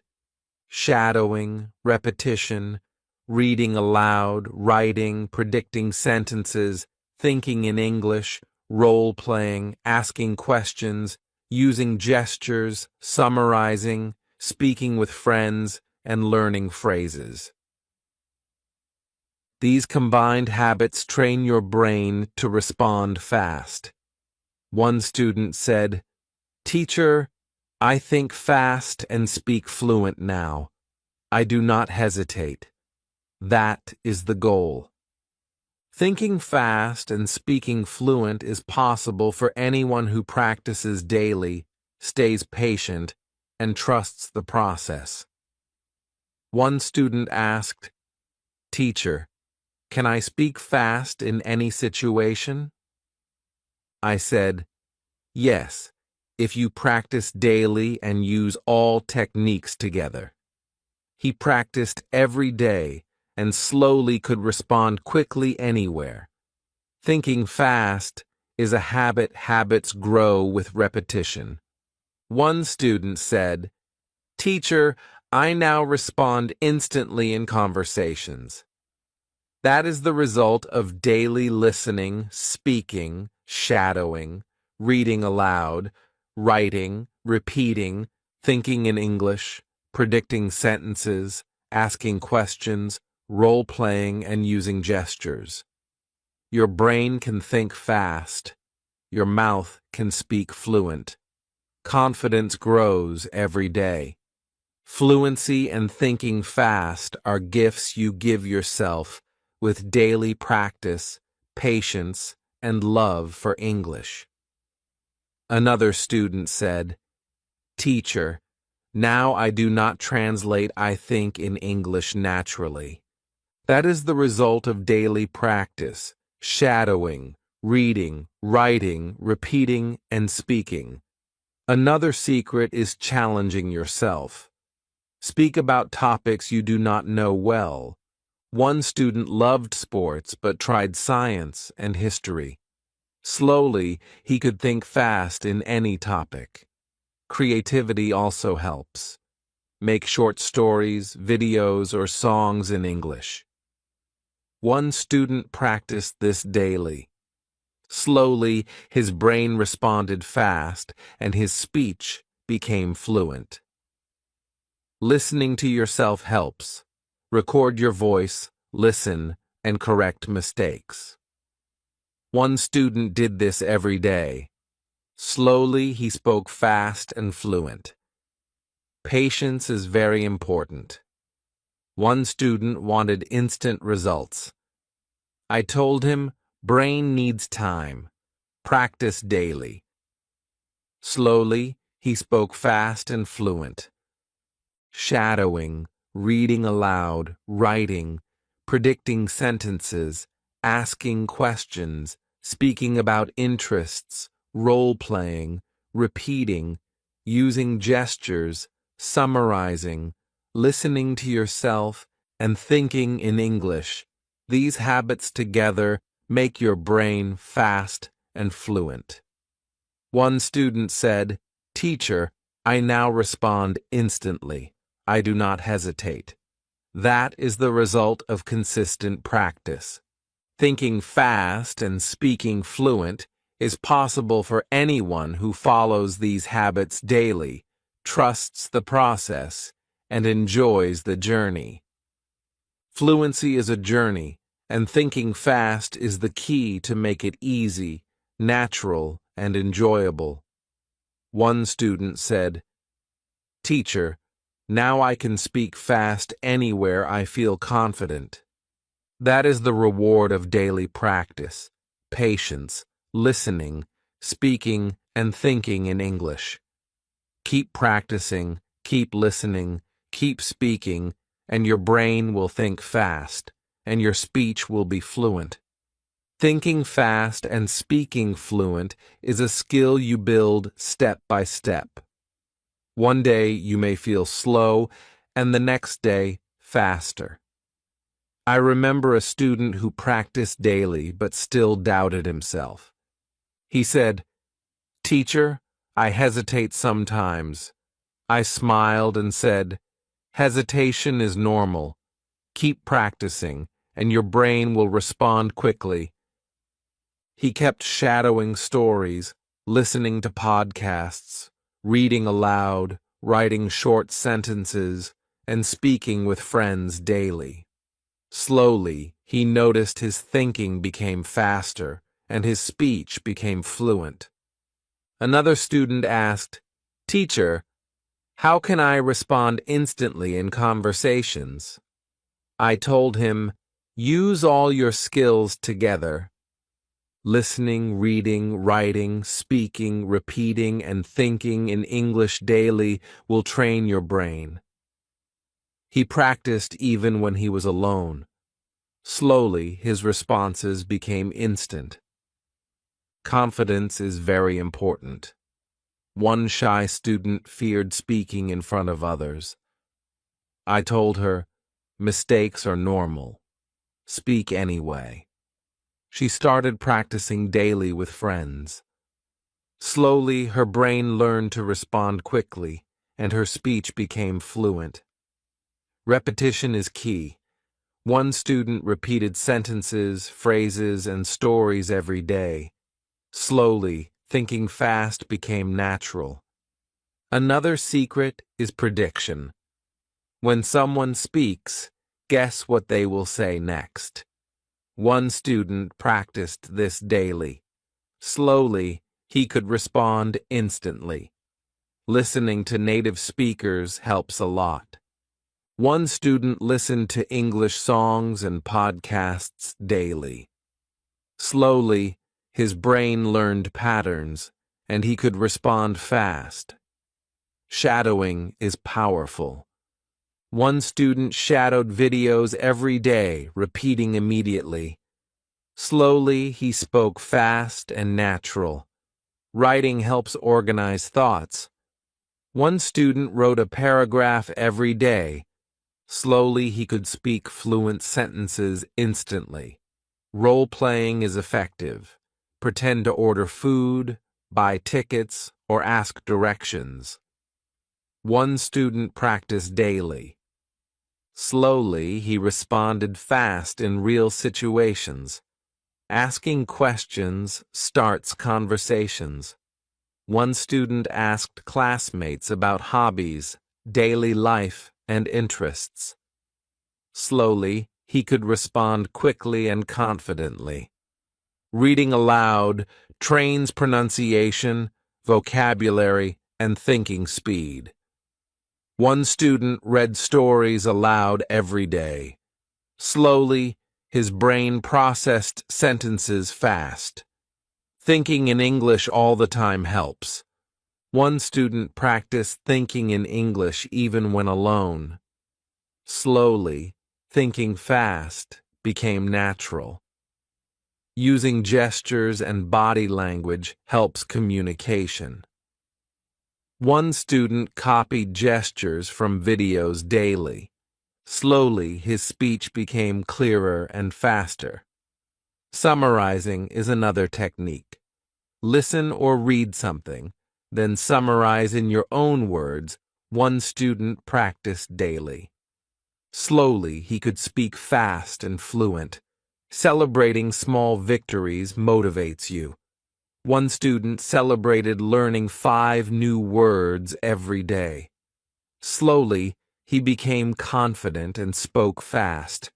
Shadowing, repetition, reading aloud, writing, predicting sentences, asking questions, role-playing, using gestures, summarizing, speaking with friends, reviewing old lessons, and thinking in English. These combined habits train your brain. One student did all of this daily. Slowly, he could respond instantly in any situation. Mistakes, pauses, and challenges are natural. Patience is essential. One student wanted instant results. I said, brain needs time. Practice daily. Slowly, he spoke fast and fluent. Speaking about topics you love also helps. One student loved football. He spoke about football every day. Slowly, his brain responded fast. Speaking about new topics helps even more. One student spoke about science, history, and music. Slowly, he could think fast in many subjects. Reviewing old lessons is useful. One student reviewed notes every week. Slowly, his brain responded faster. Shadowing, repeating, reading aloud, writing, predicting sentences, thinking in English, asking questions, role-playing, using gestures, summarizing, speaking with friends, and reviewing lessons. These habits together make your brain fast and fluent. One student said, "Teacher, now I respond instantly in conversations. I do not hesitate." That is the goal. Thinking fast and speaking fluent is possible for anyone who practices daily, stays patient, and trusts the process. Listening to yourself helps. One student recorded her voice and listened daily. Slowly, she could correct mistakes and speak fast. Creativity helps too. Make short stories, videos, or songs in English. One student practiced daily. Slowly, his brain responded fast, and his speech became fluent. Challenging yourself helps. Speak about topics you do not know well. One student loved sports but tried science and history. Slowly, he could think fast in any subject. Preparing common sentences is useful. Greetings, shopping phrases, school sentences, and directions. Practice daily. Slowly, your brain responds automatically.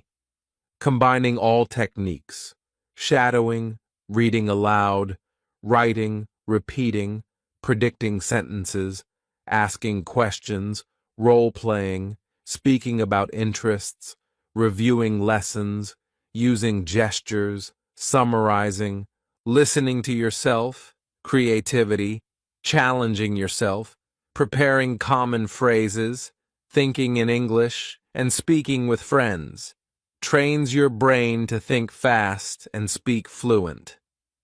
One student said, "Teacher, now I can respond instantly anywhere. I feel confident." That is the result of daily practice. Fluency is not just about words. It is about thinking fast, responding confidently, connecting with people, and expressing yourself clearly. One student said, "Teacher, I think in English naturally now. I do not translate in my mind." That is the reward of daily listening, speaking, shadowing, reading aloud, writing, repeating, predicting sentences, asking questions, role-playing, using gestures, summarizing, speaking about interests, reviewing lessons, creativity, challenging yourself, preparing common phrases, and thinking in English. Patience, practice, and confidence grow daily. Mistakes, pauses, and challenges are teachers. One student said, "Teacher, now I can think fast and speak fluent anywhere." That is the result of consistent practice and belief in yourself. Your brain can think fast. Your mouth can speak fluent. Your confidence grows every day. Fluency and fast thinking are gifts you give yourself with practice, patience, and love for English. Shadowing, listening, reading aloud, writing, repeating, predicting, asking questions, role-playing, speaking about topics you love, using gestures, summarizing, reviewing lessons, creativity, challenging yourself, preparing common sentences, thinking in English, and speaking with friends. These combined habits make your brain fast and your speech fluent. One student said, "Teacher, now I respond instantly. I do not hesitate, and I enjoy speaking English." That is the reward of daily practice, patience, listening, speaking, and thinking in English. Keep practicing, keep listening, keep speaking, and your brain will think fast, and your mouth will speak fluent. Fluency is a journey, and thinking fast is the key to make it easy, natural, and enjoyable. One student said, "Teacher, I now speak fast everywhere I feel confident and happy. That is the final reward of daily practice: patience, listening, speaking, shadowing, reading aloud, writing, repeating, predicting sentences, asking questions, role-playing, using gestures, summarizing, creativity, challenging yourself, preparing phrases, thinking in English, and speaking with friends. Your journey to thinking fast and speaking fluent starts today. Keep going, and your efforts will make your brain fast and your speech fluent. Welcome, everyone. In today's video, we're not just going to talk about English. We're going to train something inside your mind, your brain. Because speaking English fluently doesn't start from your mouth. It starts from your thoughts. It starts from the way your brain reacts, remembers, and connects ideas in English. And by the end of this story, you will understand how to train your brain to think in English naturally. So, listen till the end and subscribe to our channel, Bookish English. My name is Sam, and today I'll share something that changed my life completely. You see, for years I studied English the wrong way. I memorized grammar rules, learned long word lists, watched videos silently, and told myself, one day I'll speak. But when that day came, I couldn't. My mind went blank. I tried to translate every word from my language, and by the time I found the right words, the moment was gone. I felt slow, lost, and embarrassed. I thought maybe I wasn't smart enough. But I was wrong. The problem wasn't my memory. It was my brain's habit. My brain was trained to think in my native language, not in English. Every time I tried to speak, it translated word by word, sentence by sentence. That's why I sounded unnatural, broken, and nervous. But one day, something simple changed everything. I realized that my brain could learn English the same way it learned my first language, through repetition, through emotion, through sound, through experience, not through rules. That was the day I began my journey to train my brain to think in English. And that's what I'm going to show you now, step by step. The first thing you must understand is this: your brain is like a sponge, but it only absorbs what you use daily. If you keep living in your native language all day and only study English for 10 minutes, your brain won't switch. It stays comfortable in the old pattern. Thinking in English means changing that pattern. It means surrounding your mind with English words, English sounds, English thoughts, so your brain stops translating and starts reacting automatically. Let me give you a simple example. When you see a cat, what's the first word that comes to your mind? If it's your native language, your brain is still translating. But if the word cat comes instantly, congratulations, your brain has begun to think in English. That's what we are training for. But to reach that point, you must give your brain daily English food. Small, short, simple, repeated. You don't need to study 10 hours. You just need to feed your brain English in natural ways, many times a day. So, here's how I started. Every morning I woke up and said one sentence out loud in English. Nothing big, just something simple like, "Good morning, Sam," or "It's a beautiful day today." At first it felt strange, even funny, but after a few days my brain began to accept it. It started expecting English in the morning. Then I changed my phone's language to English. Suddenly, every time I read a message or checked an app, my brain saw English words. Slowly, my brain stopped translating. It started connecting English words directly with actions. When I saw settings, I didn't think about translation anymore.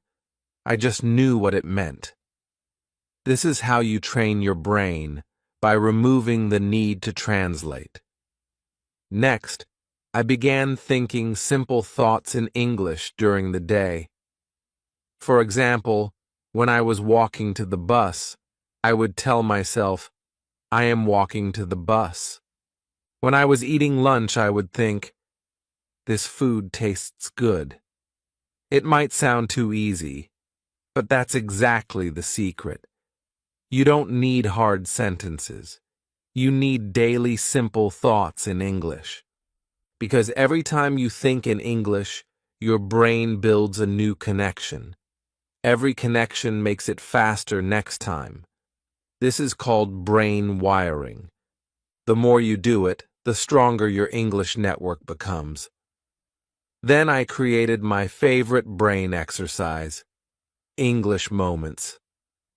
I decided that 3 times a day, no matter where I was, I would spend 1 minute thinking only in English.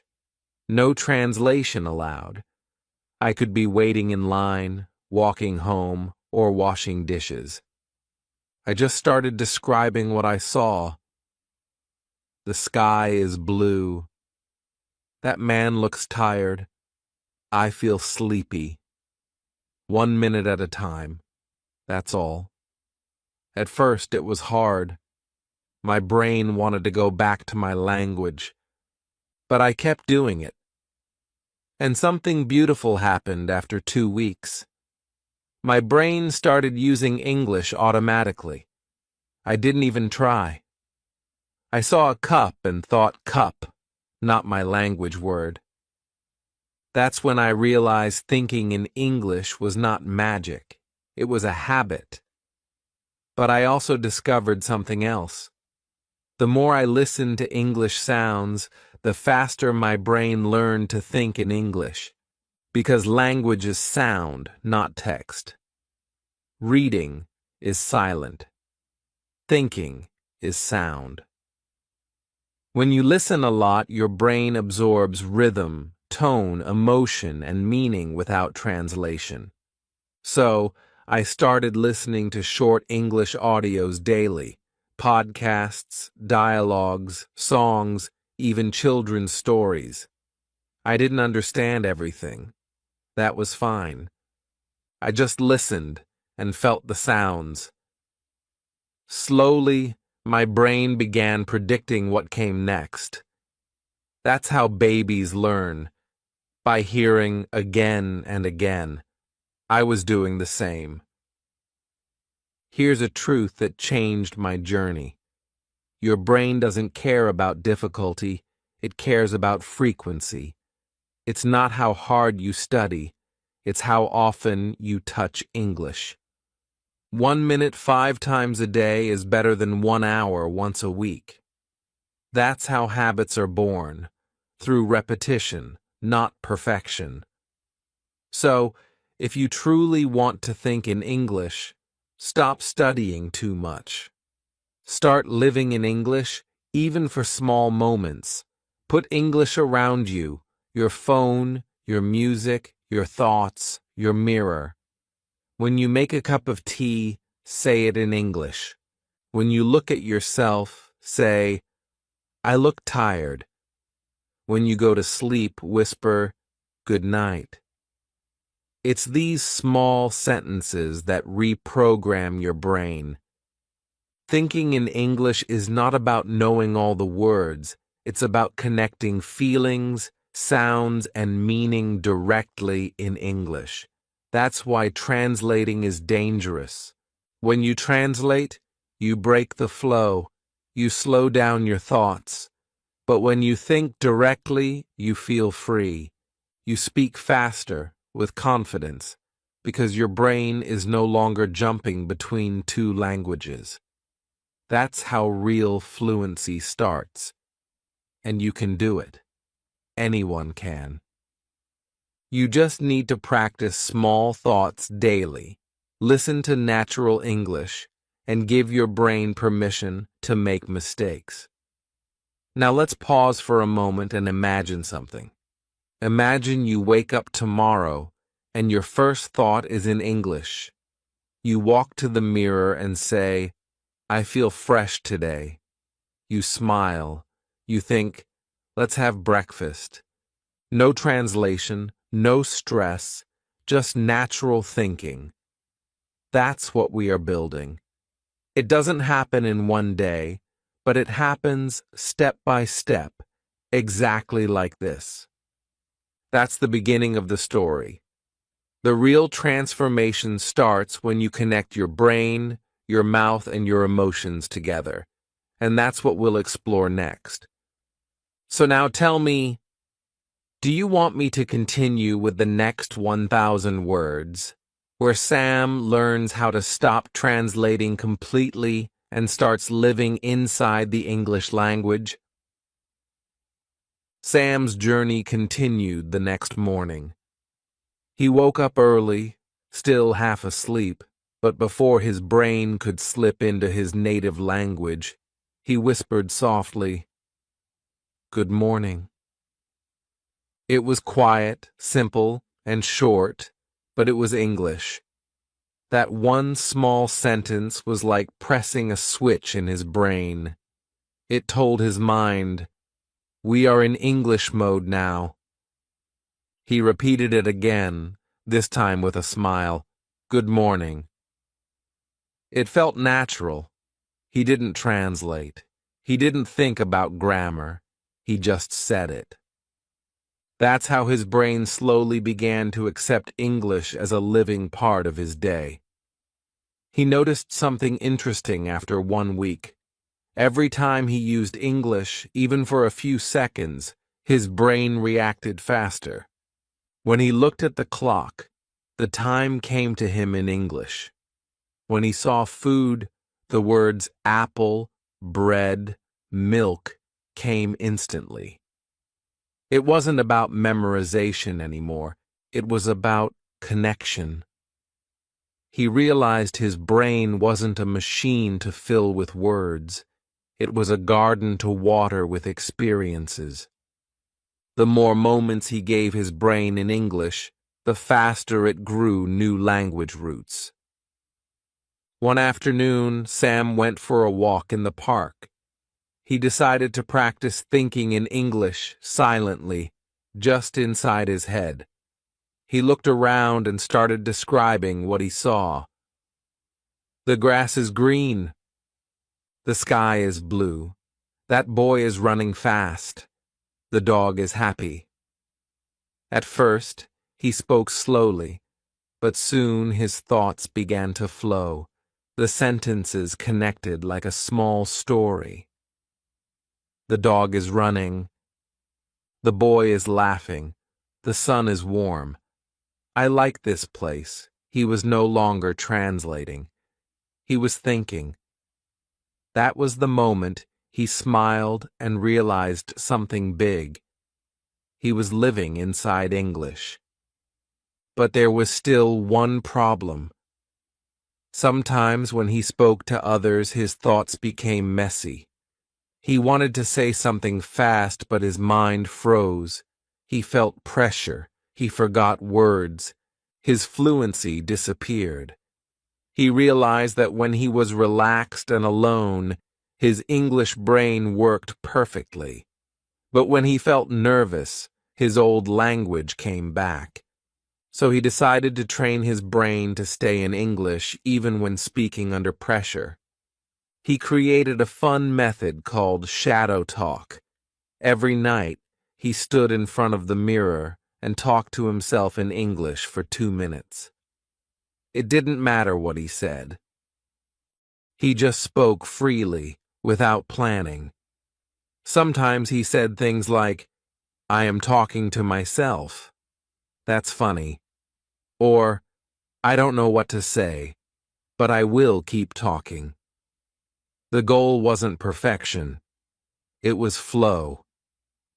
The brain learns to think in English by hearing your own voice in English. The more he did it, the more confident he became.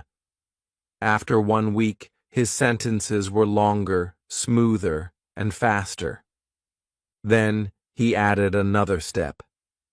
He began shadowing English videos, short ones like 1-minute clips from YouTube. He listened carefully and repeated every sentence out loud, trying to copy the tone, rhythm, and speed of the speaker. At first it was hard. His mouth couldn't move fast enough. But he didn't stop. He paused, repeated, and tried again. Slowly, his brain began to catch the sound patterns of English. And that was powerful, because sound is the language of the brain. He started noticing how his thoughts began forming in rhythm. English has a natural beat, and his brain started dancing to it. Sentences like, "What are you doing?" or "I don't know" came out automatically. He didn't have to remember them. They became part of his natural speech. He realized fluency wasn't about knowing everything. It was about training the brain to respond automatically through rhythm and emotion. Then something magical happened one evening. He was cooking dinner and accidentally burned the rice. Without thinking, he said, "Oh no, I burned it." It came out instantly, emotionally, naturally, no translation. He froze for a second and laughed. That was the first time he felt English come alive from inside him, not from a book or a lesson. His brain had finally begun to think emotionally in English. This emotional connection became his secret key. He understood that when English carried feelings like surprise, joy, anger, or laughter, his brain remembered it deeply. So he started adding emotion to his daily English thinking. When he saw something beautiful, he said, "Wow, that's amazing."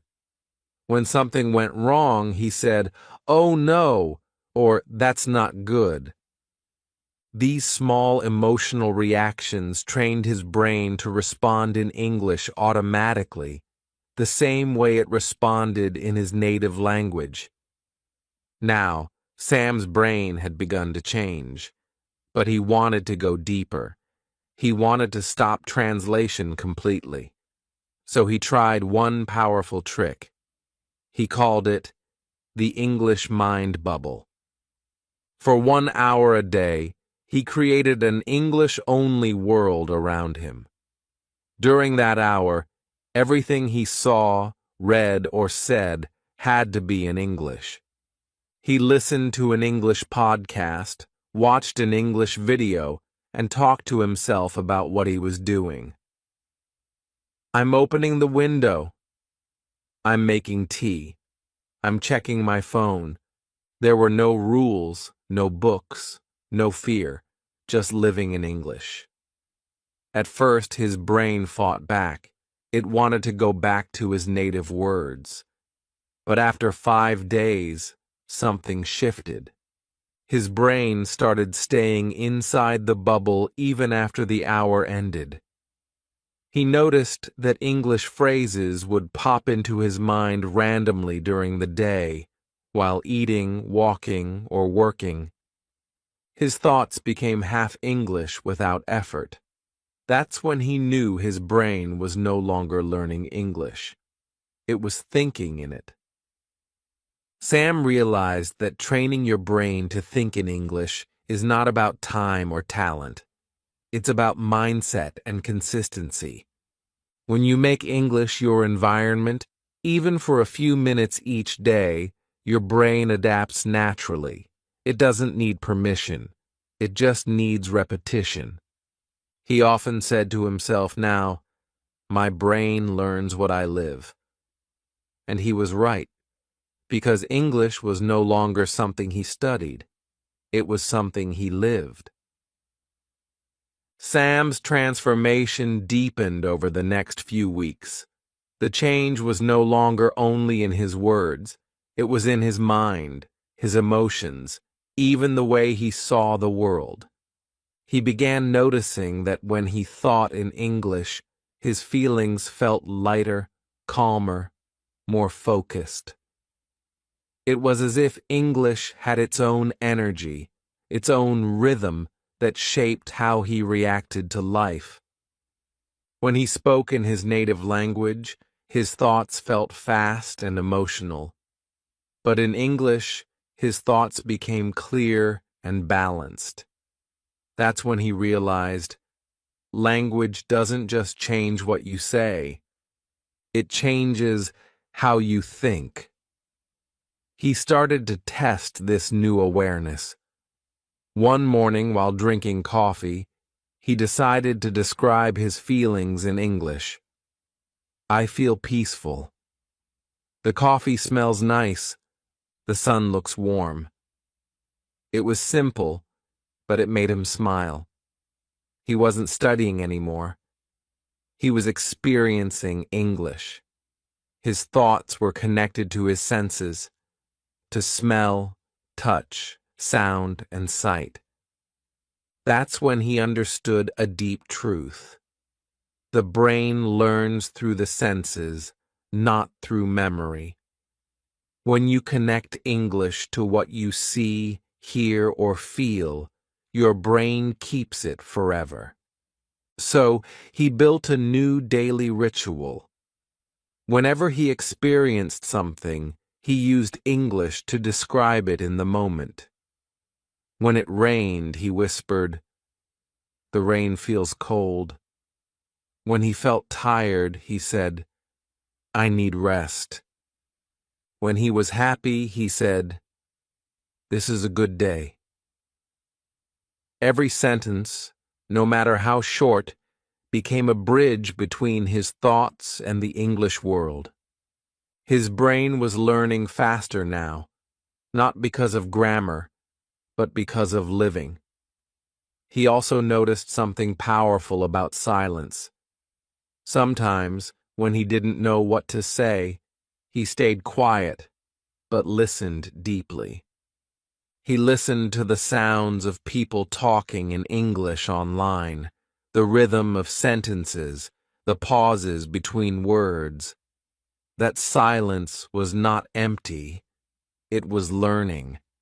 His brain was processing patterns, tones, and emotions without him realizing it. The more he listened, the more natural his thoughts became. Then came the most important step, connecting his inner voice to English.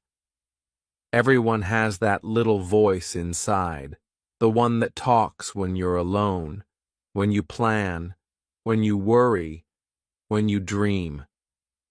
Sam decided to turn that voice into English. At first, it was strange. His inner thoughts still appeared in his native language. But he kept trying. Every time he caught himself thinking in his language, he gently switched. For example, when his mind said, "I need to go now," in his native tongue, he repeated it softly in English, "I need to go now." Day by day, his inner voice began to change. It wasn't perfect, but it was progress. Soon, when he thought about tomorrow, the sentences appeared in English naturally. "Tomorrow will be good." "I should finish that work." "I'll call my friend later." That was the real victory. Not speaking to others, but speaking to himself in English. Because once your inner voice switches to English, translation disappears forever. But Sam wanted to go even deeper.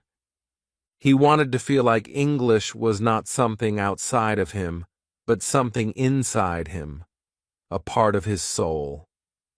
So, he began writing short thoughts in a notebook every night before sleep. He called it his English journal. He didn't worry about grammar. He just wrote what he felt. Today I felt proud. I made a mistake, but I learned. I feel thankful for this day. This small habit changed everything. Writing helped him slow down his thoughts and see how English reflected his feelings. His brain learned not only to think in English, but also to feel in English. Weeks passed, and one morning he woke up with a surprising thought. He had dreamed in English. It was short, simple, but completely in English. That dream showed him that his brain had accepted English as a natural language. It was no longer something he studied. It had become a part of who he was. That day he smiled and said to himself, "Now English is not my second language. It's my second mind." He realized this is what fluency truly means. Not speaking fast, not using big words, but living in English without fear, without translation. He wanted to share this journey with others, so he created a small group online where people from different countries could practice English thinking. Instead of teaching grammar, he guided them to think and feel in English. They shared daily habits, talking to themselves, describing their day, listening actively, keeping small journals. In just 2 weeks, everyone began noticing change. They spoke faster, felt more confident, and their fear started to fade. Sam understood then that this was not only about him, it was a universal method. He told them, "Stop chasing perfection.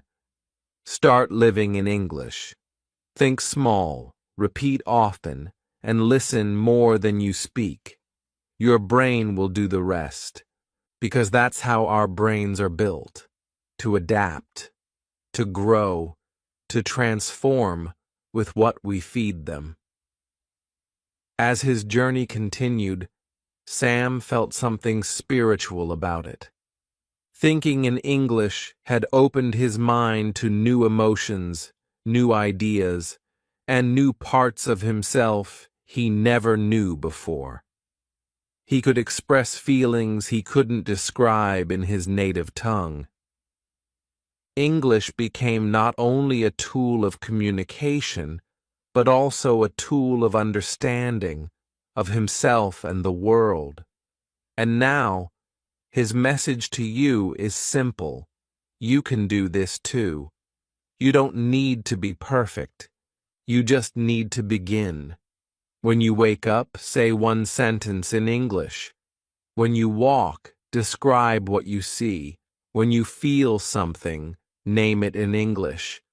When you listen, don't translate. Just feel the rhythm. When you speak, don't fear mistakes. Every mistake is proof that you're training your brain. Remember, your brain learns through emotion, sound, and experience. The more English you live, the faster you will think in it. You don't need books, you need moments.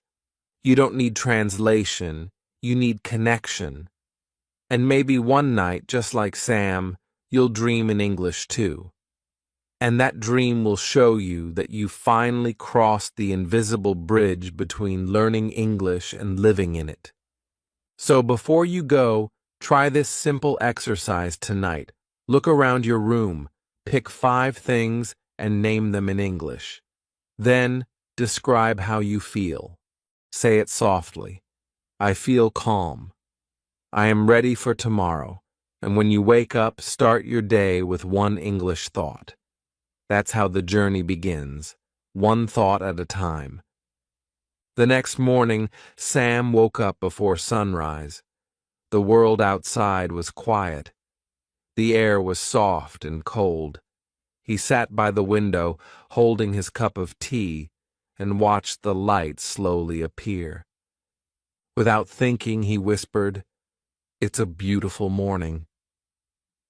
The words came naturally, like breathing. There was no translation, no effort. It was just there, simple, true, and alive. That's when he realized that English was now the first voice inside his mind. It felt gentle, calm, and close to his heart. He didn't study anymore. He lived in English. But something else began to happen. Sam noticed that English had started to change not only his language, but his life. When he thought in English, his thoughts were shorter, clearer, and more peaceful. He no longer overthought everything. English made him slow down and see things simply. It made him feel free from confusion. He began to understand that language is not only about communication, it's also about perception. When you think in another language, you see the world through new eyes. You become a different version of yourself. That day, Sam decided to test this idea. He went outside for a walk and promised himself that for the next hour, he would live completely inside English. No translation, no switching. Every sound, every image, every thought had to be in English. He walked past a small park, and the first words came, "The leaves are falling." The wind touched his face, and he said softly, "The wind feels cool." A child laughed nearby, and the words appeared, "That sound is beautiful." His mind was alive with English sentences, simple, natural, emotional. He didn't even try. They just came. Halfway through the walk, he sat on a bench and smiled. For years he had feared English. He had seen it as something difficult, something outside of himself. But now, it felt like home. He could feel the meaning of every word, not because he memorized it, but because he lived it. That's when he realized, the secret to fluency is not knowing more. It's feeling more. When you feel English, you remember it forever. Later that day, Sam met his friend Lisa, who was also learning English. She was struggling with the same problem. She understood English, but couldn't think in it. Sam shared his journey with her. He told her, "Your brain can learn English naturally, but you must stop translating. Translation is like a wall between you and real English. You don't break the wall by force. You break it by habit." Small, daily, real habits, Lisa asked him. "But how can I stop translating?" "It happens automatically." Sam smiled and said, "I know. It happened to me too. But I trained my brain to switch gently. When your mind says something in your language, don't fight it. Just repeat it softly in English. Do it again and again. After some days, your brain will stop using your language by itself." Lisa decided to try. She followed Sam's advice. For the next week, she began talking to herself in English. Short, simple sentences. At first, she made many mistakes. Sometimes she didn't know the right word, but she didn't stop. She used easy words instead. Instead of saying, "I am disappointed," she said, I feel not good. Instead of, I'm exhausted, she said, I am very tired. She realized she didn't need perfect English to think in English.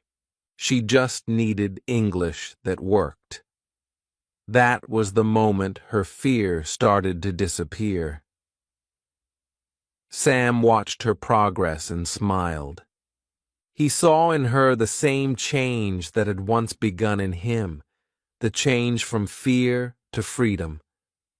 One evening they met again, and Lisa said happily, Sam, I think I had my first English thought today. I saw the rain, and the first word in my mind was rain. Not my language, English. Sam laughed softly and said, That's it. That's the beginning. Once your brain does that once, it will do it again and again. That's how it grows. Days passed, and Sam started to enjoy teaching others. He shared his small methods with friends online, the morning sentence, the mirror talk, the 1-minute thinking practice, the emotion connection. People began sending him messages saying how their lives were changing. One person wrote, I finally stopped translating. Now I dream in English. Another said, I can speak faster now because I think faster. Sam realized his story was not only his own, it was everyone's story who had ever wanted to feel fluent. One night he sat at his desk and opened his journal again. He wrote slowly, Today I helped someone feel brave in English. Then he paused and added, Maybe that is the real meaning of fluency, to share what you've learned. He looked at his words and smiled. They were simple, but they carried something deep, emotion, memory, and truth. English had become his second heart. As he sat there, he began to think about the next step. He asked himself, if thinking in English changed my mind, what else can it change? He closed his eyes and imagined a world where people from different countries could think and speak freely, without fear or barriers. A world where language was not a wall, but a bridge. And for the first time, he understood that English wasn't just a skill, it was a connection. It connected minds, emotions, and hearts. The next morning, when he woke up, he said softly, Today I will live in English, not just speak it. And that simple promise became his way of life. He didn't study. He didn't memorize. He just lived, one thought at a time, one emotion at a time, in English. And maybe, somewhere, his story is just beginning. Because when your mind starts thinking in a new language, you don't only learn words, you learn a new way to be. Sam's life began to feel different now. Every day carried a quiet sense of discovery. The world around him looked the same, but he noticed things he had never noticed before. The soft sound of footsteps, the color of morning light, the way people smiled at each other. English had opened his eyes in a new way. It was no longer just a language in his mind.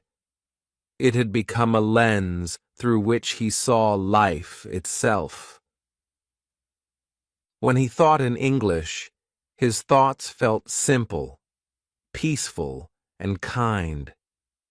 It was as if his heart had learned to breathe in another rhythm. One afternoon, he decided to join an online conversation group. It was a small, friendly space where people from different countries met every evening to talk in English. Sam was nervous at first. His hands felt a little cold as he waited for the session to begin. He reminded himself, don't be perfect. Be present. When the screen lit up, he saw faces from Brazil, Japan, Egypt, and Turkey. Everyone looked shy but curious, just like him. The host smiled and said, "Let's start by introducing ourselves." When it was Sam's turn, he said slowly, "Hello, everyone. My name is Sam. I'm from India. I started thinking in English some months ago, and now it feels like a part of me." The group smiled warmly. One person said, "That's beautiful, Sam. I also want to think in English like that." That small sentence made Sam's heart glow. For the first time, he felt connected to people he had never met before. They came from different cultures, but English had brought them together in one shared space, one human language. As the meeting continued, they talked about small things: food, weather, daily life, dreams. But something magical happened. Everyone began speaking more freely, without fear of mistakes. They laughed, shared stories, and listened to each other. Sam noticed that when he listened carefully, his mind didn't translate anymore. He understood the meaning through the tone, the rhythm, and the emotion in their voices. He realized that real understanding comes not only from words, but from feeling. After the session ended, Sam sat quietly for a few minutes. He felt something warm inside, not pride, but connection. He understood that language is not just about speaking fluently, it's about feeling together. When people think in the same language, their hearts begin to move closer. That night, he wrote in his journal, "Today I didn't just speak English. I shared English." The next few weeks, he joined the group every evening. Sometimes they discussed deep topics like happiness, fear, and hope. Sometimes they just talked about daily things. But each conversation helped Sam grow. His confidence became natural. He didn't prepare words anymore. The right sentences came at the right time, like water flowing from a spring. The others noticed too. One member said, "Sam, you sound so natural now. How did you do it?" Sam smiled and said, "I stopped learning English. I started living it." He explained his simple method: small thoughts, emotional connection, daily repetition, and no translation. Everyone wanted to try it. They began sharing their own English moments every day, short clips, voice notes, little stories of how they thought in English for 1 minute while cooking, walking, or watching the rain. Soon, the group became like a family. They supported each other, corrected each other gently, and celebrated every small success. One evening, the host asked everyone a question. "How does thinking in English make you feel?" There was a pause. Then Sam spoke softly. "It makes me feel free. When I think in English, I don't feel like I'm trying to be someone else.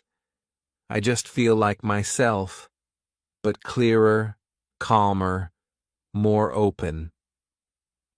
Others nodded. A girl from Japan said, "Yes, it's the same for me.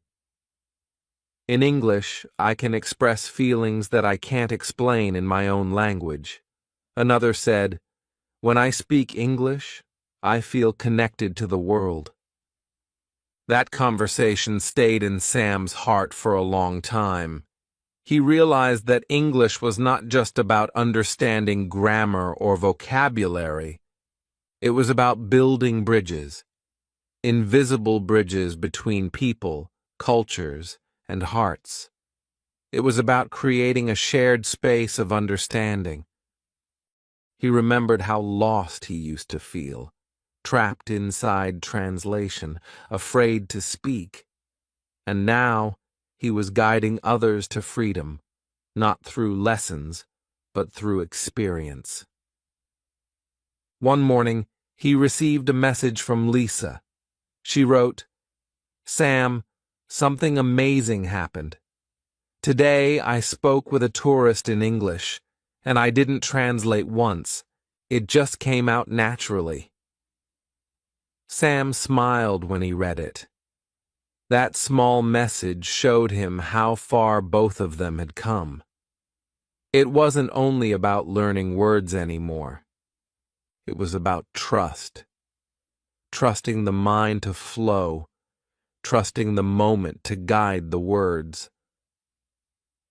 Later that day, Sam went for another walk in the park.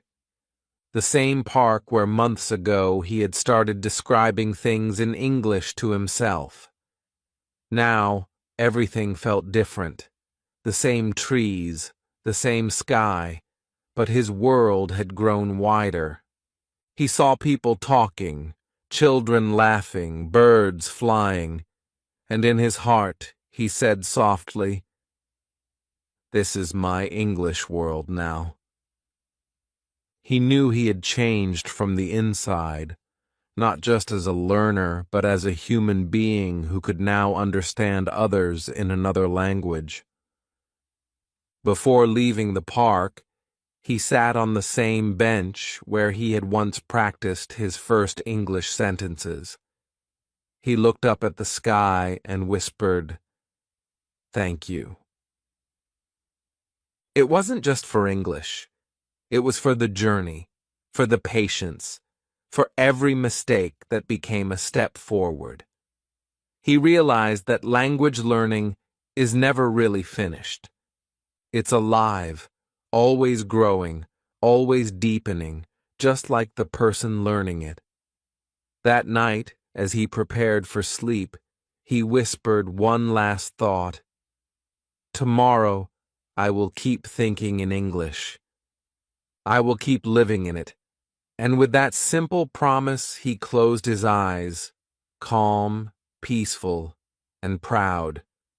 Because now, English was no longer something he was learning, it was something he was. The next morning began quietly.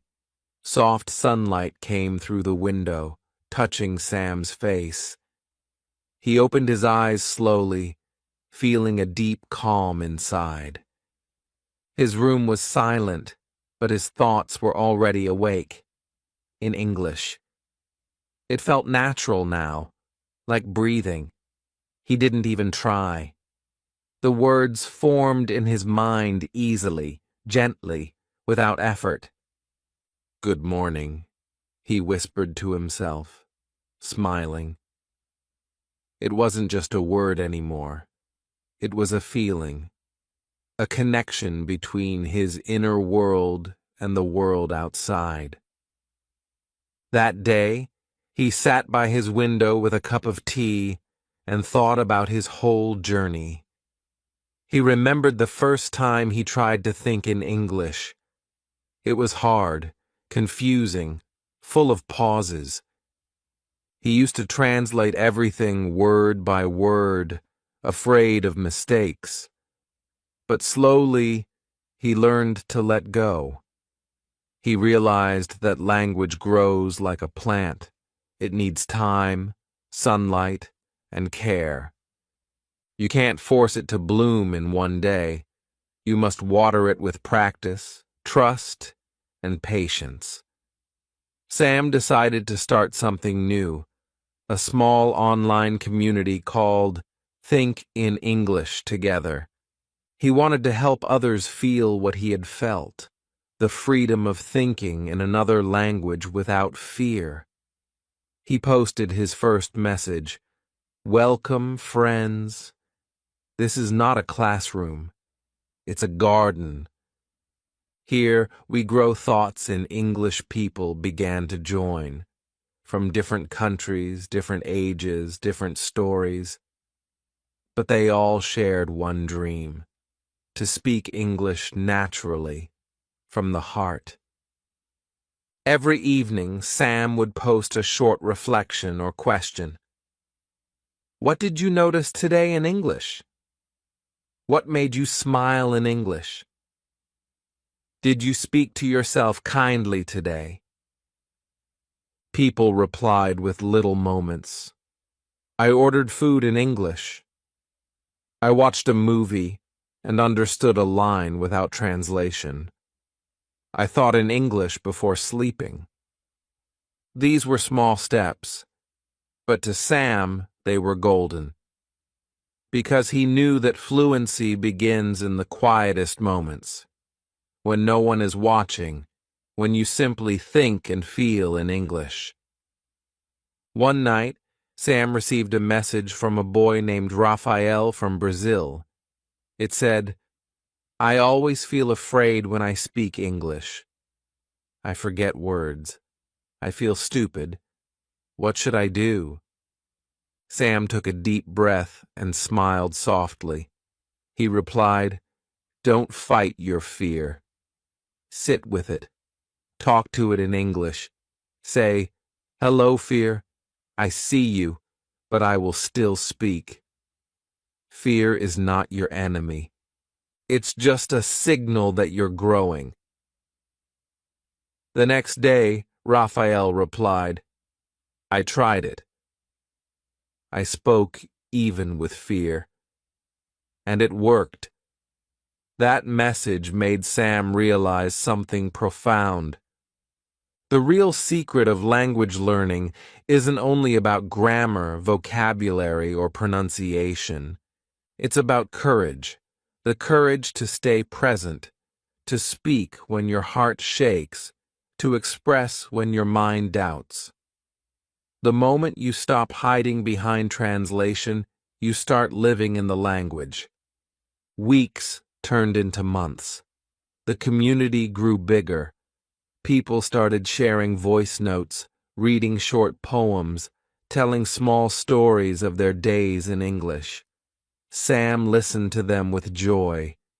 He could hear their progress, not just in words, but in emotion. Their voices carried honesty, hope, and light. They were not just learning English, they were becoming it. One evening, the group decided to hold a live meeting, everyone on video, speaking freely. When the time came, Sam joined the call and saw dozens of smiling faces.